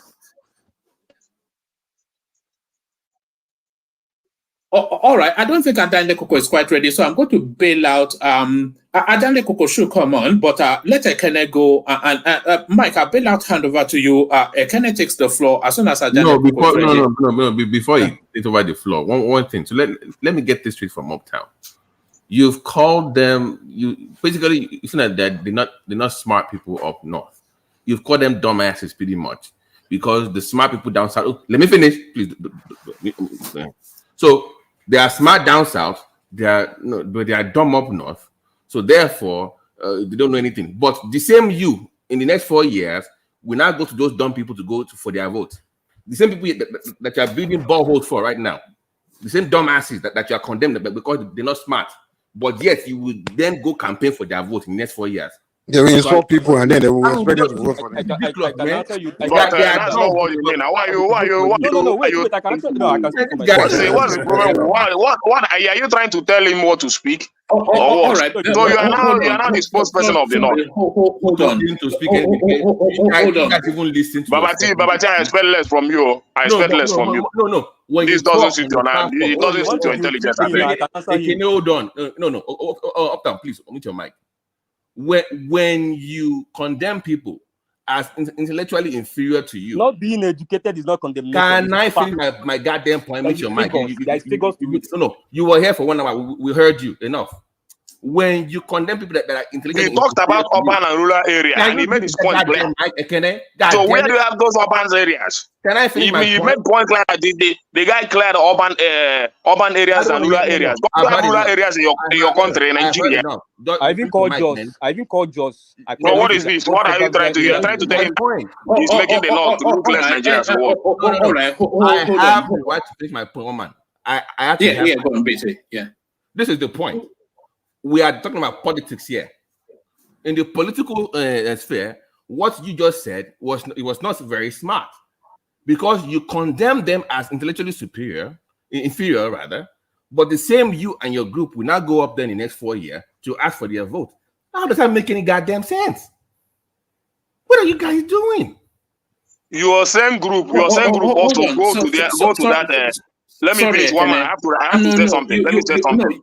No, you will say something, but let me just take a window to bail out, because it's very, very late where I am, so I have to bail out. Let me just acknowledge the super tassas, OGM, Neil. So there he is right there. So Ayo, with a series of it, the official sponsor of the platform, as you know. So that's still Ayo, or as it's freaking through, that's still Ayo still. So that's still Ayo still. And then not to give the whole floor to Ayo, AB comes in with that one. So thank you to all those. Oh man, I mean, one man, this is getting ridiculous. Come on. So let me say something, Babati. Let me say something. Let me say something, Babati. You made your point. Let me say something. Your group will go to this environment. You provide polling booth and all those stuff. After the election, you abandon them. You don't even care to give them even a cup of water. Then somebody go there and give them a borehole. You complain. Let me finish. When you go to a lot of these rural areas, the last time I traveled to Edo, I imagine how do polling booths came into this environment, but they provide it during the election. There are places in Ondo State today. You don't have electricity for the past 20 years. I saw it on the internet. I was marveled. You understand? But during the election, you provide polling for them. They cast their vote, and you go out. If somebody decides to go there and give them a transformer tomorrow or give them electricity, you will be the same person that will come back here and say that person is not that person is doing nice service. That's the problem we have with this country. You go to a place. Let me finish. You go to a place where people think you have to let other people talk too, man. You think you are the only one that can talk here? Calm down. I said it is okay if you want to go and give them borehole. It is fine. If you want to do that, it's fine. Remy still has to talk. But you cannot say after Remy. But you cannot say that the smart people down south knew better, but the people that were up north, they didn't vote for TINUBU because they were dumbasses, because they don't know any better. But people down they're very smart down south. You can't because you deceive them now. Let's hear from Remy, man. Let's hear from Remy. God damn. I think, Mike, is it not my turn? Is it not my turn to speak? Yeah, everybody have to talk. You've been talking. Remy needs to talk. There's no speak here. Is it not my? The Remy just came in here. Is it not my turn to speak? He wanted to say something now. He wanted to say something. He's been waiting. You give me my time to speak now. When I finish, let him say something, man. Doesn't matter. Let him say something, and then you come after him. I just want to. Mike, please let me respond to the guy that asked me a question. He will respond, but let Remy has been trying to come in since when. Calm down. Remy that just came in here. Have we said anything here? Well, let him talk. Let him say something. First and foremost, I want to. I can please calm down. It's your floor. I just want to interject, and my interjection cannot last more than 1 minute plus. So just calm down. And there's no need for us to be shouting on one another. When a politician go anywhere to provide them ball or no ball, he's not going to be the first person that provide them borehole. Even if you build a house or a mansion for them, it's not going to be the first one. Everybody is going everywhere. Some provide cash, some provide big mosques, some provide vehicles. All of them provide a lot of stuff. This, to me, what he's doing is not something special, ordinary. And if you mention that there's some place in Nigeria they don't have electricity, is it not a politician? Are you going to tell me in Anambra or in Enugu or in Ebonyi, everybody everywhere is El Dorado? We are all Nigerians, so we know that we provide basic amenities by ourselves. If you build your own house, you drill your borehole. Are you going to tell me if you give them 2 borehole, it's enough for about 500,000 people living in Zaria or more than that? It's just a political game. And everything that you guys have been talking about, when it comes to the real election, everything changes again. So we are not dummy, we are all Nigerians. And the northern people you are going is giving that into them. He's not going to be the first person to do that. Some people have been doing that for them for 20 years. And still, how many votes did they give it to them? So please calm down. When we talk about these politicians, everybody is just using whatever they want to get. It doesn't mean it's not a guaranteed vote. So don't be too excited or too something like that. And what comes out in conclusion, so that you can have your floor. In conclusion, please, what happened in 2023 cannot repeat itself in 2027. Election cannot be the same. They are always different. Thank you. Okay, thank you. Let But me what? answer before you continue, my brother. Okay. Yeah. I don't know who asked me the question. I think it's Remy or somebody. Again, let me repeat clearly what I said and what I was talking about, the context of which I was talking about. One man told me that this guy is an intelligent guy, blue sky thinking. I told him that no blue sky thinking person was leaning behind him. At least majority, we know where majority was leaning. And I went ahead to use the election demography to explain that for him in terms of urban areas, middle class, and educated people, majority of educated people. And I mentioned Lagos, Abuja, which is in the north, Jos, which is in the north, Ibadan, which is in southwest. I mentioned Port Harcourt, I mentioned Asaba, several other urban areas and all that. Even in Kaduna, he got like 300,000 votes. And I said that what TINUBU literally did was, because of the appeal of the Muslim ticket, he was able to appeal to the section of the north who are in the rural area, who are appealing to that ticket of Muslim ticket by the help of El Rufai and Ganduje, who use radio stations and mosques to propagate that message in that space. And if you keep TINUBU, obviously, and this is MBS facts and figures, where we know literacy rate is above 85-90, MBS, where we know education rate is above 60-65, MBS. If you keep them in that kind of country, let's say southern Nigeria, that if you conduct election 200 million times, that Obi will beat TINUBU 200 it's million a lie. times. It's That simple. is not what pans out in 2023. I will quickly use 40 seconds. Okay, Remy, let me say something. Did I answer your question? Let me say something now. Let me say something. You are not the one that asked the question. I'm the one that gave him the floor to speak now. So I'm not shaming. So I don't know all this. Sorry. So I'm not shaming anybody like you wanted to emotionally blackmail me. No, I was referring to rural versus urban community. And Hold on. Wait. Obi, first of all, don't take away the tribal factor, because his ethnic group, they're all 100% just going for him. And So he can't urban tell me the reason. Wait. His ethnic group Nigeria in the urban south. communities How can you just win your entire fight all your states? I mean, come on. That's tribal based now. Let me say Hold on, something. wait. Hold on. You will come in. We have to respond to him now. Obi vote was very tribal. His ethnic group, he comes from a very large ethnic group, and his ethnic group at least has 5 That is a states. plus to him that he held his base down. Yes, Hold on. They vote strictly on tribal, and so don't take away that. Like, don't say it was because of education and crap like that. Because outside of the southeast, he didn't win all the other 2 regions, the entire 2 regions like that. Come on now. So don't So come here and tell us it's because if I of live in the intelligence. hold on. Hold on. You didn't win the whole South. I mean, come on, you lost some Calm down. See states. what I said. You're not debunking what I said. I said if you begin or go to Google and type Nigerian urban cities, and if Google bring them all for you, Obi won the greatest majority of them. That is simple fine. point. What do you mean the greatest? But if I live in a village uptown, if I live in a village and I voted against Peter Obi, doesn't mean that I'm not intellectually up to par to make the right decision. That was my choice. You can't question my intellect because I live in the village. What are you talking about? Wait, how did you even get the figures of the urban cities? Did you hear what I said? Did you even hear the question one man asked me? Or should I keep talking like a broken record? Or one man said, use the phrase called blue sky thinking. And I told him that the blue sky thinkers, majority of them in Nigeria, we are opinionating. And I went ahead to use the It's a lie. It's a lie. That's why Evolution Yinka didn't support him. What are you saying? Well, so what and can you answer what you are trying to put across? What one man is trying to tell you is as simple as ABC. And he told you during that Nigeria Economic Summit, TINUBU performed very well. Because when you talk about this white collar, I think, Mike, I have to leave. That you people will continue. Okay, your let's let Kenneth have his floor.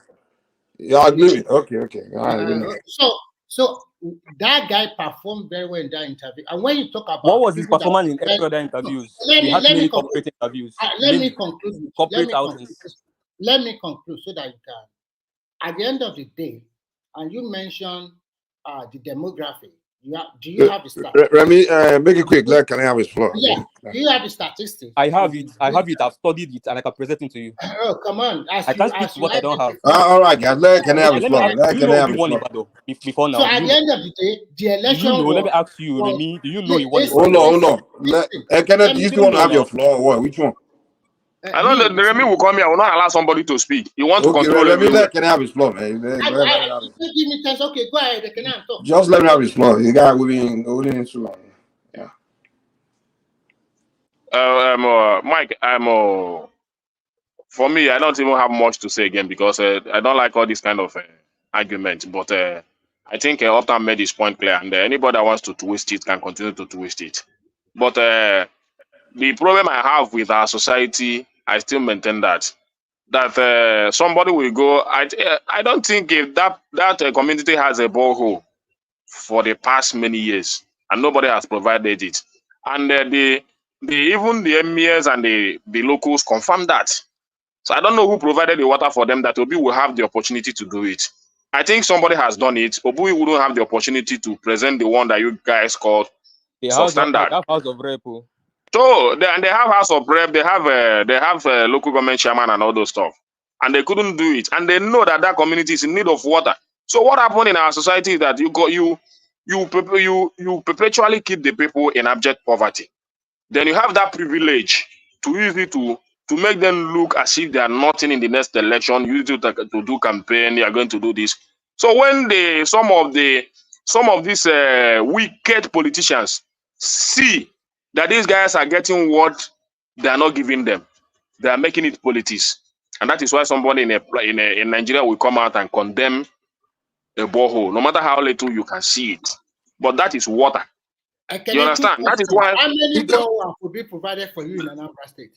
Exactly. Go and take it now. I don't think we lack it. I don't think. Let me reply you, Remy. You can go and argue that there is no house. I think in every community in Anambra State, you will not have up to 5 or 10 borehole in Anambra State. You can go and confirm that. Even in my, let me finish. I'm not trying to exaggerate anything. Even when he was a governor of Anambra State, go and Google it. All the whole secondary school in Anambra State, he gave them water. So even in P2B, let me tell you, in Agro, in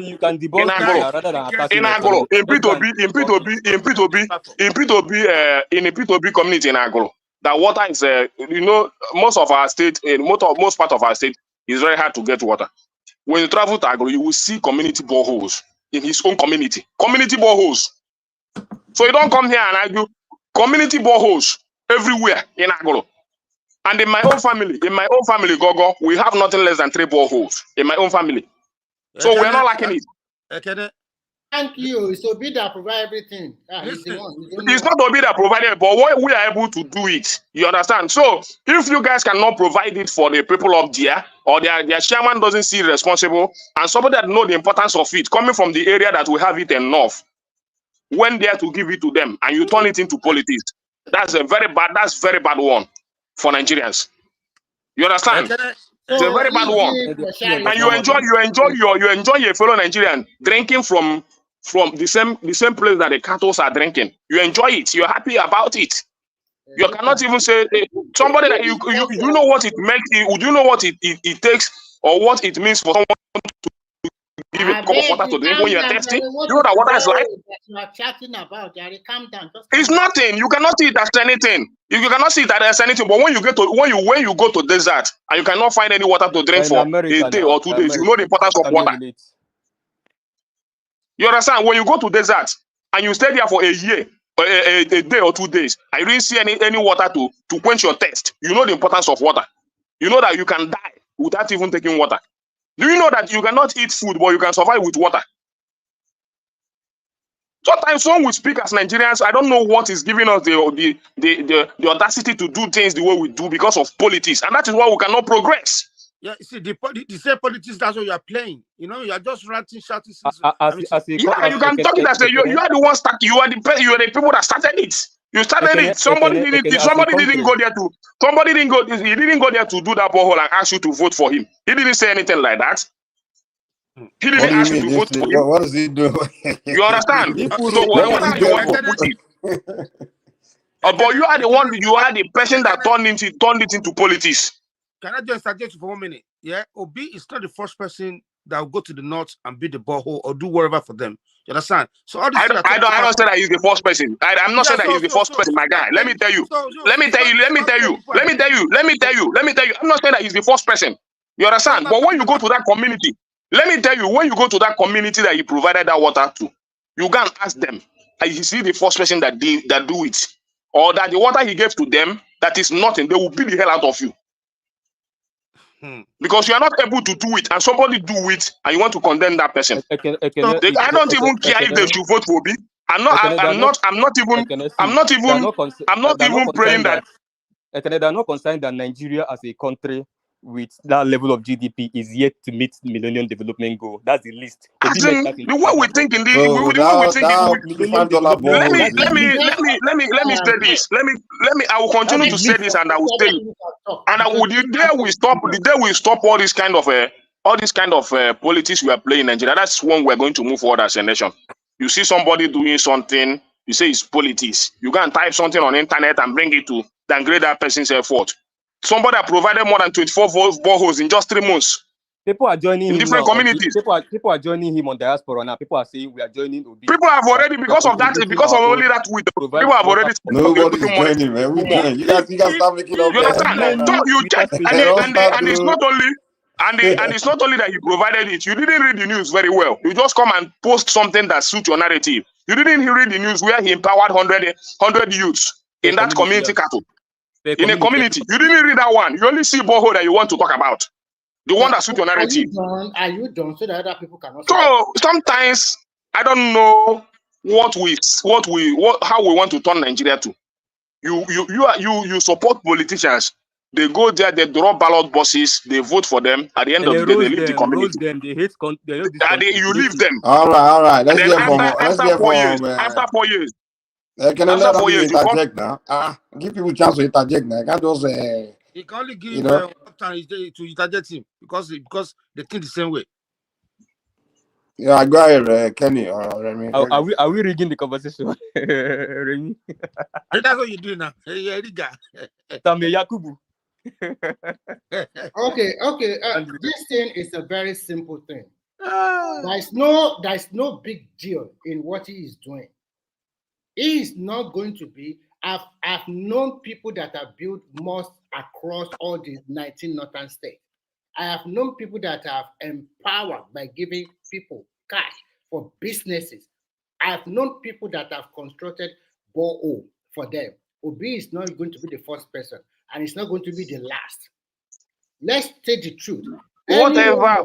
Listen, let me conclude. Any politician or any public figure that is doing this thing is not doing it for charity. That is number one. It has an interest. Let me finish. He's not doing it for. Let me finish. We will talk. It has an interest. Dino Melai is buying G-Wagon every week in Abuja. It has an interest. That's the politicians if they this prefer. public figure, That's look, what they listen, prefer. let me conclude, please. People like Dangote is their social responsibility. But any politician that is vying or have vied for governor, for presidency, for local government chairman, for councillor, for rep, and he's doing this, he has an ulterior motive. Remy, can I ask you a question, please? This is not banter. This is a serious one. I have a right not to answer your question. After, let me say this. Obi, I'm not saying that Obi is the first person that do it, and Obi is not going to be the last person. And let me finish. You are the people that started this talk. After all, it's one man that brought out this news. I'm not the one that brought it out. It's one man that brought it out. If one man hadn't brought it out, nobody will speak about it. I'll just go to jail and sleep. You understand? But so once you are the one that brought it out, let us discuss it. Then let's talk about it now. It's all about Obi now.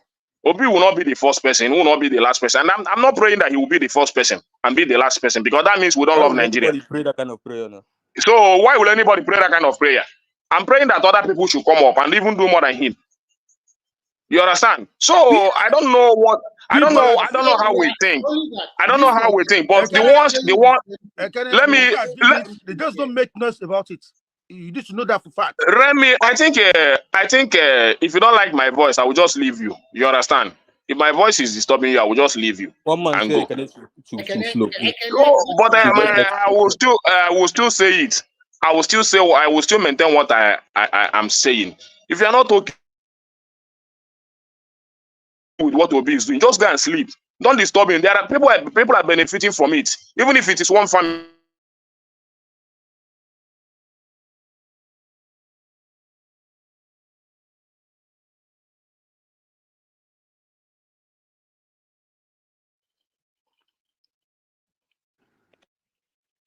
What is going on?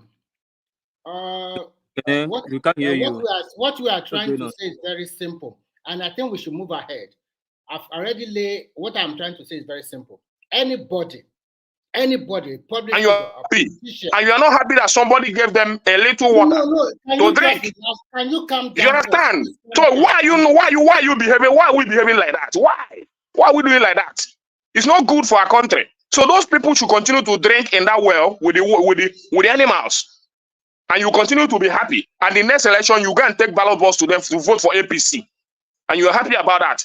If somebody Obi is not the president, and even if he doesn't win an election, I even know that God will bless him for what he has done, and he will continue to bless him.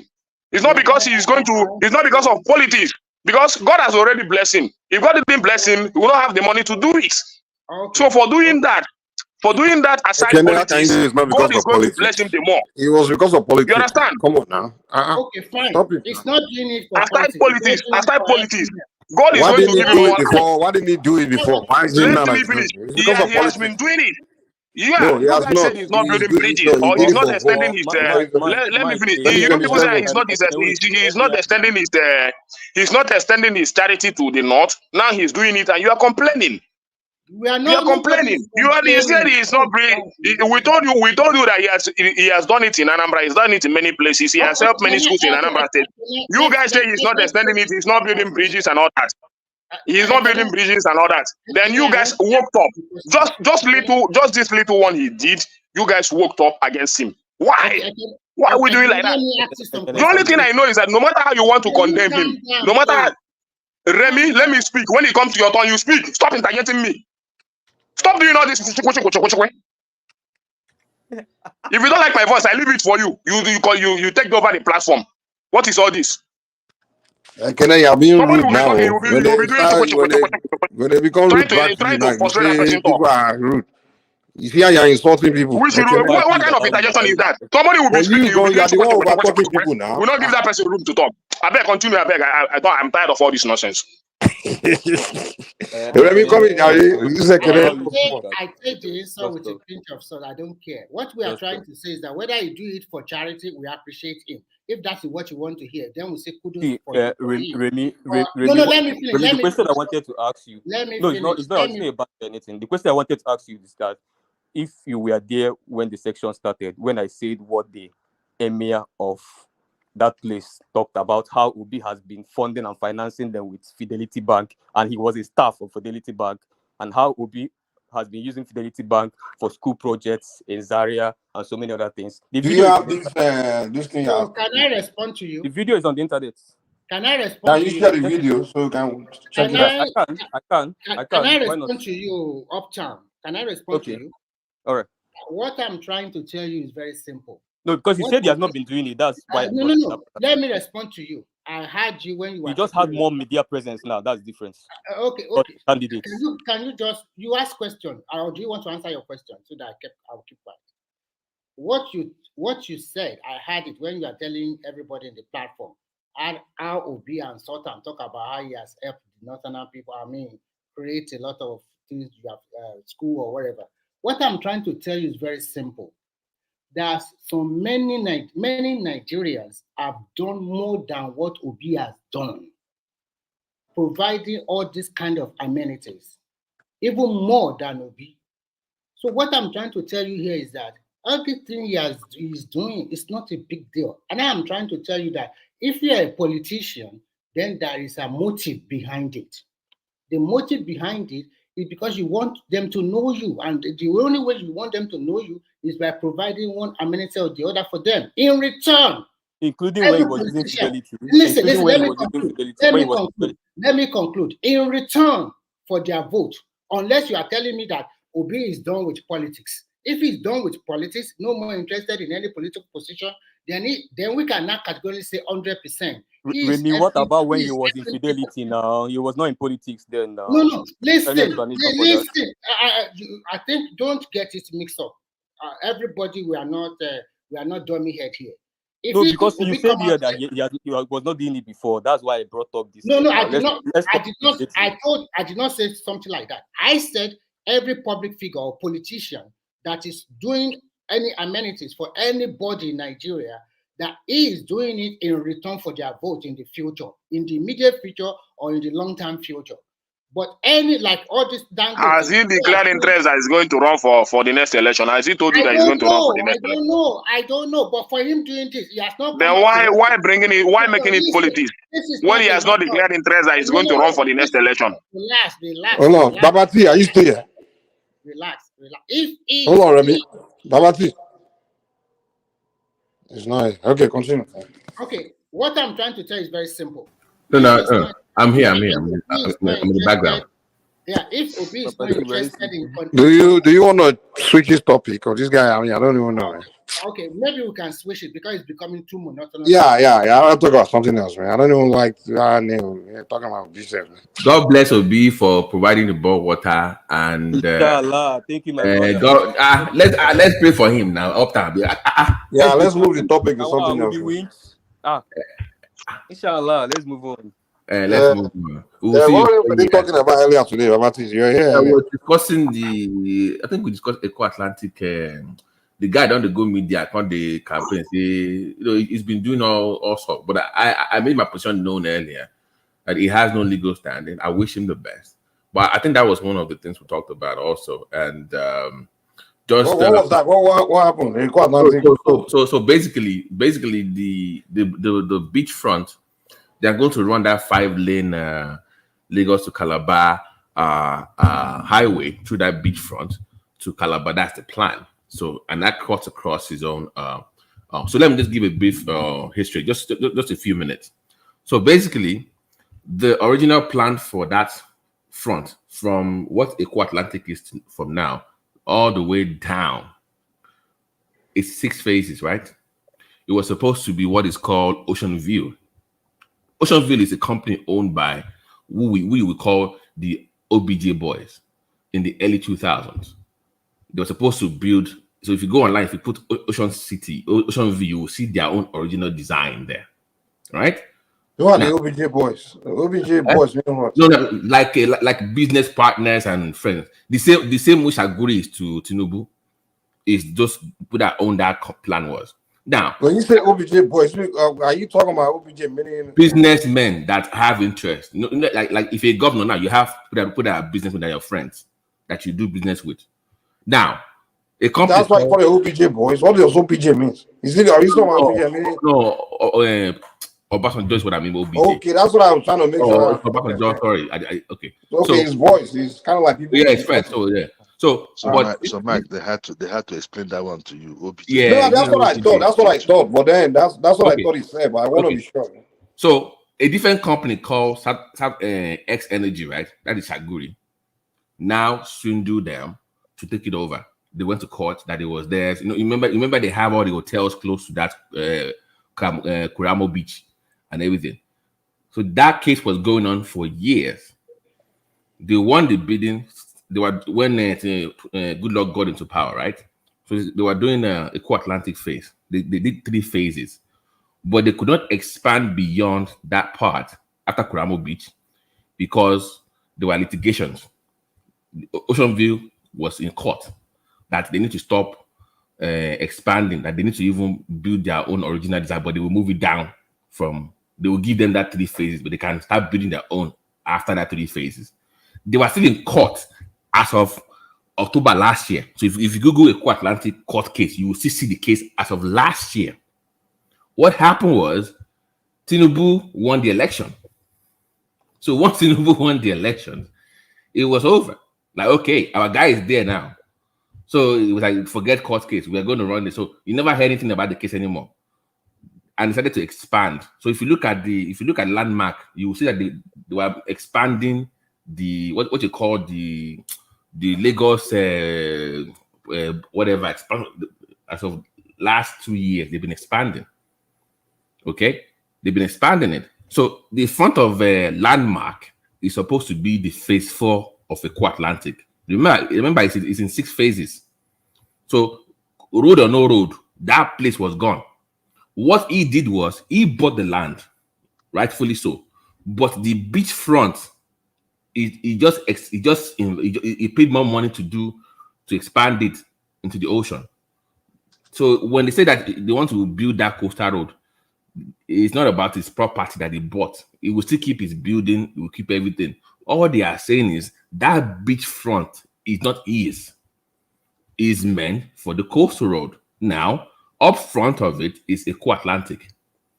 But the way people are now making it look like they are going against somebody from the southeast or they want to destroy his business is what is worrisome, because that was not the plan. And he knew about it. So basically, Mike, the guy chose the wrong side, because for the Ocean View people, they made accommodation for Landmark in their own design. Okay? So even when they were expanding, they were the one building the Eco-Atlantic, they made room for his own beach to still survive in their own design.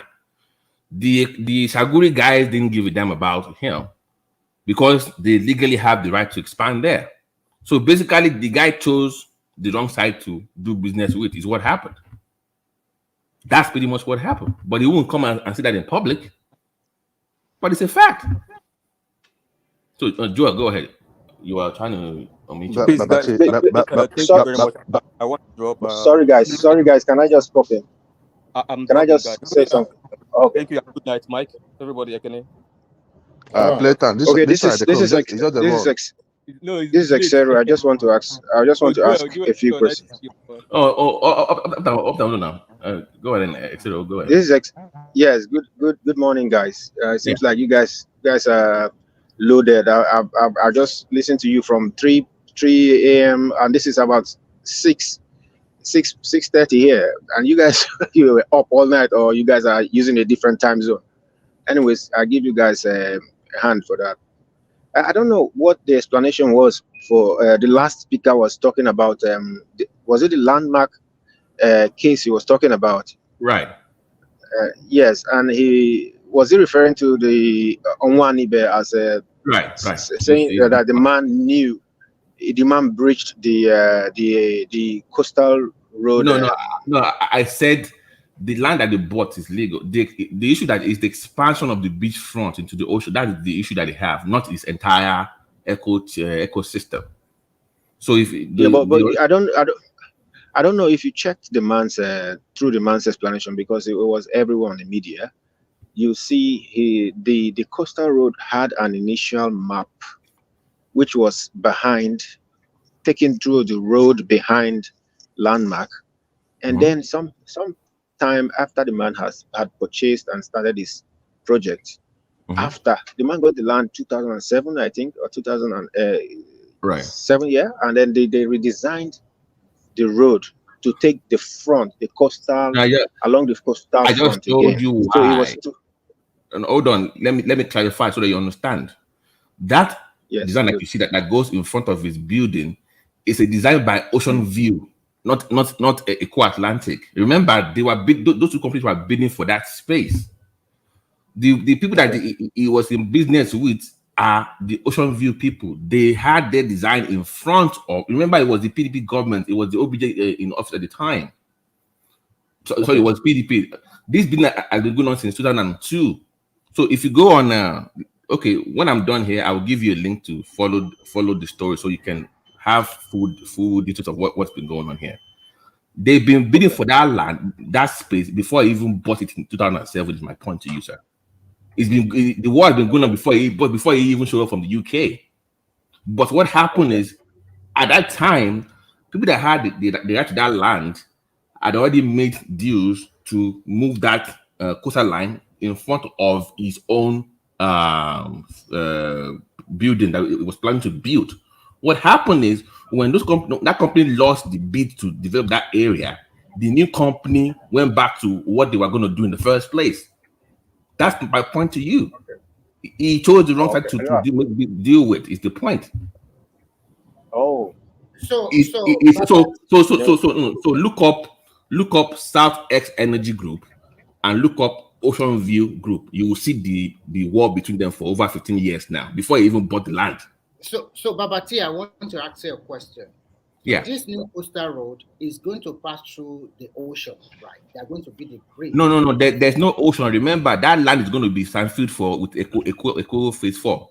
So that beachfront of landmark is designed to be sandfield to expand Eco Atlantic. Okay. So road or no road, it was gone anyways. Okay. So in a nutshell, what he bought is just the land. Yeah, not the beachfront. Not to encroach into the ocean. Yeah, you remember if you watch his YouTube video, he spent money. He even said on camera, he spent money. That you see, it's man-made though. It's not. I know it's man-made now. So, but that was wrong. He wasn't supposed to do that. Is what I'm telling you. So whatever he has to do, unfortunately for him, he just has to contend use the beach for whatever activity he wants to do. Because I know that on 5-star hotel, when they build their hotel, they have a kind of beach to them, but they are not the owner of the ocean itself.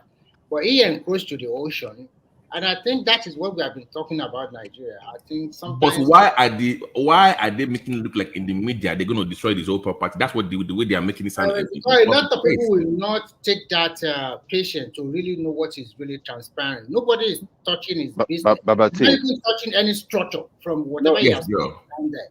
But the ocean, that's what we are talking about here. No, guys. No, please. You're making a mistake. There are some buildings that have been marked X in that his vicinity, in that his own, in some parts of his building, not the main building, but some of the structures there have been marked X. So they are actually going to they're actually going to demolish some parts of his structures, not the building itself, but the front of the building. There are some other smaller buildings that he made. But if you look at that landmark beach, which you can tell us exactly where they try to demolish and why are they trying to demolish? Because just like Babati just said now, there is a plan before that. Well, it's a lot of how to say.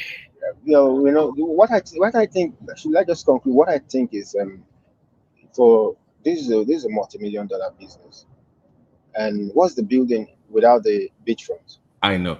Sorry, Mike, can you do us a favor? Can you put that link up so that we can see the picture of the? Sorry if you are there, Mike.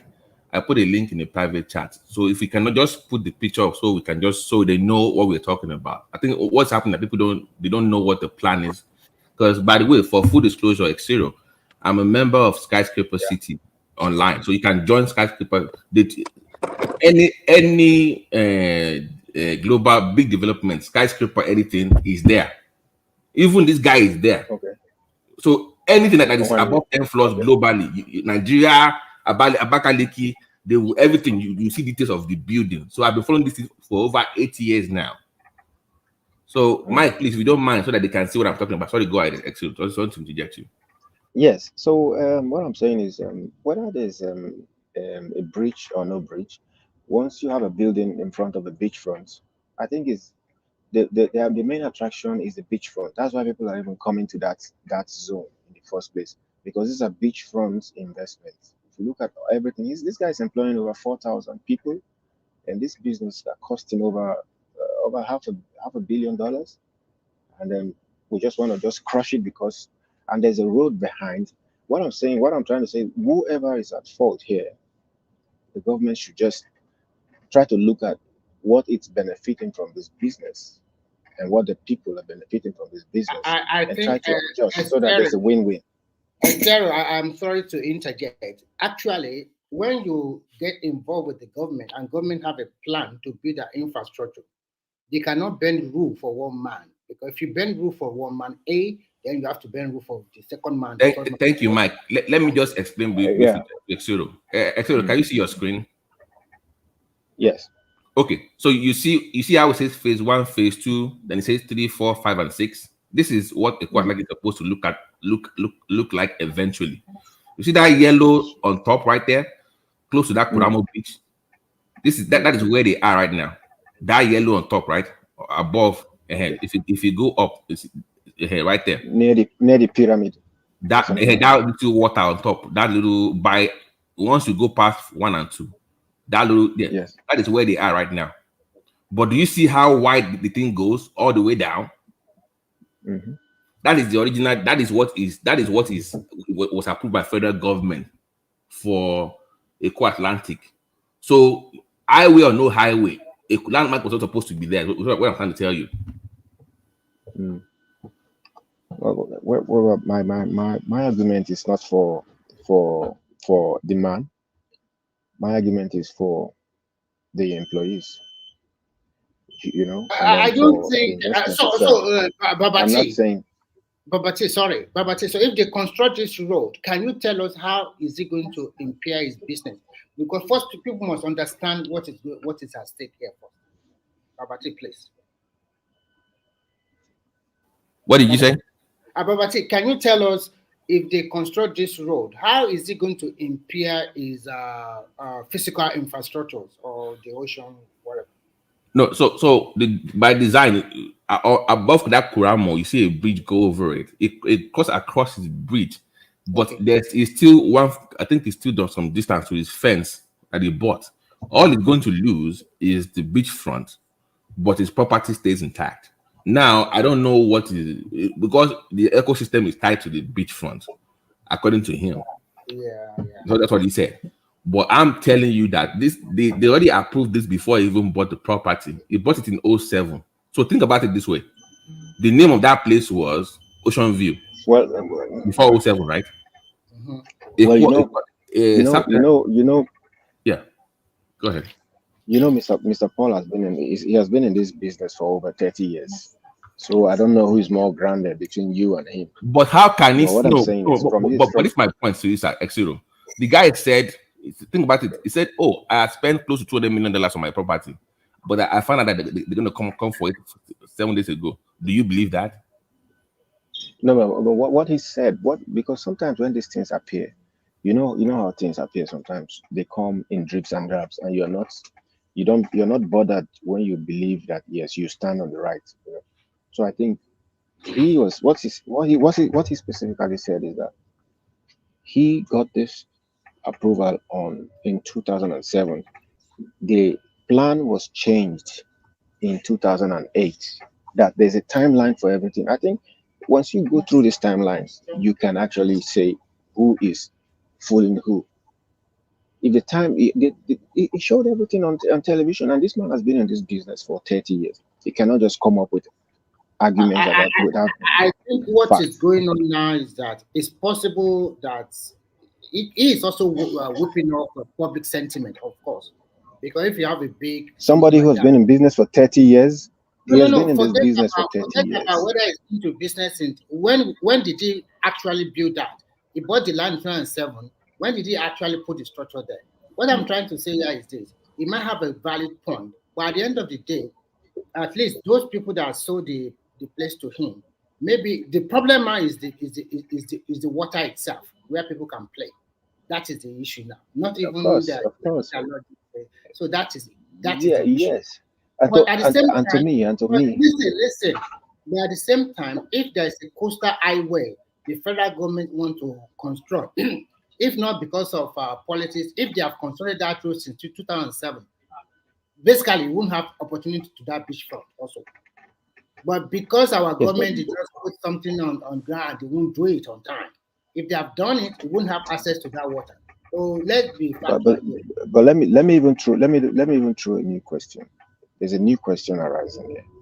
When a government realizes that a beachfront is actually attracting investors, why are you closing a beachfront? Because that coastal highway is going to go a long stretch. I totally agree with you. That is the selling point. Yes. But Yes. unfortunately, if they bend the rule for him, you can go and write it down. I'm not saying the bend. I'm not saying bend the. I'm not saying bend the rule. I'm saying open your eyes to this coastal road itself.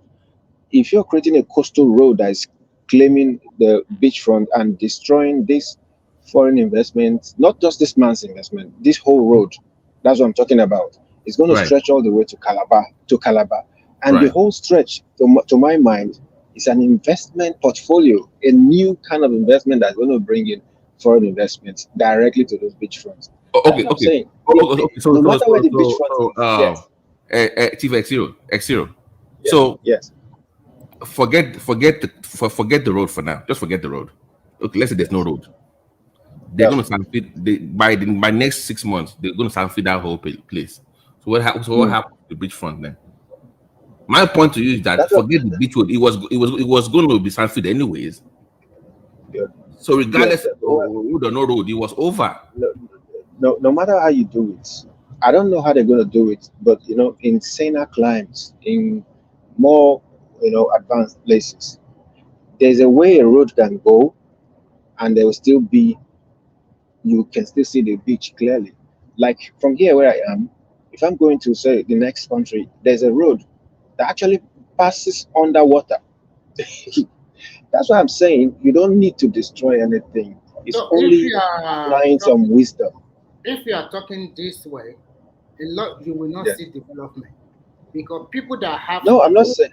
you know what you have to when you talk about this thing, then you also have to quantify it with what are the benefits that this coastal highway will give Nigerians as the whole country. Because I understand that you can say, okay, we can find a way to modify the road and let this beachfront still be there. But you also have to look at the total benefit for Nigerians itself. A coastal highway That's that what I'm saying. That is what I'm saying. so That is what I'm sometimes saying. I will pray if there's another avenue or another place they can give it. There is, because there's a road behind So the building. It could just be used. Yeah, that's what I'm saying. They could just apply that road because this is ground zero. This is the beginning of the road. Okay. They approved that plan and they sanfeed the front of the ocean. Then what happened? There's no There's ocean still anymore. No. Listen, my point is you can't stop. You can't. My point to you, sir, is that you can't stop phase 4 of Eco Atlantic. It's going to be there. That is inevitable. Anyway, so forget the road. The man himself says it's gone anyway. They're in talks. There's no talk. talk. He says No, bro. He says have you seen his interviews? Brother, my brother, go on Twitter right now. That landmark. Go look at today. I'm feeling that within 3 months they'll be done. They have like 3 shifts there. I'm feeling right now, continuously. They're not stopping. Forget thought they were media. dredging. Just Okay. go online right now. Already started construction of that. I'm telling you what is going. Forget all this media thing that he's doing. And they want to finish the 37-kilometer in the next 2 or 3 years, the first phase of it. So I don't think nobody. So it's not a matter of road or no road. So because he said like that water is what brings people in, right? So, and I'm telling you, forget the highway. That water is gone. So then what? Even if they move the road, there's no the beach is gone anyways. Yeah, but then let them move So the road. what's the arguing about? Yeah. Babati, Don't worry, at least there's a stretch to the if I may come in, if I may come in, if I may come in, I think your explanation is at variant with what he stated in his interview. According to him, if the previous plan was followed, then the beachfront over there would be secured. My thing is this, Babati. You see, you started with saying that they were in court,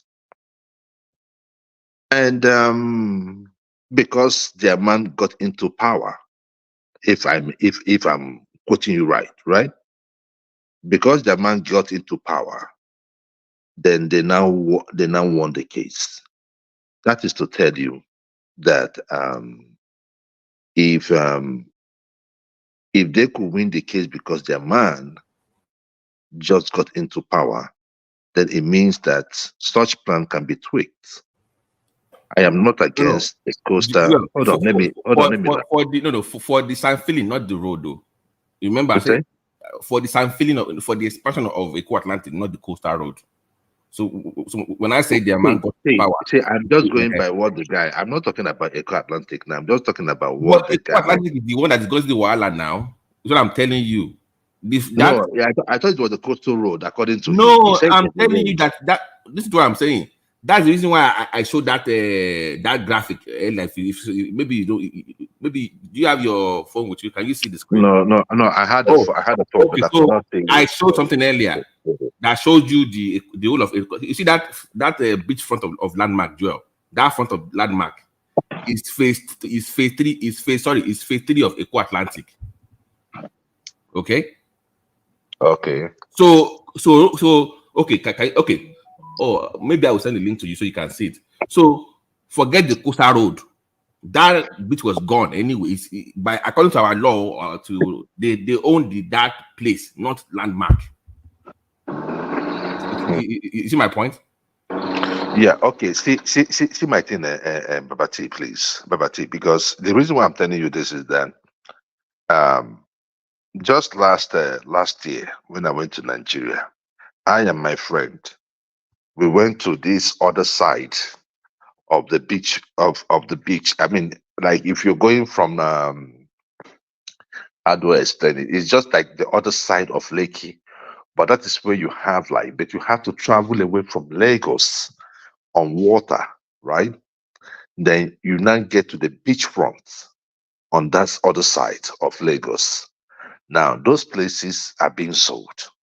My point is this: you might start killing businesses, right? If you start it, because there is no way. If you've been to Landmark, I've been there, right? The business will not flourish. Most of those businesses you see on those coastal areas flourish because of the water, just like you have it in every other place, right? Even over here where we stay, right? So I do not see. I think when it comes to us, we always do things backwards, right? In Nigeria, for whatever reason, I don't know the reason why. A beachfront that is meant to be that is meant to be profitable for the state, for the people. If there's no how you're not going to do your engineering design. And I know if it was someone like Julius Berger, they would have done a better job by diverting that road. Is it not a road? They can always do it the way they highest they will add 1 or 2, but they can always divert that road. Why would you destroy businesses on that lane? So I want to ask my you a point. question. If they diverted that road and also affect other people's structure there, So they are It's going not going to affect no, other no, no, people's no. It's structure. possible. That's the point. It's possible. It's not going to affect There's other people's there's an structure. there's an existing road. There's an existing road There's behind the building. a reason existing plan, and I bet you the reason why they don't want to use the existing road is that somebody amongst them in government must have bought property on that same side. So we are You see, saying let us leave all these people, the the people same in thing here. politics. We are No, saying we the same cannot thing. be we We are cannot be when we say, promoting these listen, people. they say it's a coastal highway, which is about 10 lanes. That is a master road, okay? 5 lanes on each side. And also they're also providing a barrier in the middle that will attract rail in the future. So as you consider the road you guys are talking about, is it enough for that what they want to construct? So sometimes when we talk, we also need to The man, listen. no, you have to understand what the man said too. He said he's on ground zero. Do you know what ground zero means? What do you mean from ground zero? I understand. That's what But I'm saying. He's on ground zero. You know, you don't understand it. Hold on. Ground zero means that's the beginning of the road. That means you can just push it a bit further. That means you can start with the existing road and just what I am push trying your to tell ground you is zero very front. simple. If they divert that highway to other places, that means they will demolish a lot of structure, whether you like it or not. They will, one way or the other. So he's protecting his own asset now. But when they divert the road, other people will also shout out that this is my structure they want to demolish. So sometimes we just have to look Yeah. at Remy, let me clarify. They said the where they moved it to that place was designed. Halfway through that design, there's a flaw there. As a matter of fact, I'm trying to find a YouTube video. Somebody did a breakdown of measuring the whole thing. That alignment, once you go past landmark, it's smaller, it shrinks. They have to demolish more on that side. Let me find out that link. It's a popular YouTube guy that does real housing estate in Lagos. So that I can show you. But I wish Joel can see his screen so he knows what I'm talking about. That design. So, but moving or not moving is not even doesn't really matter at this point. Joel is what I'm saying. It's okay if they want to demolish. I mean, the government No. has They would not. No. It's not like it's okay. I'm saying that his issue is not even with federal government. His issue is with X energy. That is what the real issue because he needs that water to survive, and if that water is gone, I don't know how that business flourishes. I don't know. No, I've been honest. If you've been there, because they have like all those like water park on the PE cell. You understand what I mean? So the thing there is this, right? Lagos is a water city. If you understand what I mean, you get so. So the question I want to ask you guys is Lagos is a water city, and the beauty of Lagos is in the water.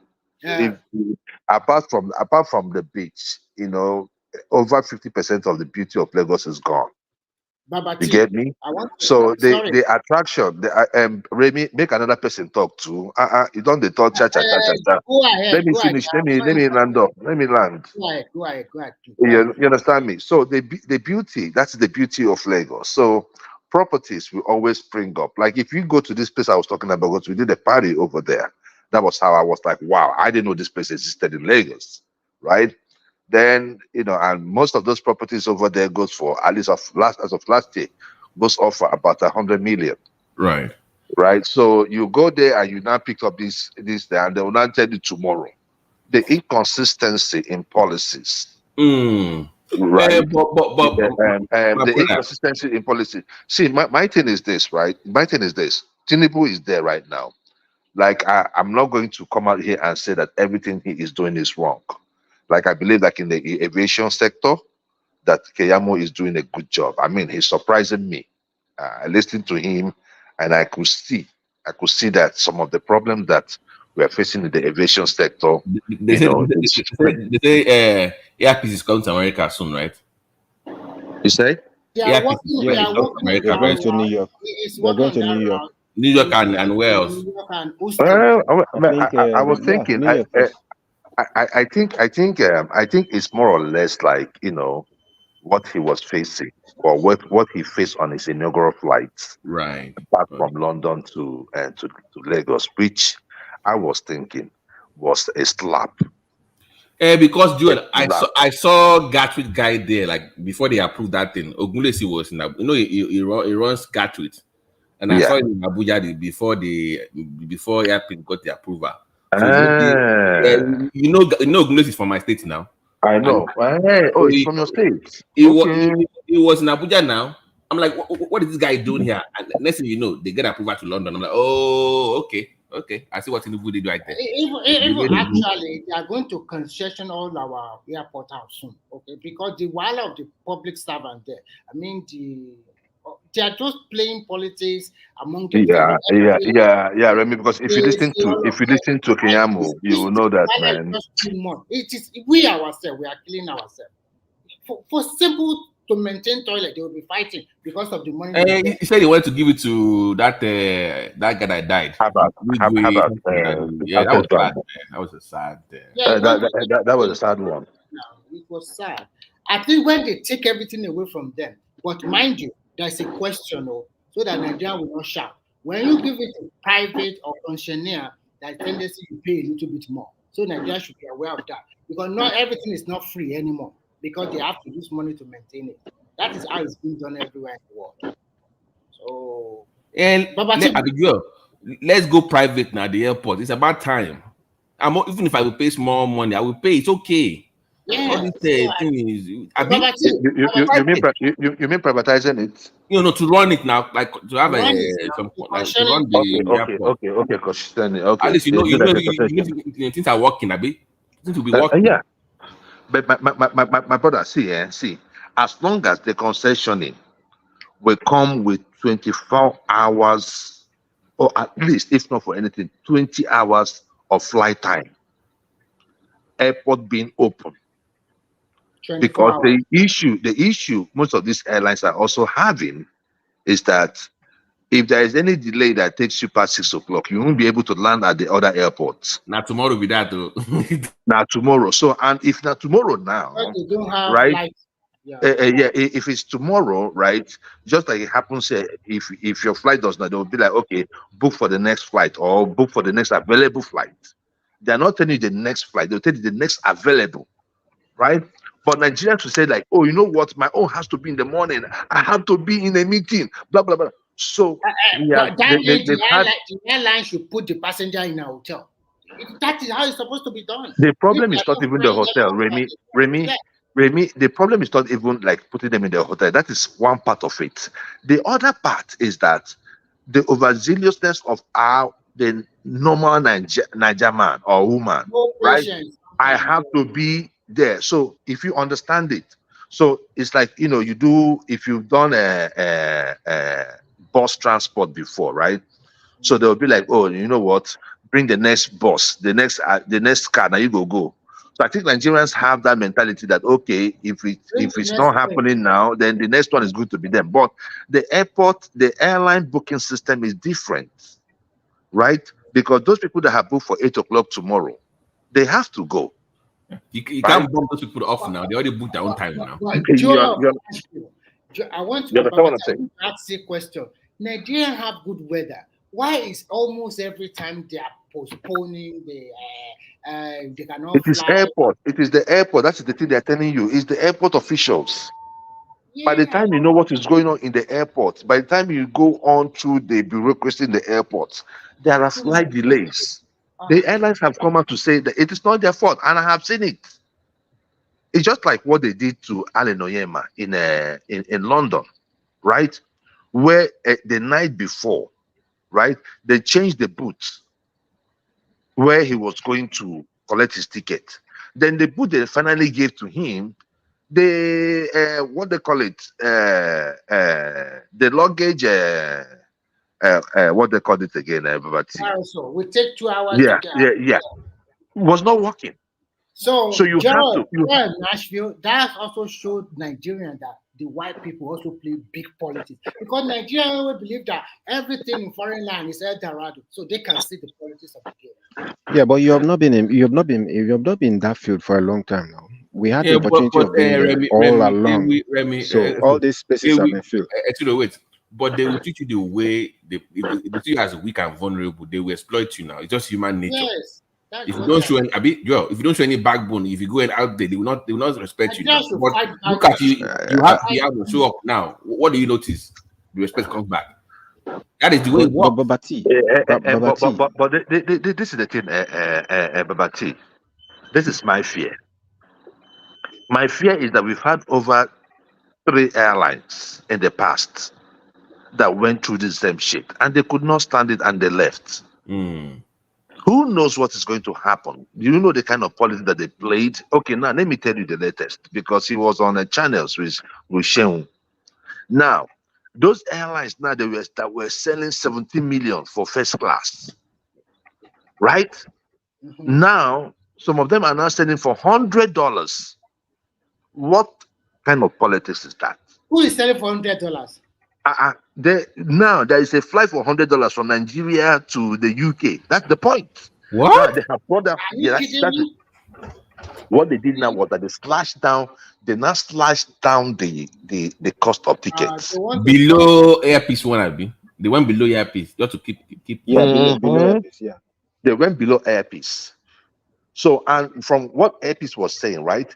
If you load the plane to the wings, right, at that amount, you cannot make out anything from that amount from that trip. Oh, so what does that tell you? They want to bleed him out. Up against him. Yeah. So the government, the government of the UK government is behind those airlines in whatever they're doing. So whatever thing that they have to write off for them, they'll write off for them. And besides, this guy has been in the business for a very long time. Most route that they want, they get it, right? Because I mean, it's a UK or it's an American company, so whatever route they want, they're going to get it, So and they're you know going to what get the happened? choice places. Here of Nashville, because Airpeace flight has been booked fully up to around October.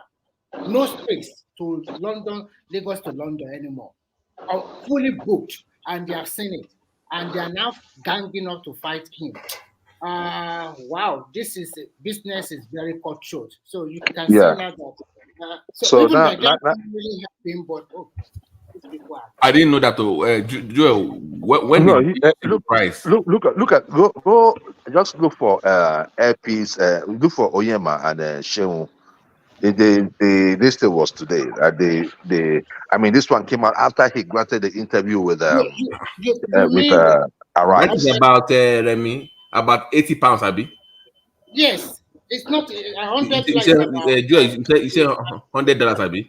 It's about Yeah, $80. $100. Yeah, It's because about that's what he £80, said. Abi. That's what he said. He said that It like should some be of the more than flights that. now take even like $100. Some That of is them even take crazy. like $350. That is crazy. Yeah. Maybe So it can make $100. how did you go from selling like 10,000 a ticket to 350? And when It's a and student those days they were saying it's because of the dollar. You understand So what I'm saying? They they say are it was just because of, making Nigeria. These people, man. Sometimes you even within Europe here, you can get a flight from one country to another country, return for a ticket. but Remy, do you know what that shows us? That also happened, Joel, if you remember, that also happened in telecoms. Remember when we only had Airtel and MTN? Yes, so exactly. Until Globacom came and said, Globacom came and into those the telecom now. business. Exactly. If you don't have your own in that field, they will exploit you. That's the way They it will is. exploit you. So Babati, we bring me to the question. You know, the other day I said something. I said wisdom in governance. If you cannot protect whatever thing you have, you've lost everything. You must protect whatever thing you have. That was the reason why I was against that gallivanting the world looking for foreign investors. Meanwhile, the investors that you have in your own country is about to leave. I think I. Do you understand what I'm saying? Because this is no. See, this is the thing, right? We always know that a bird in hand is worth million in the bush. Before that company that you're going to contract or your marketing, we decide they will not do MOU, everything. that company might not start operation even before you leave government. We The know how reason why, we know how this thing works. Even to build let a me tell facility you where you're something. going to operate, unless you're going to rent, from someone else. I'm sorry, but Joel, you must do one thing that you might not. If I ask you now, you might not want to do, but you have to do. Do you know what that is? You have to suspend your morality or your. It's my point. You have, if you want them to invest in Nigerian billionaires, you see those illegally stolen funds, you must look away for them to bring it back into invest. You have to look away. And I know it's tough for people that want to they want to do justice and everything. You have to look away. Look away. They bring the money into invest that's the only way.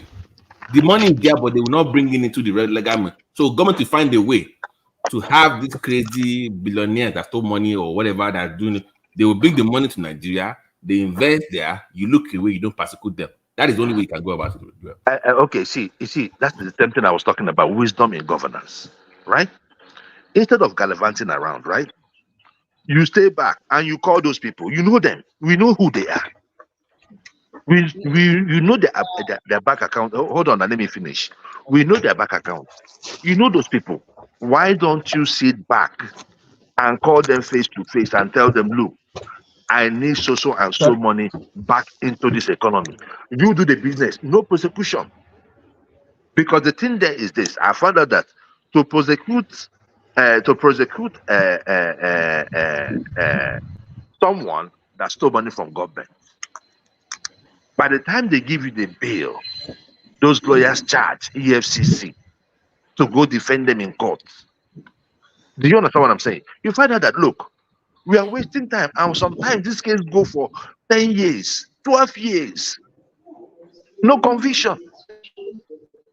So I am of the view that these guys can be talked to. Give them soft landing. Give them soft landing. Bring in the money. Nobody is pushing you. But if you're bringing in the money, these are the critical sectors that we want you to invest this money. Power, Joel. Because you make the understand what I'm money saying? back easy. Forever, you'll be making crazy money. It's electricity. Just put the money there. We will look away. You are making your money. That is what I'm telling you. Everybody's Make your happy. money. Make your money, but let the country run. Those critical sectors. If it is in agriculture, we want to get all the tractors that we need. The money they are going to provide will be enough. Then we know that those things are running. Then It's not easy that way. no, it is easy that way, or they'll go to jail, or you go Yeah, go on exile. The way I see it this way is this. First, we live in a global village. No matter what you do or you produce in your country, once you have an excess, you want to export it out. Sometimes if you don't have a good relation with other countries, they might not take your goods, and that is to wastage. So even the so-called mighty Asian country that they developed in the last 2 or 3 decades, they have to humble themselves to Western power to let them bring in their factories, their technical know-how to their country, whereby they give them cheap labor. So all of them rushing immediately. And that is one of the reasons why China was able to grow. But when you live in a global village, you are not an island, you are trading with the rest of the world. Today, part of the reason why the Naira will continue to strengthen is because the junketing of the presidency is trying to pay off also, with also CBN policies. So we cannot just say, okay, we just have to look at the local investor. How much money do you think Nigeria really have compared to the foreign investor portfolios? So they bring in a lot of money. So everyone, Remy, how many companies left Nigeria since last year? That is my point. And how much are they worth? Go and look at the worth. Then you go look at how much TINUBU is chasing. That is my point. Some of them left, but remember, when your economy starts to pick up, some of them will come back, and new player will also come. My brother, do you know how many that have left? To come and You know how many companies that have left Nigeria? No, how many came back? You know what? Let me be frank with you. When your economy is low, even the so-called China that is big, they are in big trouble now. The annual growth is not even up to 4% anymore. Inflation is also eating deep into them. So because the Western power shift their attention from them and they now continue to trade with their neighboring countries. So it's not so just straightforward like that.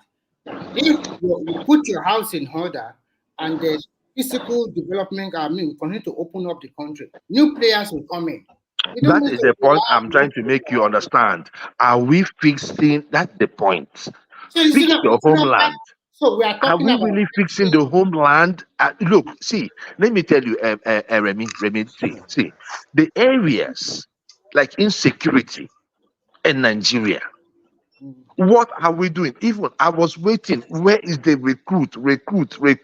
50 so million youths. We are not seeing any of those. yes, you Now are we right. are now seeing, hold on. See, look, I do not believe that we are broke.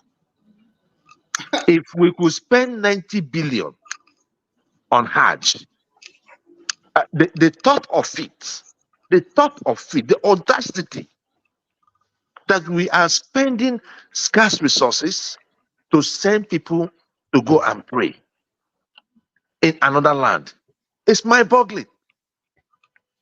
It's mind-boggling. It shows that we are not really doing anything new. You To are me, filling up the basket. You are filling up a basket, and you know what happens when you're pouring water inside a basket. You're pouring water inside the basket. It is seeping through from the other side. That is not when how you you're talk going to about run. We cannot. when you talk about the patronize the Hajj and the rest, Nigeria is a complex country, and to find the balance as a leader is also not easy. Now, during the last year Christmas, he also subsidized the transportation for people that go home for Christmas. Remy, No, I'm that coming. is I'm apples and coming. oranges. I'm Apples and oranges. I have seen that argument. People No, talking no, about let me Christmas. conclude. Let me conclude. Go ahead. It's not only Ash that they sponsor. They also sponsor some Christian to go to I Israel. am telling you that it is wrong. Both of them are wrong. I totally agree with you, but remember Take one off thing. government off that. Take government off Remember that. one thing. I and you, we are here online. And we are No, not in they're listening. They're listening. They are politics. listening. Listen, I also don't like it, but politics is local. Sometimes they also play politics with this. Because when you want to get to the generality of people, you have to get to them through their leaders. And I know Nigeria as a community, they have a community setup in which whatever they want to do, they have to get you through to their leaders. In terms of security, first and foremost, I would like them to speed up that state police. Speed up the state police and then give more grants to the state. Maybe they have to formulate another bill to change the sharing formula so that states will have their own police. And once states will have their own police, then we'll be able to know that, okay, you, Ondo people, you are not doing the right thing. So we have a lot of criminal in your domain.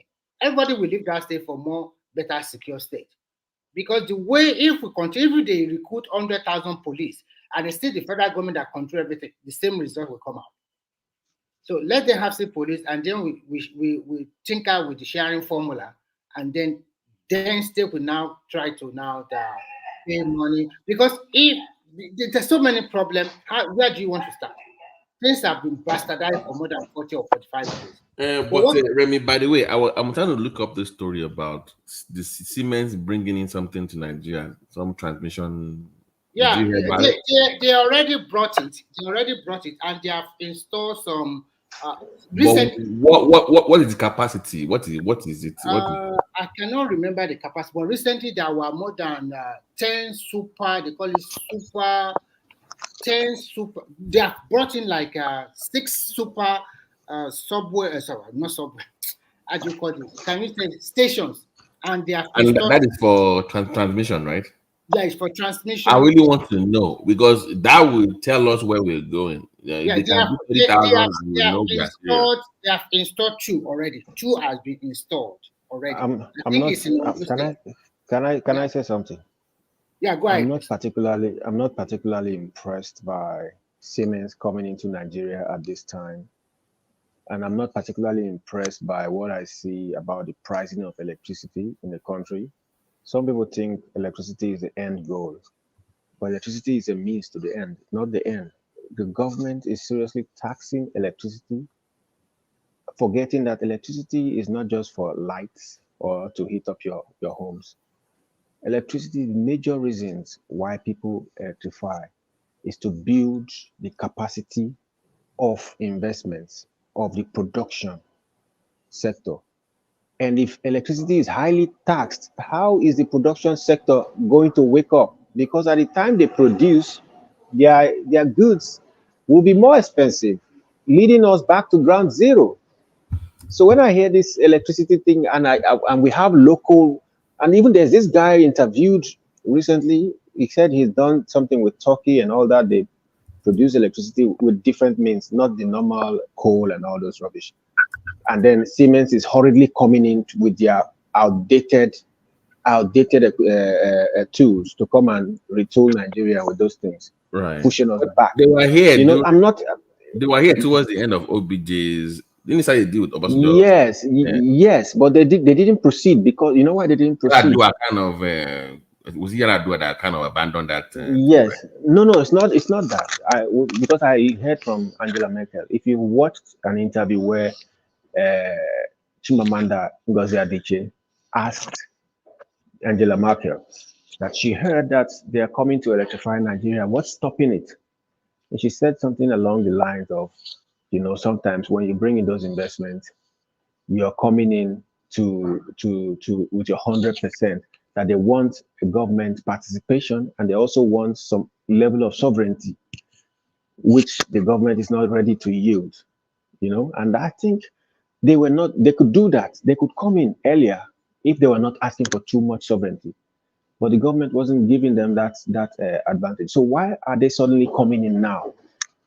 Maybe because they've seen other people doing fantastically well, and they've seen that even if they don't come, other people are going to take. Because I believe in local participation in this. If Geometric can do it in Aba, they could replicate whatever they did in Aba in other cities, starting with just maybe the EP zones, export processing zones, or maybe business zones, and then later on to the domestic.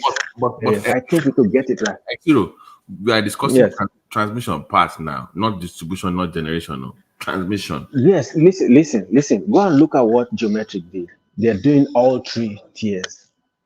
They are doing generation, they are doing transmission, and then there's one other middle tier. I don't know. They have all three, and that is why the man himself, Batinaji, that's why he had to resign from being a minister. Because was he interested or ever interested in that thing for the whole of Nigeria, or just that? No, listen, what is impeding is the laws. This particular Aba transmission was a test. It's like a concession.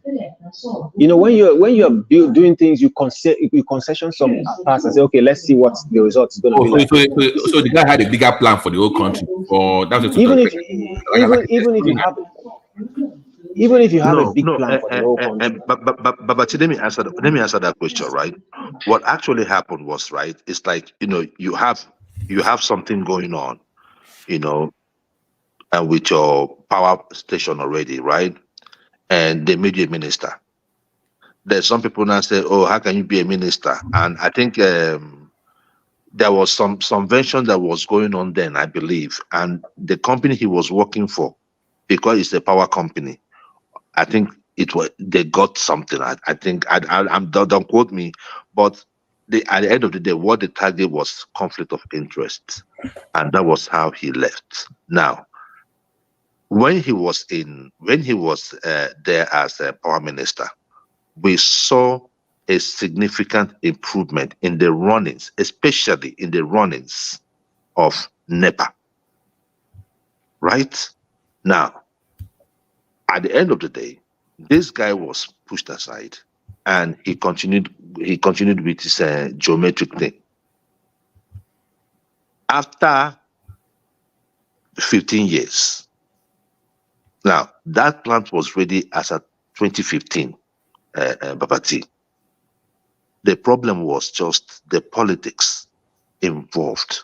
That's it, Babati.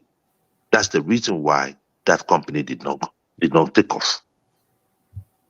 In fact, as we speak today, they are still having problem with gas supply. I don't know if they rectified it, right? It's on exclusive list. That's the funny thing about this country. You put understand what things I'm that are saying? supposed to run on exclusive Okay, list. sorry, but if they say okay, you can have power over this, they didn't make any provisions for gas. Because if I need gas if you tell me I have power to do it now. Yes, that was the reason why they built it is in Aba now. That was the reason why they built it, because from Aba to where the gas is, it's just like a few miles, right? So they were able to run the pipe because there was already, I think there's a gas spot where they were going to get the gas from. So they But have those places, wait. So they have the pipe already. They have the line already there. they have the line now. That's So what the is the point. why is the supply not coming? The politics now. See, this is the thing. That's No, what no. I'm Listen, trying to make you let me understand. explain. Let me explain what happened. Because he explained it himself. This is what happened. The gas, when they signed the deal initially, the gas production was being handled by a company. Along the line of this stretch of how many years where everything was told, the gas company was resold to another company. And in that company that bought the gas company didn't have supplying gas to the Aba geometric power project in their purview.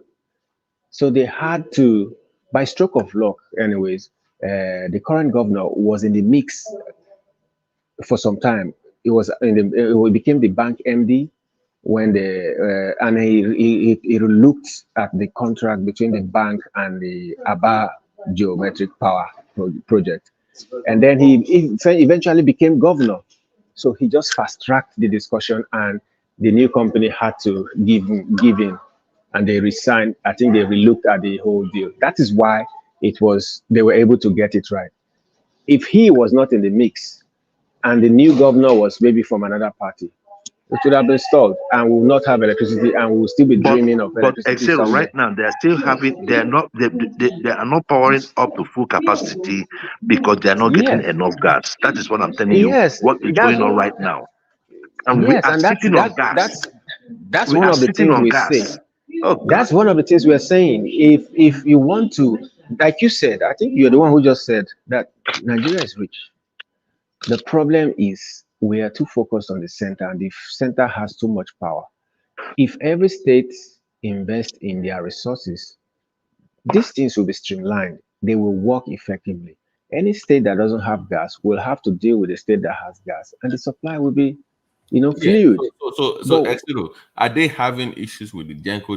We still have the Genco's discourse and all these here. yes, there's an issue with it. That's what I'm saying. It's because of all this politics.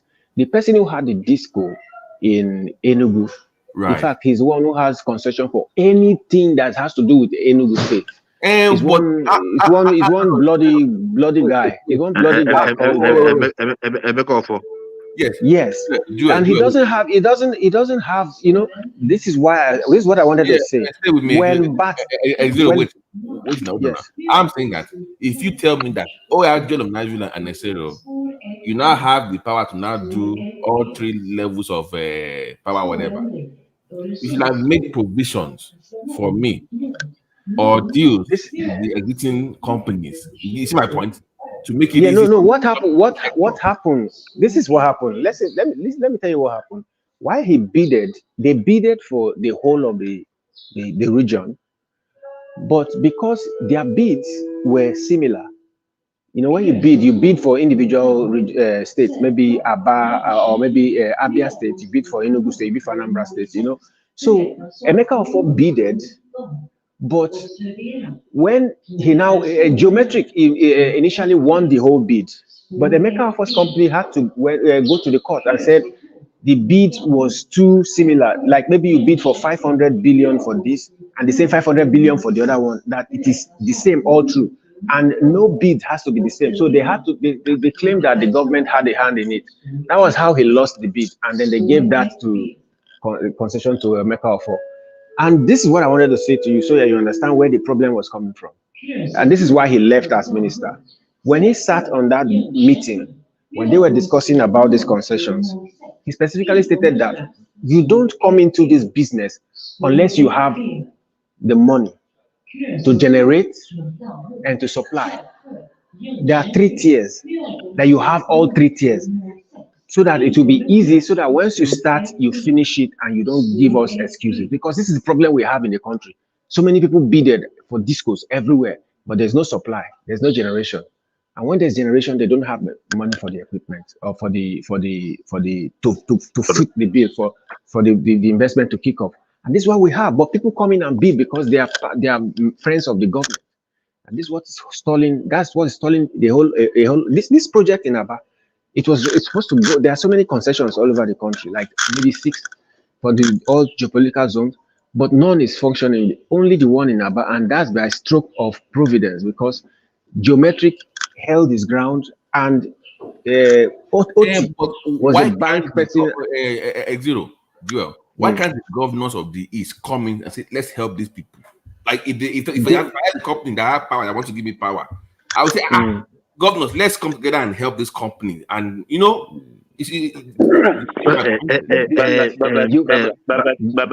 Babati, you see, you're talking about reasonable human beings because if they do what you're saying and what everybody is saying, they will actually make more money. But these people are too foolish. These people are too foolish to think straight. Exactly. You would think that you are dealing with people who, at least, if they don't love Nigeria, they will love their zones, their geopolitical zones, or their ethnic groups. But that's not how these things work. At least they will love their money. Even if they don't love their zone, they will love their money. But they or foolish. even can do, or they will even love their community. Look at the communities where they come from. Sometimes their house is only the good house in the whole of the community, right? The road that lead to his house is not even right, but he's a billionaire. So I mean, what are we even talking about? Look, I have said it on this show. And I'm going to repeat it here. The Southeast have one of the most useless set of leaders, except for a few. And the thing there is this, right? The thing there is that, you know, some of them even have bad belly to watch each other, right? Yeah, you can imagine. You can imagine the same day Geometric launched their power this thing. They were doing another power nonsense in Enugu onto VP blah blah blah blah blah. You could have moved it to another day. Go and, you know, commiserate with your brother, hail them, say, guys, what did they go on? Good job. Now you now say, guy, if you can do it here, how can you extend it? No, they will not do it. They rather go get another person, another foreign company, so that they will say, oh, they built this one. Meanwhile, you have someone in Nigeria there building a power station that built one. Yeah. Whatever they did, well, for me, whatever they did in Enugu, in Aba, whatever they did in Aba, they can repeat it everywhere in the country, and that's how. Look, in this place where I am, every local government has their own power station. They generate some form of power station where they generate. So why don't we do that? I'm saying that it will be easy. I'm saying it will be easier when states come together to help.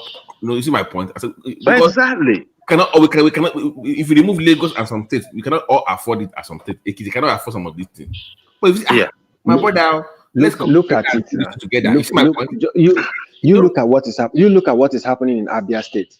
You see the long gap between Abia and, say, Imo or Anambra or even all the other Southeast states, because one governor is working because he doesn't have a godfather, and maybe because he's just fresh, and you see the other one stealing because there's no reason why the other ones cannot do exactly what this guy is doing. So you can tell the difference, and they all belong to different parties, and they all formulate different stories to As siphon my or brother, take at money. some point you must look beyond party. This is your people. That's You what are I'm. That's what I'm telling you. That's what I'm telling you. Baba, Even during the, Baba even T, during this the, thing, even during the war, even during a war, some of them will sell weapons to the opposite side. That's the truth. Some people Babati, don't I don't care. think Nigeria can move forward. All this obedient narrative, these people are just talking, talking, talking. Nothing will work in Nigeria. You no, stop no, no, deceiving yourself and but stop bringing your Daniel, obedience we know that because mentality to us. We are clever. We know what everything you are talking about. Daniel, stay with me now. Look at Ogun, Oyo, and Lagos. They want to do their own line of electricity. They say, okay, let's come together. But Oyo is PDP now. Oyo is PDP. He didn't say because, okay, I'm PDP, I'm not going to work with you. Because it's going to benefit everybody. They want to do train together. They want to do things together. That needs to be across everywhere in Nigeria. Let's make deals. You have land. I want to plant something. Let's do this in agriculture, in whatever it is. You know what? We should start seeing state as their own country now. That's the way they need to start operating. As their own unit. Babati, I called, on this show, I said something. I told you guys, look, let us, you see the way our regions are, right? Let us have pilot states in all regions. You give it to Lagos, Kanu, ABJ, maybe Anambra, Port Harcourt, right? Those are your pilot states. All the other states, merge them up, divide them into two. So we have 3 governors from every region. I know why I'm saying this. The reason why I'm saying this is that this state structure that we have, right, depends on who is running it, the group of people running it. Tomorrow, another governor will come into Ogun State and he might not be interested in the plan. I know, but Joel, look at what Lagos is doing now. Lagos will My go brother, ahead. Lagos is a special case. At this My point, brother, girl, Lagos is just on their own now. They're just a country on their own. Let's just leave them. my brother, Lagos is a special case. My brother, forget Lagos not special case. You understand what I'm saying? Lagos not special case. Come out Lagos now. Look at even your Ogun State where they talk. Look everybody where they down. How will they do? That's the But reason why I'm another saying thing, we have heads. If we can divide them, we have 1 governor. We have 2 governors, right? another reason They why, have more money, so they can invest in critical areas if they want to run a train, right? Now we are talking about a train within states. This they can run if they say it's my But state. when You run. that governor also said that he wants to build train, you should have the bring so they say, oh, let's do this together. You know what I'm saying? You should come together and say, oh, let's do this thing together. Let's, what I'm saying? Let's go together. Another reason. Too many cooks spoil the broth. Look, does we our have too many governor in cooks. Ogun State, does he look to you like somebody who is willing to cooperate on anything? That one don't tire me. That one I gave up on that one long time ago. Babati, let me tell you something. Another reason you have to look at is the cost of their elections.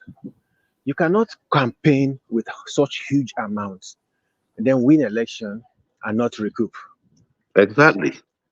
So what are you saying? So, and you have the support of Wait. What Babati is saying will actually give them more money. No, you will but when you actually do end these up with things, more money. when you see, listen, most of these investments they crisscross the whole of your administration. Most of these investments are for 5, 6, 7 years. You know how long it takes to build these train tracks you're talking about, this investment or electrifying state? It takes years. And they don't want to wait because there are people who invested in them to put them in office cannot be waiting. And you have to give them their monies with interest and allocations here and there. So this is the reason why they don't want to do it. When will the investors themselves, when they come in after you've provided the the infrastructure, they take time also. You give them also tax waivers. breaks. So yes, so these things take time. It's only Yeah, somebody like I, OT I think that can do it. I think you're correct because by the time this investment starts to generate a return, they don't come out for office. They don't So die. Some of them don't die. they need their money right now. They need to pay back those people who helped them to get in office now. So they See, can't can take do. long time. Can do. Let Yes. me tell you something. You see, I don't think there is any region in Nigeria that has suffered from godfatherism than the southeast. We have seen it happen. Like, when governors will come in and say there is no money. And look, let me tell you, you will see the roads. I wish any of you came to Anambra during Mbadinuju's time. My brother, you go think say you dey where? You go think say you dey inside desert. If you see road, Oh, wow. and they will tell you there is no money. It was until Ngige came in and fought off the godfathers. And then you know that he had to work because he also knew that he has, stepped on the on the tail of the lion. So he had to be as transparent as possible. But that transparency now led him to, investing in Anambra. When Ngige was building road, people were like, "What road? We get money to build road," and people were like, "What is going on? It's impossible. It's impossible." That is what godfatherism. But It kills even the psychology of the but but citizens. but Babati, one good thing that we will benefit from this ABBA investments rollout is that by the time this government of OT is through, every other government will sit up or they will be looking like fools because ABBA is going to take all the investments. Everyone is going to be relocating towards that region. Before you know it, other regions will pick. If you don't build electricity, you will not get substantial investment. Nobody will put an investment where electricity is going to increase the cost of production. Nobody's going to do that. Nobody. Aside from that, a number of them would not be able to. They won't be able to blame federal because when everybody is able to point to what Aba has done, they won't have any place to put their excuses any longer. I believe so, but can do my own thing is this. I still believe that we have so many people in government. Electricity, and you want people to come and invest. Invest in what? In that small space of Nigeria, you have 37 governors. To It's too much. invest in buying more generators to power your plant. Joel, that is part of being a business hub in everything. So you have a state that wants to do power. Just come together, do train Vi skulle komma in på det här för att bollarna är istället. Ja. Okay. Joy, do you see my point?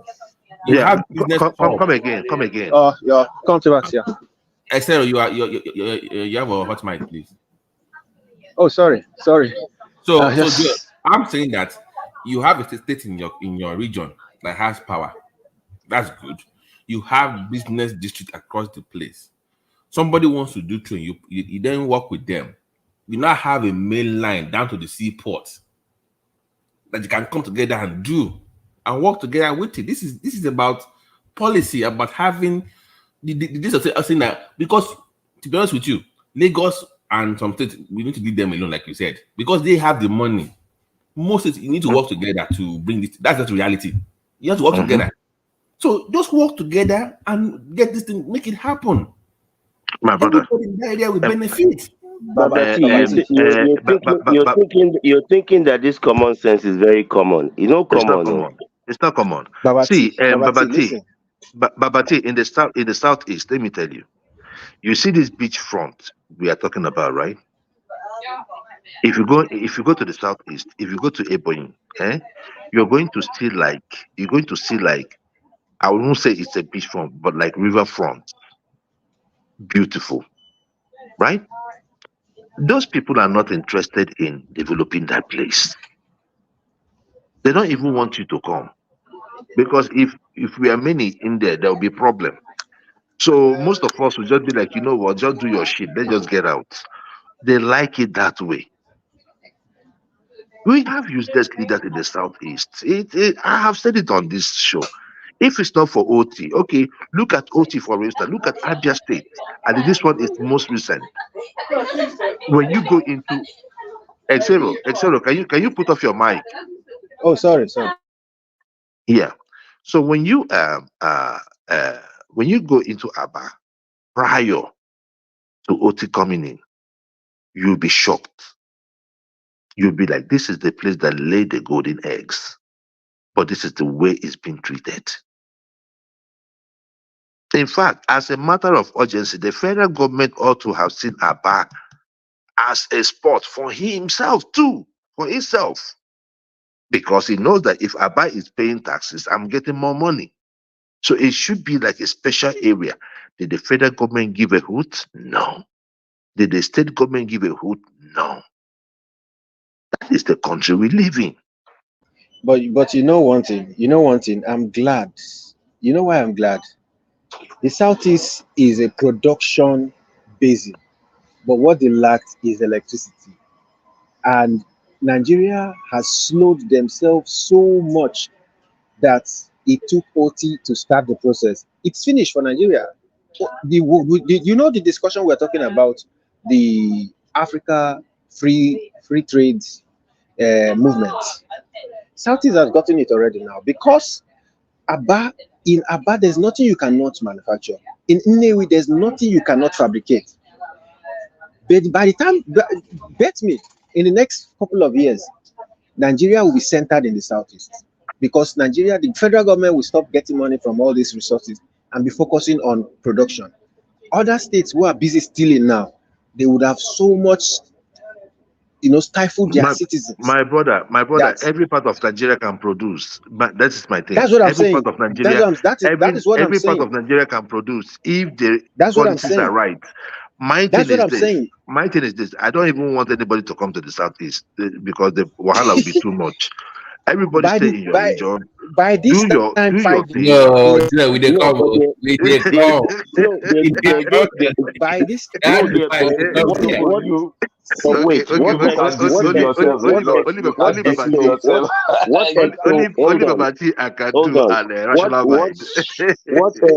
EXO is saying that by virtue of having that power there, that is where production will go to. It's not that whether everybody should come or not.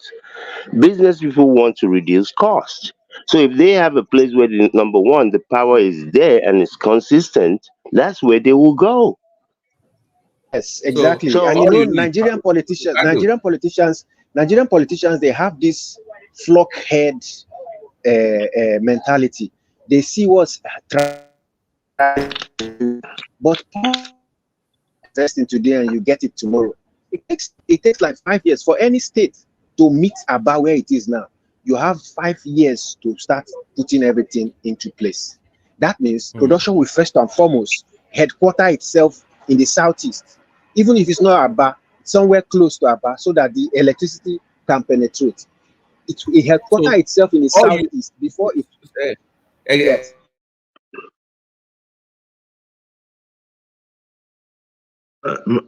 Well. Wait. If you have power in that region and you have rail lines that can take you anywhere in Nigeria or to the ports, you don't have to come to Lagos now. Just put the thing on rail. It will get to Lagos. Put it on rail, it gets to Port Harcourt. You don't have to travel. Just be in your southeast, do your business, put it on the rail line, and it will go. That's what you need. Yeah, but the thing there is that Babati, Nigeria has defied all common sense, right?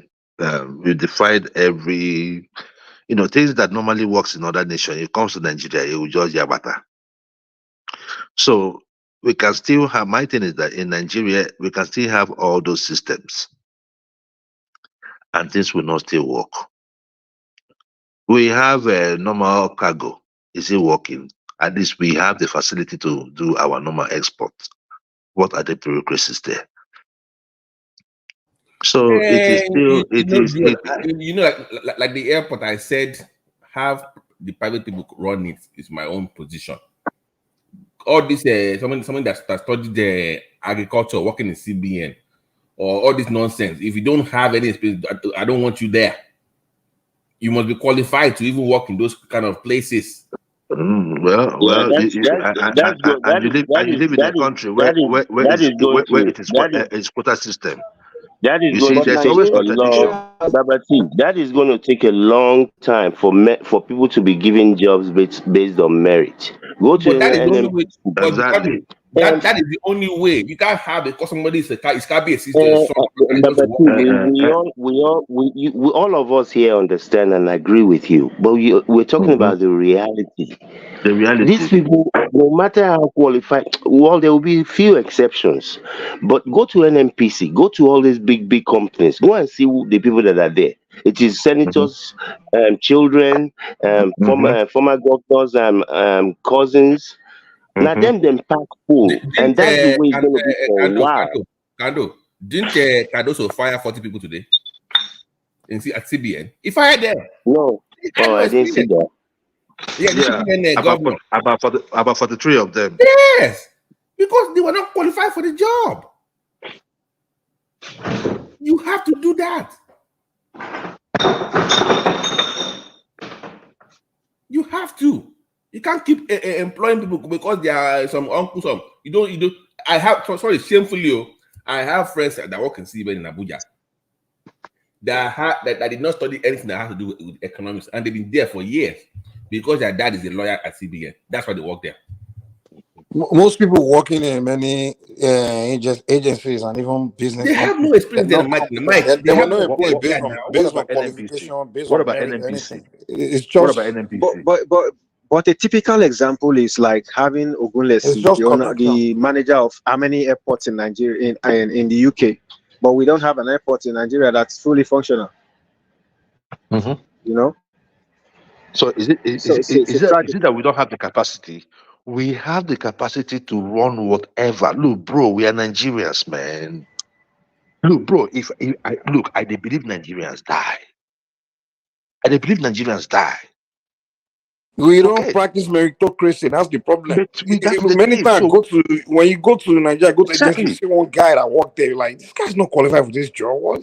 Exactly. I know some people on this. You literally know people personally that are better qualified than the individual that's in front of you, that's serving you, and you just wonder, how did you get this job? See the airport now. No, Mike. See the airport. Like, how did this one get the job? No way. Exactly. You go to the airport, the kind of human beings see that you're like, come on, man. I just spoke with a bunch of civilized Nigerians from where I was just coming from, and they are looking for work. How is this one here, the one working here? You know, that's what you see all over Nigeria, man. A bunch of incompetent human beings just running things, man. You know, even in the government, like lot of those governors, all of them, come on, man, they are not the best Nigerian can offer now. You have a bunch of brilliant human beings, but the morons and the unqualified people that have no business running things, they are the ones running things. Exactly. That's the problem. We only think it's only the president. No, in every facet, every level, Nigeria, the incompetent human beings are the one in charge of everything. That's why everything is backward. And you see, until we do it, we have to do away. And we just need a leader that can come in and tell the North to their faces, bro, you guys have to step up. You have to step up. We cannot continue with this quota system. That quota system is killing us. I don't think that's a better way to do it. I think investment in you. I don't think that's the best way to do it, because no matter what, it is the people that you're going to use to change that place. You can't just come there and say if you have quota system, what it means is that meritocracy is thrown into the trash. And normally we look at it as just civil service, but look at it like a production line. If you have a production line and you have certain aspect of the lines that is faulty or that is not up to what it ought to do, it will always affect the production line. Look at it that way. And we agree, Joel. Many a time, Joel, there's no region in Nigeria that doesn't have enough But qualified Joel, people. what we're saying is Exactly. even within the quota system, the question is even within that quota system, the people. I've been to some of these places. You just have to shake your head. That is this even within Yoruba or within the east or the north. The question is the people that they haven't running these things are not the best Are within not the those best. quotas. Within. Even they know they don't bring their best. They don't employ their best to come and fill those spaces. So it's just we just don't the way people get employed. The process is just the problem. Like literally, jobs are just being filled through. I know you. You know somebody. You know somebody. That's how they do things. Okay, So Mike. This is my thing. You know what I was talking about the quota system, even if right? you are doing Okay, quota, at least give us the people that are qualified. They have enough now. A lot of Northerners have gone to their schools and overseas. They may not have as many people that but but they still have people. those are the kids of the rich. Most of them are kids of the rich Yeah, folk. but So, the people they were employed is the same across board. Even in the south, the people they were employed, even the southwesterners, you go there, I'm like, I know so many Exactly. of us are educated. What does Exactly. it like? you're Yeah. right. It's across Right. board. We don't So employ the best. I don't quite agree with the idea of not using quota system. Let the people within the region do their thing. That's what I agree with. You know, you can't bring an Igbo That's the man same to thing. come That's the and same run a company in That's the Kaduna. same thing. Wait, we're still saying the same thing. We're not saying for you to totally abolish the quota system, but bring out the best within each quarter. Exactly. That's what we're That's saying. Well. That's a huge one because look, these guys in governments. If we can have a law that bans anyone that gets into government cannot have any family member, in any of these government parastatals. I mean, I know it's going to be like denying them their right, but we have to start somewhere. This idea Joel, of don't when you worry. get into power, Don't worry, Joel. Your that idea will be implemented in 2060. Don't worry, it's coming. No, guys, listen. Let me tell you. Let me tell you, guys. Let me tell you something, guys. The revolution has started, but you might not realize it yet. It has started.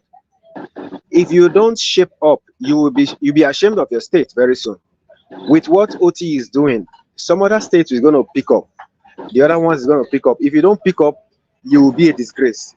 The revolution has started already. Watch out. I totally agree with you because people are holding their governor responsible now, and they are the people you should hold that responsible. Everybody shout, Tinubu come to your state, hold your governor accountable. See what is happening in Lagos State. Are we not holding Ogun State governor accountable now? See the way we are talking about our governor. It's useless. So look at your state governor telling you there's not even some memorandum for state police. Look at him. Let's call a spade a spade. It's high time we handle those governors. When you handle them, look at what is happening in Abia. It pushed Enugu to work. The other way I was on YouTube. See how many vehicles Enugu State governor bought to improve security in their state. It might be slow, but things are changing very quick, very fast. When we have state police, little by little, let's continue with this gradual, gradual restructuring. Let's continue with that. State police is in. Now, in some states now, the court is going to determine state autonomy for local government and legislature. I think it's in Ogun State or just I forgot. I read it. So things are changing. If Nigerian people are now know that there's no business with me with Mr. President, it is my state governor, you will see that things will turn around. But if anybody die in Nigeria and everything you guys say is the president, I mean, let me shock you. In the 80s in Nigeria, Yes. I didn't even care about my governor. It was the council that we went for everything. Local government council did everything for us. We didn't even go to state. Everything was local government council. That was it. That was So it's it. been done before I now. don't care about the head of state. Just the state It's been government. done before. Even the road was local government that was doing it for us back in the 80s now. It wasn't state, it was local government that would do your road and everything, garbage disposal, bus certificate, everything. It was them doing it. Even water safe. I remember even water. Yeah, it was them now. Healthcare, it was them now. It wasn't state, it was local government council now. Yeah. Babati, that was before the 1999 constitution. That constitution is so nebulous. It stifles the whole country. That you cannot build a particular road because it's national road. You cannot build a particular road because it's state road. You see, these are all the shit that is stifling that country. You cannot put electricity. I think they've increased the electricity generation now. I think every state can generate now. But you know how long ago, how long They we've can had do to everything by depend on the themselves, national grid. transmission, Yes, distribution. so that is why I said You know, the yes, war between yes. OBJ and TINUBU over generation of electricity back then. Those ones are just old fools. But anyway, guys, I have to go. Thank you very much.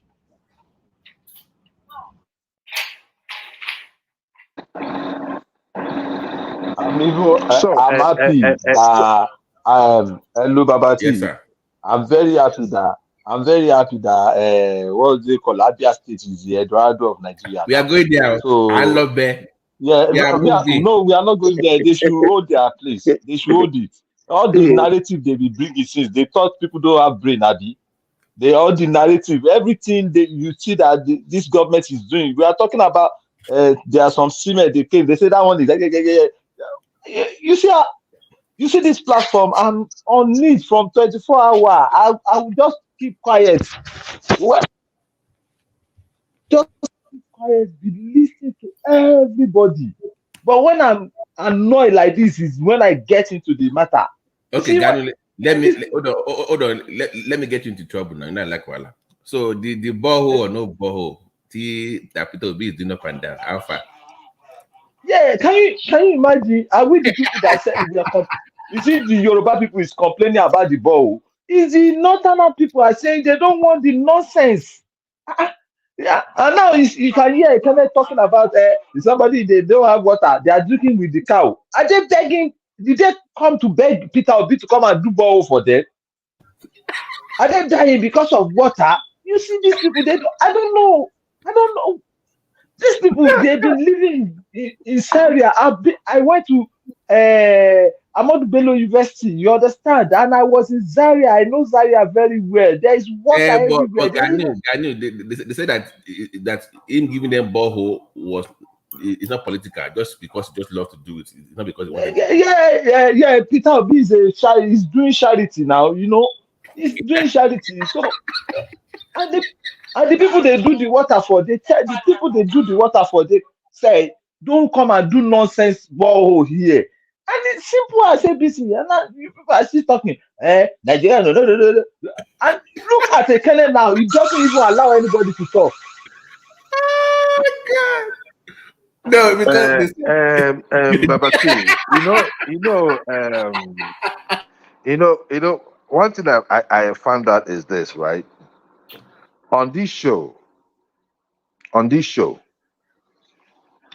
one man once had what they call it, we wanted to, give some people in the north some money, so that was like a fundraiser.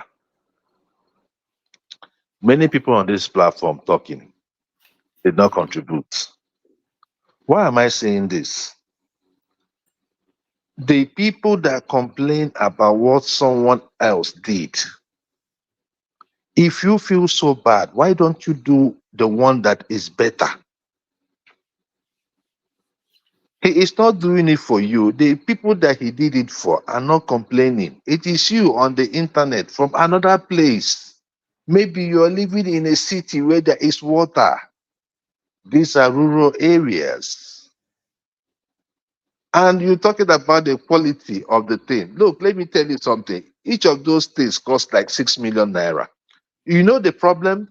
You might be talking about how the people, because if you want to get someone that is standard, you might be spending, because they might be residing in the main city. In those rural areas, if you have to move those people down there, it might cost so much money. So you should be looking at, the profit, the kind of what do they call them now? That does all those like walls, because I see what they are talking about. It can be done better. I mean, if you can dig a borehole, you can still make the wall look better. You can build the wall. I mean, we've seen it done before, but Joel, right? that was a laudable project, but the design was just god awful. The design was just messed up. I mean, if you can dig a borehole, which is the main thing, this other one now, the aesthetics, you can make it look better now. You can make it look nicer. I get that part. But at the same time, it's still the aesthetics or the water that the people needed. It is the water. Now, if you feel like that one is not good enough, you can go and do a better one. You can go and do, because the problem in Nigeria is that each and every one of us too, we also have obligations to people around us. Just like Remi TINUBU said, right? We can also help in our own little way. The problem, Joel, the problem is not even Peter Obi. It is the people that supported him. He did the borehole for them, fine, good. But everybody know that. Why did not Peter Obi do it 10 years ago, 5 years ago? Why is it? Because no matter what he will do, people will relate it because it's a politician. Remi, no matter. People, it's all about politics. Remi, see, let me tell you something. See, Remi, let me tell you something. I have said it on this show. Peter Obi, there is a similarity between Peter Obi and Trump. Talking about their followers, they are fanatics. They have the fanatics. Like, I don't understand. I don't know if you understand where I'm coming from, but there are people. So they see him. They see him. I agree. I agree with you. You cannot hold Peter Obi responsible for what his fanatic fans say and do online. Because it is impossible to control every one of them. But and look, let me tell you something. The And look, problem let me is tell that you those something. supporters are not more than all Nigerians. So he cannot win election that way. And that's See. limited for him, okay? Because those people are too toxic for an average Nigerian to even say, okay, let's be factual. Say the truth. They are too toxic. Joe, you know the problem with your region. That is the problem. Like in my region. Hold on. Let me say this. This is very important. There are some things. There are some people that they don't represent all of you, but they do things where they go overboard, like just overboard, and then you hear absolute silence, like no one will actually. And then sometimes they will even ask you what makes me get fed up with your people is that even my own friends that are Igbo are calling that. Look at this guy on your place. Look at this person. He's just going overboard with his bigotry against other ethnic group. What do you think? And they were trying to give me one excuse they're trying to excuse that behavior. And I'm like, but you are not like that. So why are you excusing that behavior? You understand? So it's almost like, okay, you must believe in what that person is saying. Like, so what people are saying is that there's some obedience, they just go way overboard, or even hypopia. There's this one girl I was watching today about this whole water thing, and she just going off on the northerners, going off on Yoruba, just going on. And this same girl, like she didn't go for Yoruba. Don't put hold on. And this, she was see, Mike, see, if you have to say something, like she literally was going overboard, like the kind of thing she was saying was so bigoted. Something she said, no, I would and that's the example I'm saying. You're here defending that. I agree with you. You can't defend something like that. No. See, I agree with you. She went overboard with her remarks, right? but she didn't mention the Yorubas. Let's just leave that No. aside. Secondly, She did hold one on. show about the Yorubas the day before. Hold on. Secondly, the point is that they are making his Babati, job let me land. harder. Let me land. Babati, let me land. We will learn something from it. First and foremost, Mike, the supporters of Obi are not only from the southeast, so let's leave it at that. No, we are not even talking No, because about. I didn't know how we brought the region into it, but the ones that are doing. Hold on. We're not saying. I know you're right. So we are talking about people. They are doing the bigotry, the ethnic bigotry, like literally things so overboard. No. See. What I'm just saying is this: if you go on X, The Edo supporters don't do that bigotry things like that. Now they don't go overboard. They just say we support let me Obi, tell and you, that's it. And they play the politics. every region in Nigeria have their own set of fanatics for Obi. Take it or leave it. But that's not the argument I'm making. I'm telling you about what people I'm that just are saying actually. is this. No. You narrowed it down to region, and when you narrow it down to region, we might not solve the But problem. the argument is not who's supporting Obi. That's not the argument. I'm talking about. No.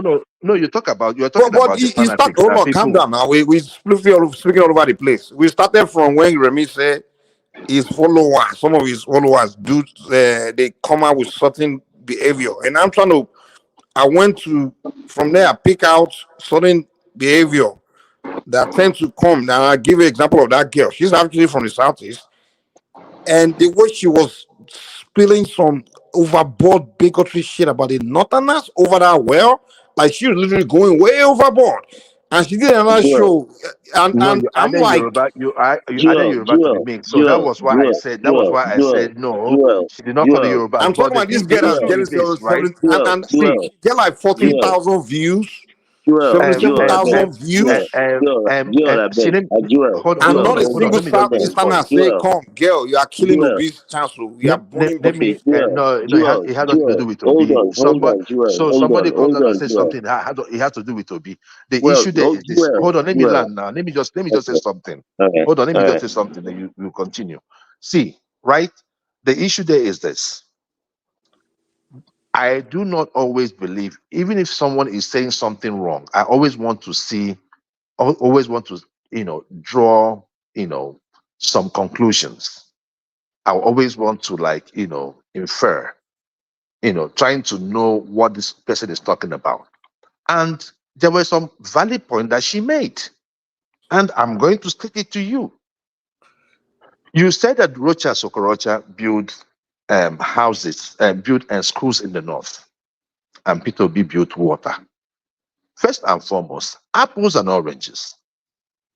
Rocha Sokorocha is the foundation that has schools all in all the 6 geopolitical zones.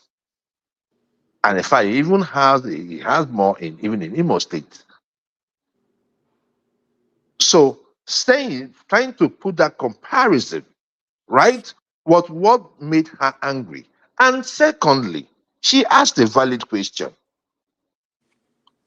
If you say that Rochas built these schools for you, and Rochas came out for election, and he did not get one vote from you, what does it say about you? That is the point she was trying to make, and it's you see what you're doing here. You see what you're doing here. So it is one of no. See, okay, it is one of those things. It is one of those things. Look, let me tell you. I've told you that I think differently these days.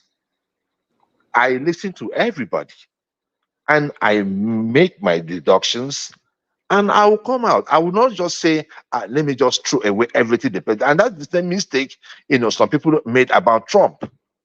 Because the media come and give this narrative, and everybody will be like, oh, that's what he said. No. Go and listen to the person.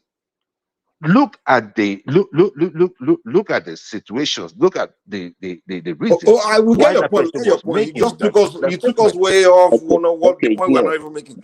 No, I'm not taking you way off. I'm telling you, I'm just telling you that it is what it is. Joe, can you give me some sense? You see what Joe is doing right now is what example of what I give about. No, she makes some sense. Speak me about my Southeast, most of my friends. Let me explain what you're doing right now. Can do. It's like let's say I have a junior brother, right? And you and that my junior brother were having conversation about maybe whether the sky is blue.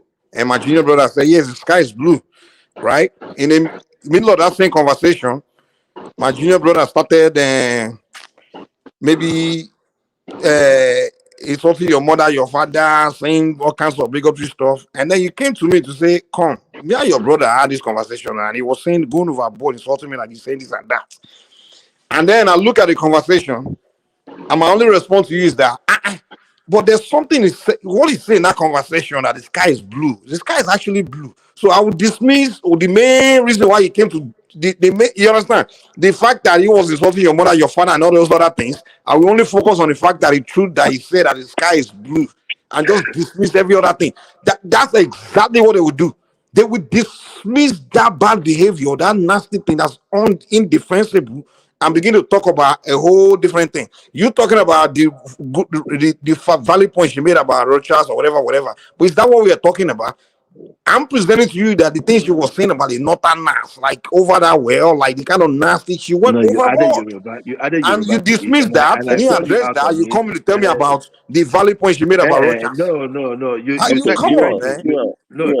You try to overblow this, hold right? on, You try to bring the hold on. Yoruba to it, and I said there was no No, Yoruba. she Not what I did Yoruba. another show right And you around see, before that that was one, where right? Mike, let's not speak now. Joel, first of all, no media needs to tell me about Trump. I've been following Trump since 1985. I knew the guy was a criminal from day one. I Please don't go need and sit any down. narrative. Go and No, sit no, down. No, no. please But hold stop. on. Stop. This is just an Trump aside. is not a Look, criminal. I've Trump is not a no, criminal. I'm talking about his business, the way he runs his business. This guy has been lying about how many story building he has to be able to get more loans from banks. So I don't need any. Well, me No, personally, I no. don't really care what. Hold on, Joel. Whether it's TINUBU or anybody, I don't need any media to spoon food me. Did God you gave hear me that common John sense. Stewart did the same thing? John Stewart I just what don't he did care. I was he don't care. I overvalued. don't care. I He don't care. I overvalued don't his care. property. I don't. He I don't overvalued his care. property. I don't care. I don't care what other people have done. I don't care. I don't run my life by because this person also did this. I go straight down the line. I didn't see the video of this lady. I didn't see the video of this lady, but I've never been able to understand how anybody judges someone based on what their supporters did or said. I remember during the election, people were saying, "Oh, they're not going to vote for Obi because obedience are so this, are so that." What does Obi or Tinubu or Atiku have to do with what their supporters are saying? Is I can't even believe it. I don't what do No, I'm can do. Where the problem goes wrong is when they now ask Obi, hey, what do you think about this thing? Obi will try to defend it or excuse it.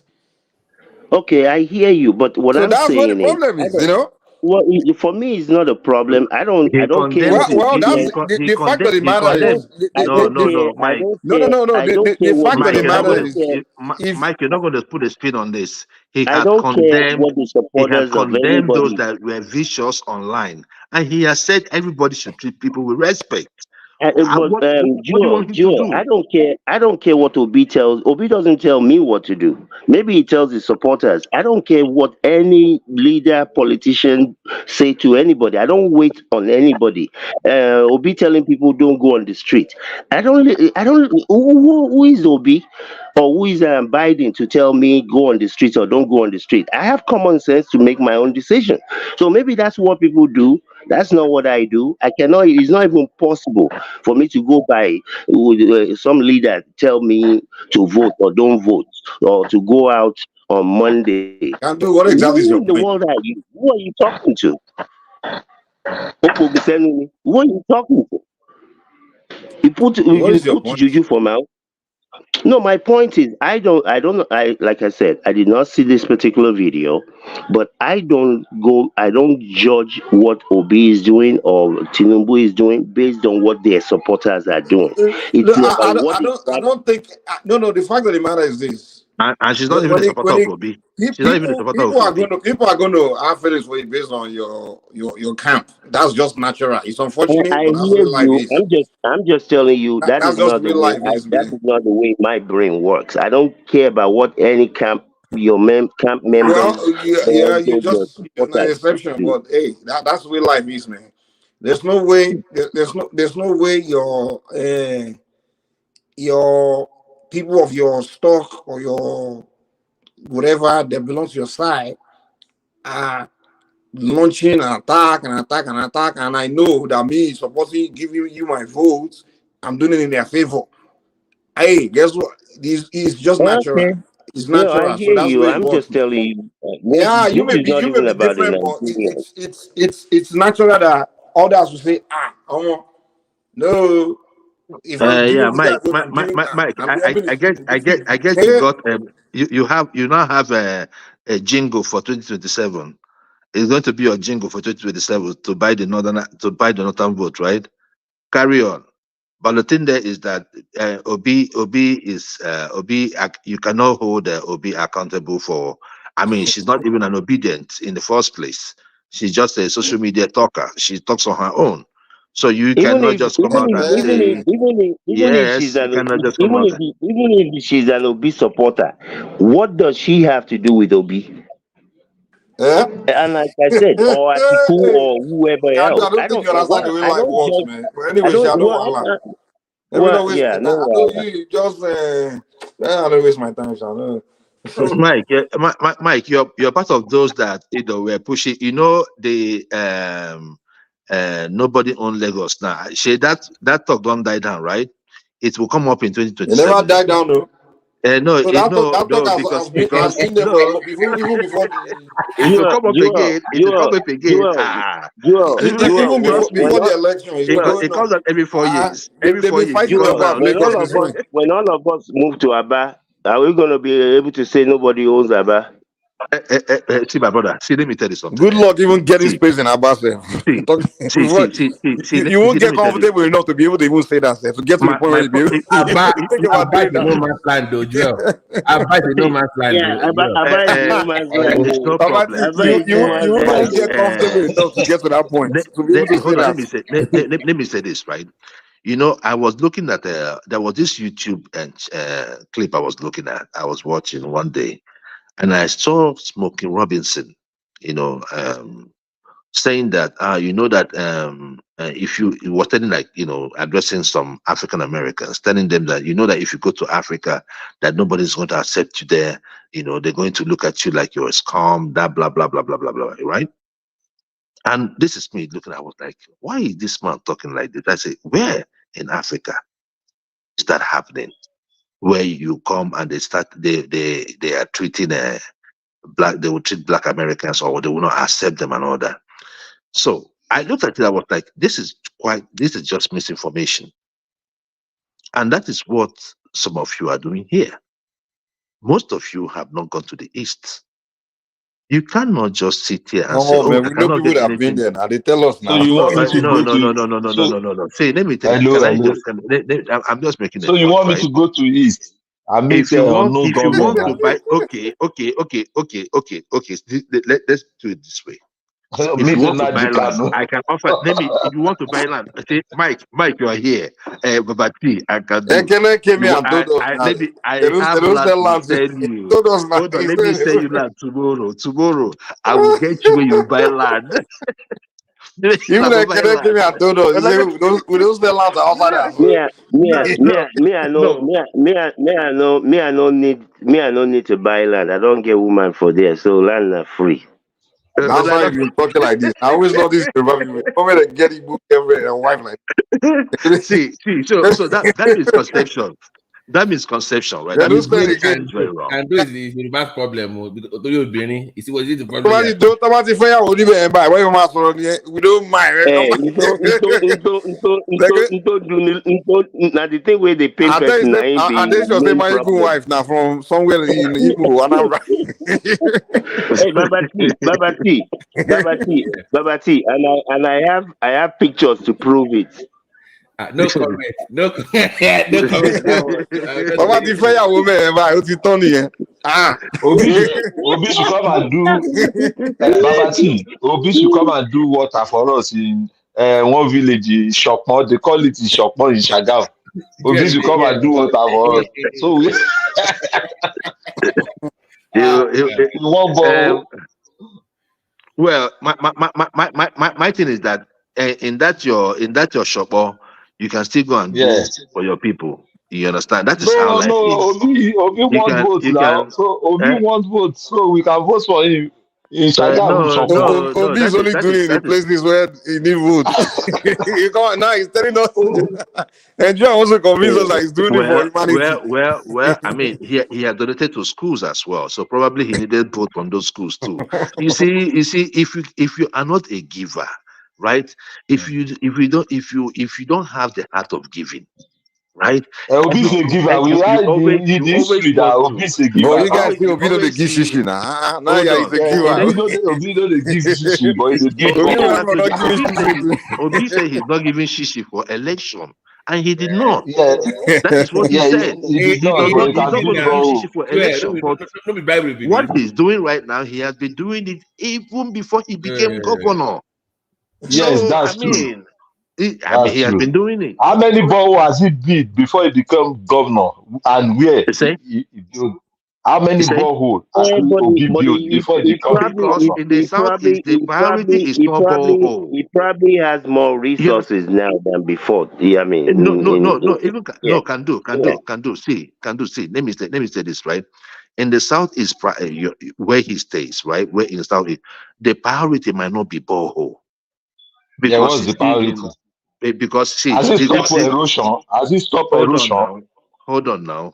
How can you fix erosion? Why don't they talk like this? You know how much it need to fix erosion? You can't fix erosion, but somebody can fix the Atlantic Ocean taking over everywhere. Hold on. Do you know how much it needs to fill up on erosion? Why are you guys making this thing look so stupid? Yeah, but when he was a governor, why can't he do it? Did he do it? He did what he could do. Now, do you know how many? He did what he could do. Hold on. And he went to go and build Anambra alone. Hold on. Can you listen and learn? Because sometimes we just talk to just. I'm listening. You just talk. And I will in Anambra alone, there are over 1,500 erosion sites. Yes. In the whole of Southeast, it's about over 4,000. So I want you to have a picture of what the people are going through. It is not something, and you know how much it is to fill up an erosion spot. You're talking about you get hello. As you done one or two, right? You just tell me. So this Biafran lad is but you don't. I mean, Joel, I think I'm agreeing with you. You don't say because you cannot do one thing, that means you don't do any other thing. You do the one that you can do, the one that you have capacity. You know, if you have capacity to do one, I'm even saying you might have capacity to feed only 3 people. Do it. If we all do stuff, you find out that it will go round. That's the point. The one you can do. But if someone else does it on this show, like I was saying, on this show, it was put up. Most of us here that come here to talk, could not donate on the one-man show, but they will come here and they will talk for money and talk. So it is not about talking. You cannot just talk down on everybody. Just try and do your own bit. Do your own. Let everyone in your own capacity. The way, even it was even stated in the Bible. If you want to give with sense. Don't give like a fool. Yeah, just do what true. You can do. Hello, Joel. You see what you say is good, very good. You see, why is it that you want Nigeria to be good? I know. Why is it that anything this government does, you will never? It's bad. You never see anything good in what this government has been doing. Wait. Let me just bring my point. They brought Siemens. They had another. TINUBU had another contract with German government, and they started bringing their equipment now. You people now say, It's not cement. It's geometric in Aladia. What's your? But You who people are should you just people? Wait, who are you people? Who are the you people you're mentioning? Who you are the these south, you you the people? southeasterners. No, you can't group everybody together. You people. I don't know who Yeah, you but people are. that's what I just said it now. I don't move. Okay. I don't move with everybody. I'm not a part of a Yeah, pack. but why are you So I don't know complaining? Why? who Everything this you these government is you doing, people. TINUBU is doing his best. You keep on Well, you complaining. see, I don't know Don't. where I don't know You, where I don't I don't know I where just want you to I remember don't that. know where. Wait. Let me tell you something. Let me make this point for you. I just want you to put it in your mind. Anything this government is doing, yeah. If you keep on complaining, there are some people. You understand? We give this government 100%. You understand? And we will never. And I repeat again, never But accept that your is complaint. life. That So is life. whatever you like, you complain from here to Badagry. You will never they If don't you be always like agree to go and together. start building, No, you could if you be like, look, you wait, do not if you go be about like life expecting yeah, everybody wait. If you be like, percentage let of me people to give my support point. you. If you be That is like, you should go and foolishness. start building borehole from the beginning of the north, yeah, to the end of the southwest, yeah. Nobody is going to vote for him in 2027. He's not going to win And who anything. cares? So If they don't vote, and look, if they well, don't vote for you people should stop Obi coming they can around and say, start but spinning wait, things. When but you see people like National Mai Can will come and we, start can we, talking can we, no, nonsense. sorry. Can we calm down? Ganu, are you saying that what he's doing right now is not going to get him any vote from the Yeah, North in 2027? Is that what you're saying? no, the North has already talked now. The Arewa, they Yeah, maybe they, you maybe think their the mind North will are change. No, stupid? Ganu. You know, 4 years is a very long time. You never know. Yeah, They might say, especially no, Ganu, wait now. They must say, this very nice man. Look at all the boreholes. Their mind might change the next. You don't know, Ganu. that's You don't true. know. Yeah. So they will forget the yes, and daddy, and it's a religion war. Just take back your country. Gani also for me anyway, this is not just about Tinubu. This is about the APC that have been in power for the last 8 years. It's not just Tinubu, it's what the party has done. Just like if it was PDP that had been in power for 8 or 16 years, it's not just about who the current president is. The question is, what have these people been looking at? Where have these people been? There were people that Yeah. told all these people, both PDP, APC, and OB, and everybody else, where things were going. They refused to listen. The handwriting was on the wall. They refused to listen. Sanusi told them, if you don't implement this, your naira is going to become 1,000 to 1. He told them when naira Exactly. was 140 to 1. So the people, when I hear even the people at Cardoso and all of them, or all of them coming out, they didn't know how bad things were. It's like, have you guys been sleeping? Where have you all been? Yes, you guys were not the people in power. I wasn't in power. Other people were not in power. But you can see the handwriting on the wall. So don't come in and tell me, we didn't know how bad things were. Where have you been? Yeah, we understand that, but there's nothing if you, like Nigeria, the way the Nigeria government operates, yeah, there's nothing you can do. The government policy, the APC people, the Buhari, the Obasanjo, they have their policy, and you can't go against it. If you go against it, they are going to punish you for that. So now the man that is there now is doing his own, and we can see what he's doing. If you people don't appreciate him, don't worry, don't stop nagging and No, we're not. complaining every minute. Me. I don't appreciate Biden. I don't go to the White House and thank Biden for building road. He's doing the job. I don't appreciate Tinubu or Exactly. Abiodun. They're doing their job. I'm not supposed to be appreciating them for doing what they're getting paid to do. Yeah, but They you came don't out and complain. I have the right to complain. I'm a citizen. I pay So you can taxes in Lagos. condemn. I pay taxes in Lagos and in Ogun State. I have every right to complain and to do whatever else. I'm a taxpayer. I don't. I mean, all this could go and thank our governor. I Now don't go and thank hold any on. So governor. when you complain or you nag, is it going to change the situation? Eventually, it will. If I don't say nothing, nothing will change.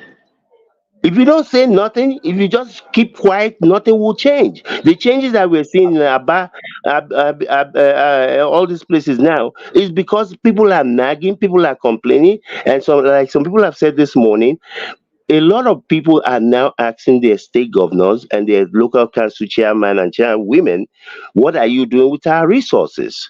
So the changes are coming. People are, I mean, the changes, like Exo said earlier, things are moving. Thank God. Yeah. But we Now, have to okay, complain. that's fine because Abba now is developing right to the highest stage. That's fine. It's very good. I like it. So there should be no problem about that. And one now, it's not Tunubu that is doing Abia or Aba or you. I don't even know the state. It's not Tunubu that is doing it. It's the government. It's the state governor that is doing it, which is fine. They should continue that way. That narrative is the best, and they should just leave the people that is working in other side. They should just leave them alone. Let them do what Yeah, they want to do. but wait. Why? I mean, it sounds to me. You see, maybe you see. I don't listen to. I don't even know who these people are supposed to be. Whoever these people. I don't care what people say. It's irrelevant to me. Good, bad, indifference is irrelevant. If you're doing your job, continue to do your job. No, nobody. I don't care if you're Jesus. You will never get the support of everyone. So the fact Exactly. that people are complaining, that's their job. Let complainers complain. You continue to do your job. I don't care Yes. what some people say. Do you believe when you complain, there are some other people that will not complain? Do you believe that? It's not Yeah, only your people don't narrative. people don't complain for different reasons. They might not be complaining because they're eating from what is going on. Other people might not be complaining because they've complained so much and they've not seen any changes and they're like, I don't tire. Nothing will change anyway. So, you see what is again, like I said about whoever support us. I don't know who these people, this whoever these people are in any sector of life. I don't care about what people say. It's irrelevant. Whether you say good thing or you say bad thing, me, I don't care. Because what you're saying is not going to change the direction that I'm going. So whoever is supporting Tinubu or not supporting Tinubu, that is what they do. Let them continue. Let Tinubu or any other governor continue to do what they do. So I mean, That's fine. what? Yeah. That's So do. fine. Yeah. So I mean, again, look, people complaining about Tinubu is not just about Tinubu; it's about the APC government. And like I said, if it was the PDP that had been there for 8 years or 16 years, and people have not seen changes, they will. I mean, what else are they going to do but complain? So these people are in now. They're about a year now, or going on a year now that they've been there. Nothing is going to change overnight. Changes do take time.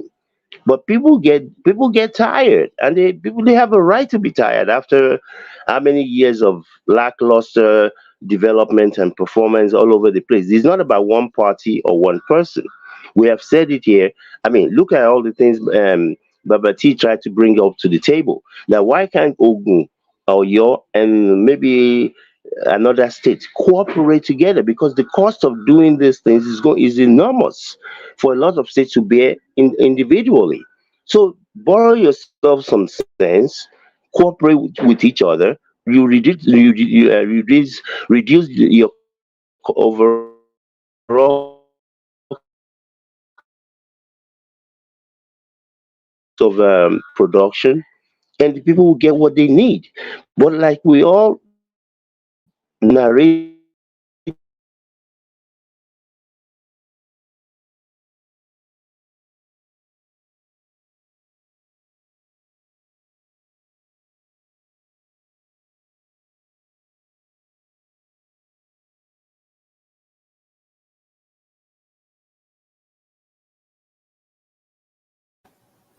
What happened to Kando?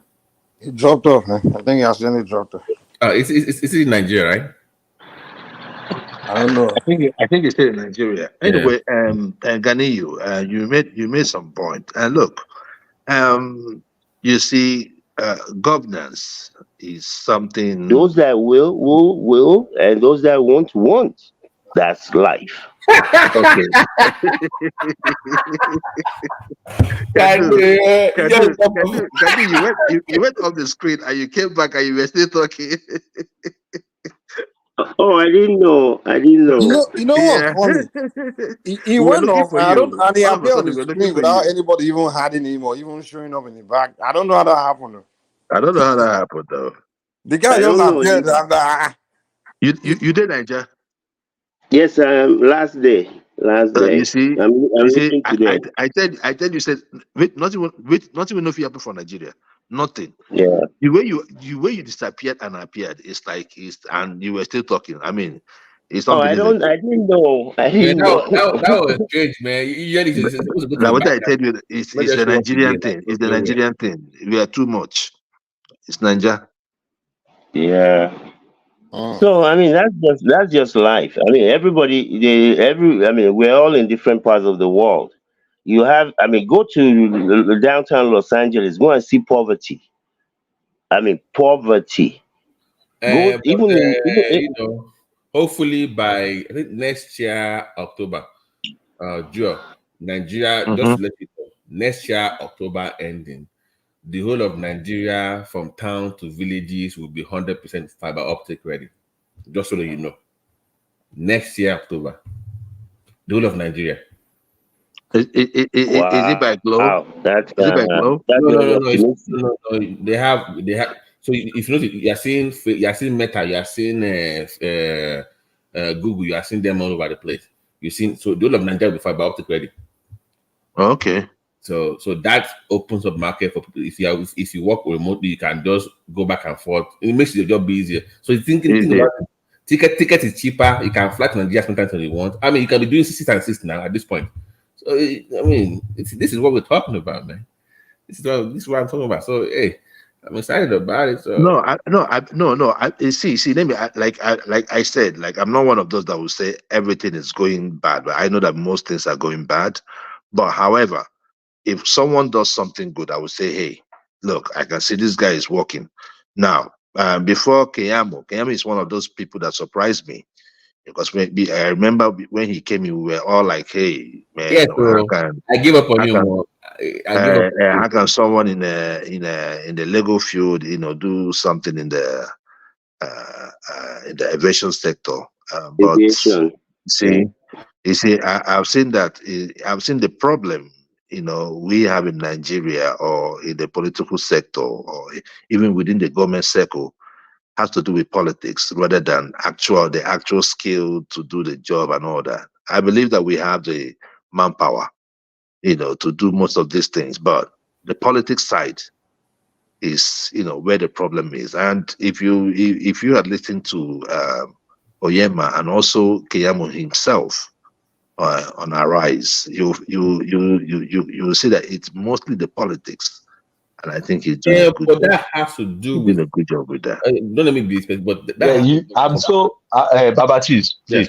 I'm happy that you commend Kiyamu now. You see, in the beginning, that's the way you people are condemning Festus Kiyamu. The My way brother, you now are you they condemning. talk, this one way they talk. Look, let me tell you, Yeah, if yeah, I yeah, see yeah. something good, I will say it. I know If I see the something obedience bad, I very will say early. it. You complain a lot about Kiyamu when we are doing the campaign. Now you still complain, but now thank God No, you are commending we him. have Very soon you will still reason comment to Tinubu complain as now well. because we've seen this Yeah, very soon we've seen this you comment Tinubu. inefficiency. Don't We worry. just talked about That's my belief. we just talked You about it. comment about Tinubu very soon. We just talked about it earlier. There And are the so many APC said, people the man in Onyema, he different came on the air and started saying that they reduced the airline, some airline reduced airline to £100. Where can you get a ticket from here to Nigeria, £100? From London to Nigeria, £100, $100. Where in this whole world? Even to alone, you can't get it. Well, Talk less of to and fro. you're Go not and gonna, see what you're is not, going maybe on. they Don't just just come out here. you're I not want gonna, to go you're to not if gonna I get a I The want flight. owner, You're not gonna get the it. owner. You're not gonna get a flight to England for £100. That's not gonna happen. Don't let anybody fool you. yeah, No, That's but not the gonna no, the, no, happen. the no. FCC said See, was online yesterday saying that. Let me just say this, right? Let me just say this, right? Um, the owner of the airline is saying it, and he mentioned the airline. Go and listen to his interview on Channels Television. There are certain things you might not know.